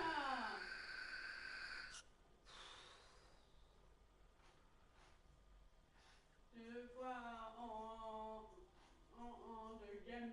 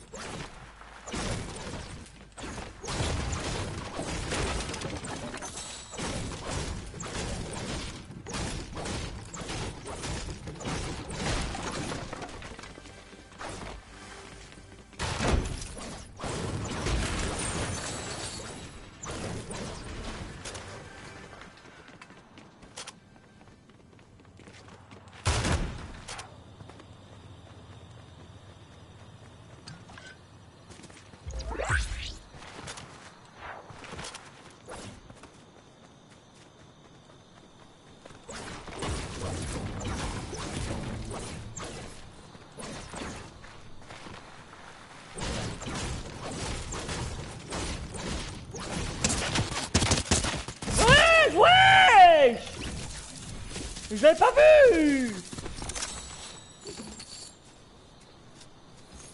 Mais non, mais c'est une blague.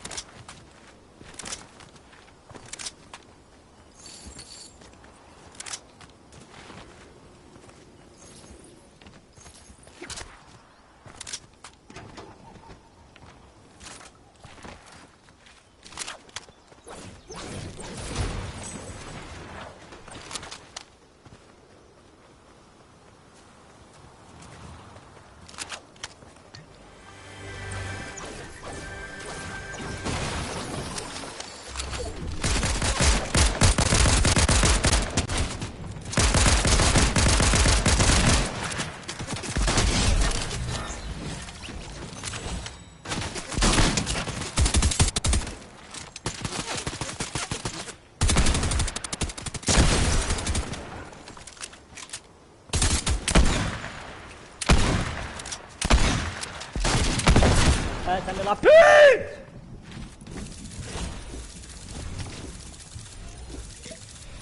Oh, c'est quoi ça, ouais? Je la vie de ta grand-mère, là! Ta mère la chaîne!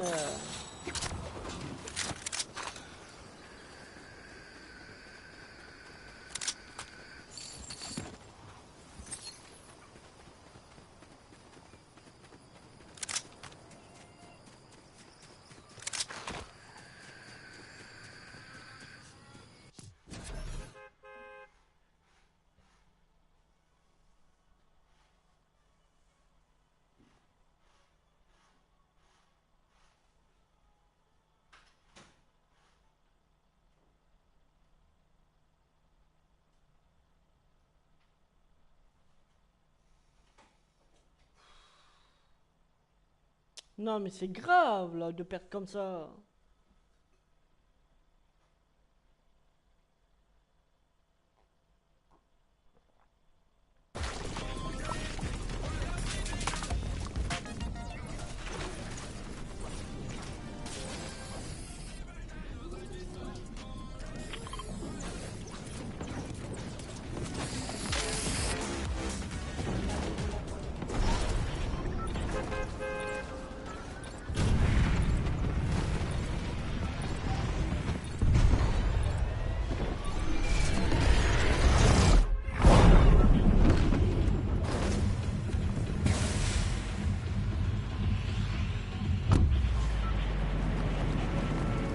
pas oublié de l'abonner, les gens, merci à tous les gens qui s'abonnent.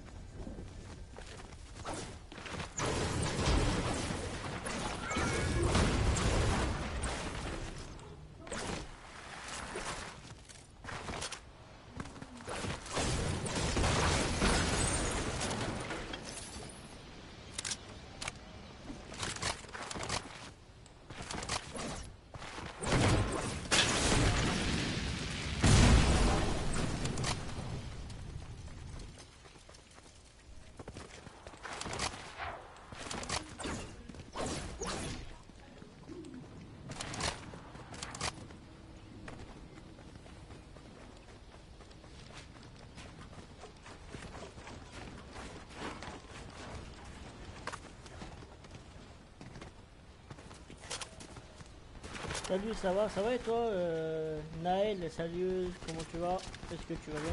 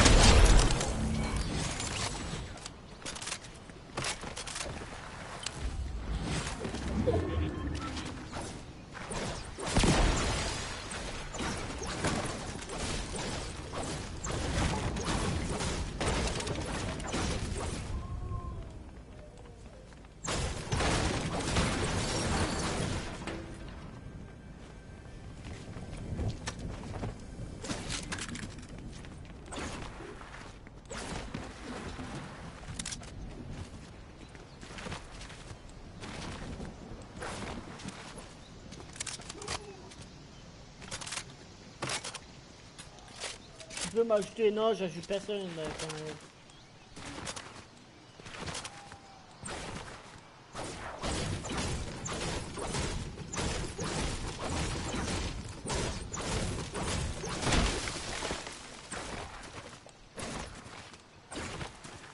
Et faites pas vos pubs parce que c'est interdit sur le live.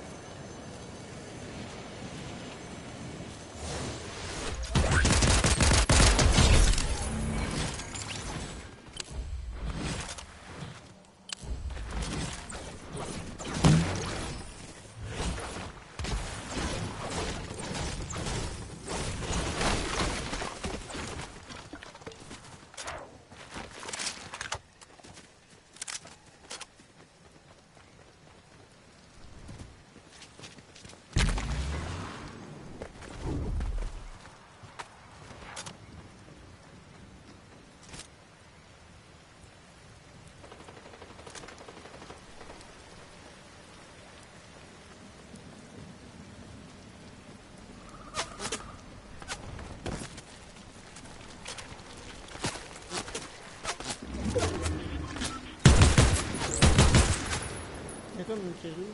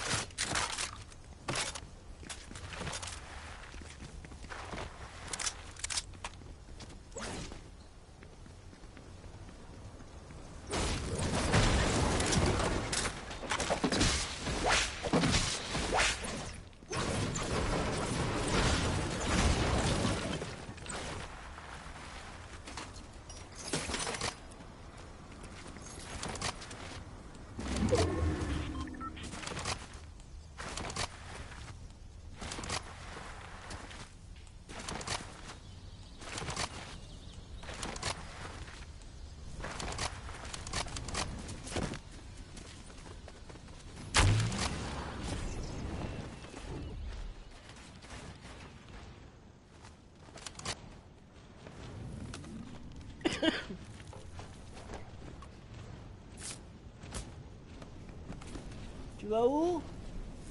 Hein? Mais viens, pourquoi tu veux pas que je vienne?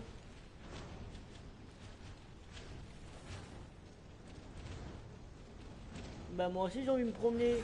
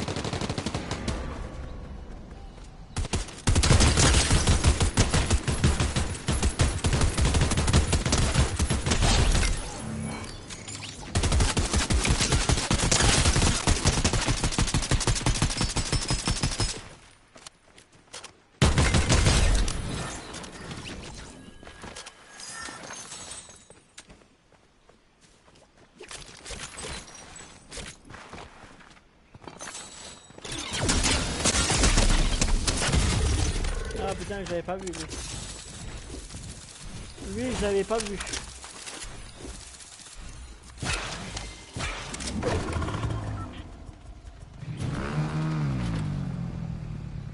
Salut frérot, comment tu vas, ça va pas?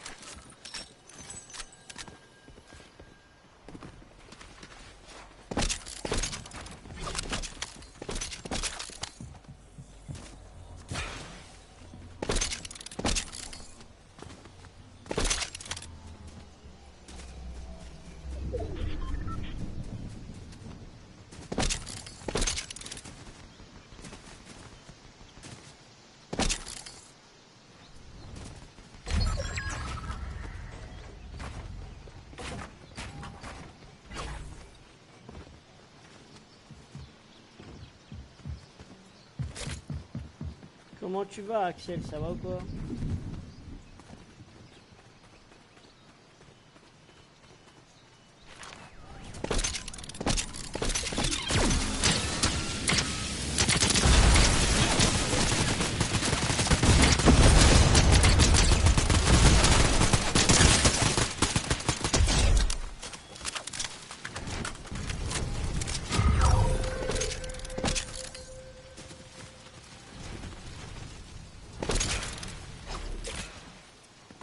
Tranquille ou quoi, Axel? N'hésitez pas à vous abonner les gens, merci à tous les gens qui s'abonnent. Merci à tous. Là j'ai fait top 6. Oh je suis deg. Avec 10 kills j'ai fait. 10 kills. 10 kills ça va avec 10 kills.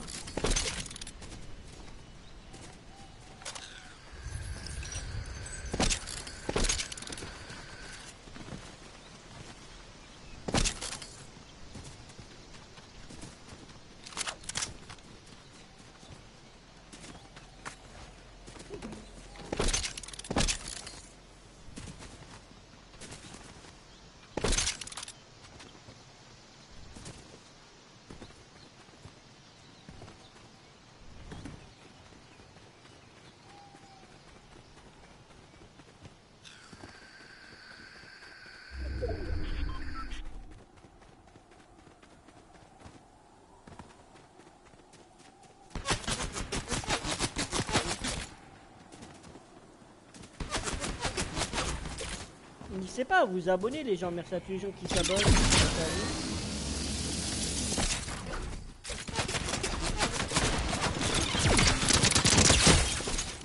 Lui il va faire top 1 lui, c'est sûr.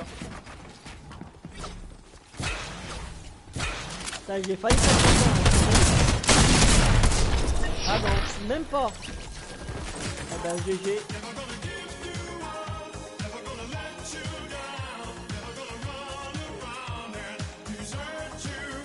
GG à lui.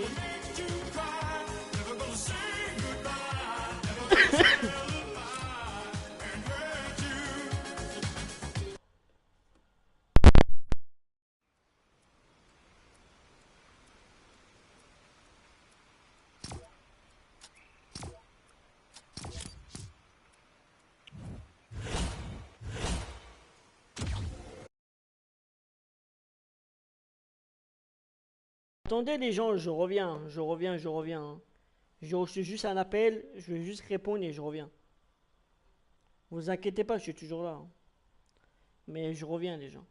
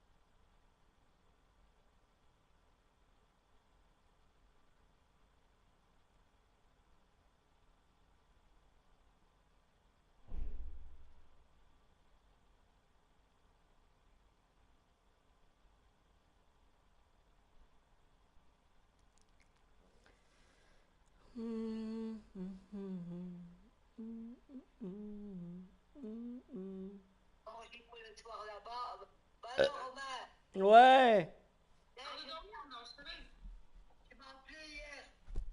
Hein? Ouais, je t'ai appelé. Bah comme ça, pour avoir des nouvelles. Mais je viens aujourd'hui. Tu viens aujourd'hui? Oui, À quelle heure? à la place, parce que la semaine, comme ça, on peut faire des trucs. Vers D'accord. 2h30, je crois. Vers 2 heures? Avant 2h30. D'accord. D'accord. Ça va, Saint-Sas? Ça va, Audrey? Mais tu travailles pas? Ah, t'as travaillé. D'accord.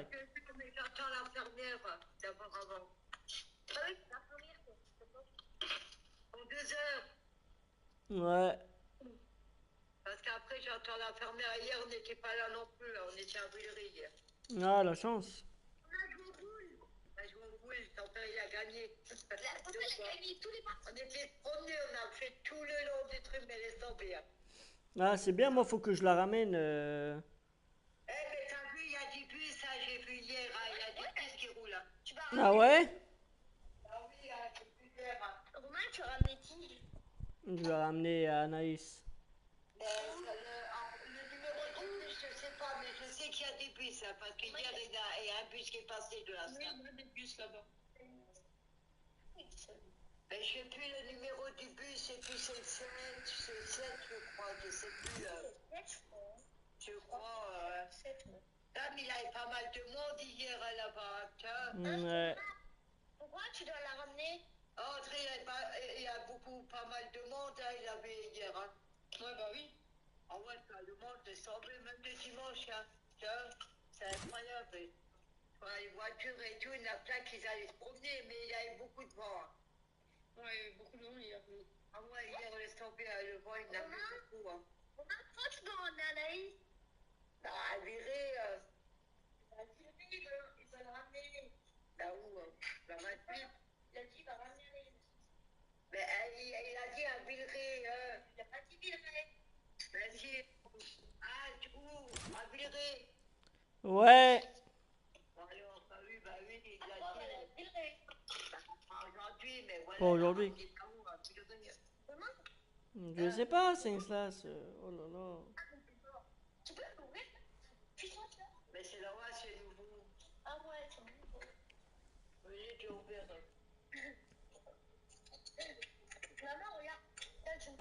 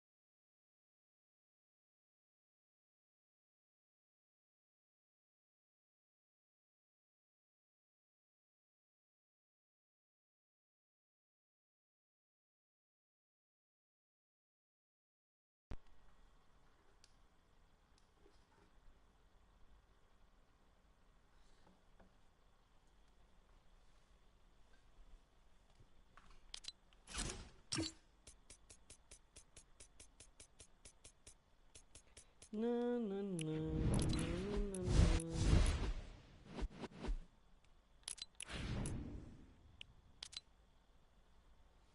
N'hésitez pas à parler les gens. Moi je vais bientôt arrêter le live, hein. Ça va faire déjà 11 heures de live. Ça va faire déjà 11 heures. Parce que hier je regardais les FNCS. Je regardais les FNCS.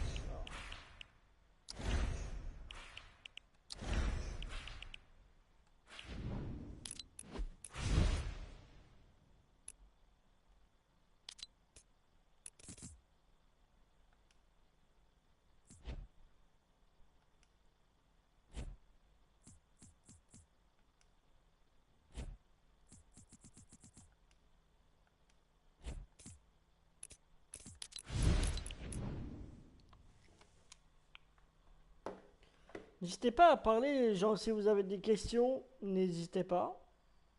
Bienvenue à tout le monde qui sont là, bienvenue à vous. Merci à tous les gens qui s'abonnent, qui partagent, qui like. Merci énormément à vous. Voilà, vous êtes des cracks. Vous êtes des cracks, les gens.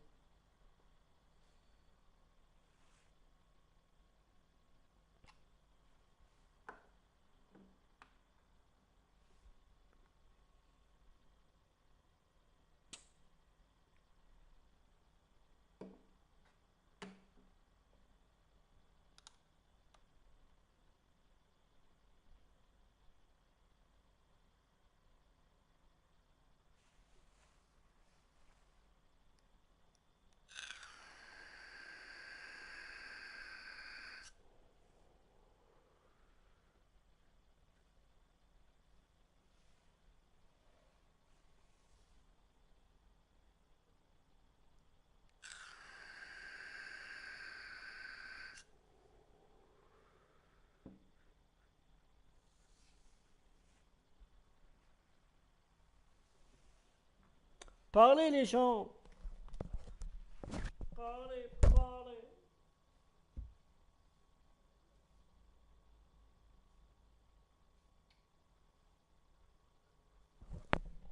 Les gens, je reviens, je vais prendre une bonne douche là, bien frais là, je prends une douche et je reviens les gens. Bon allez à toutes les gens, je reviens. Je reviens, je reviens.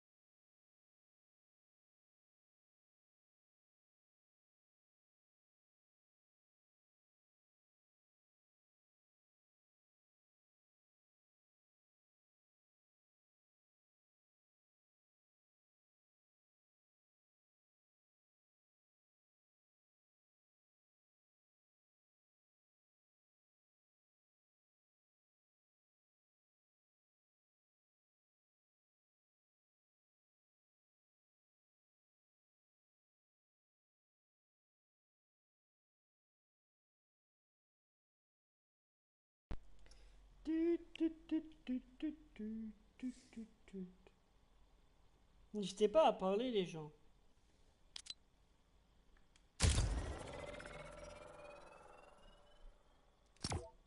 Là, je vais bientôt arrêter le live. Hein. Je vais bientôt arrêter le live parce que ça va faire déjà 11 heures de live. Wesh.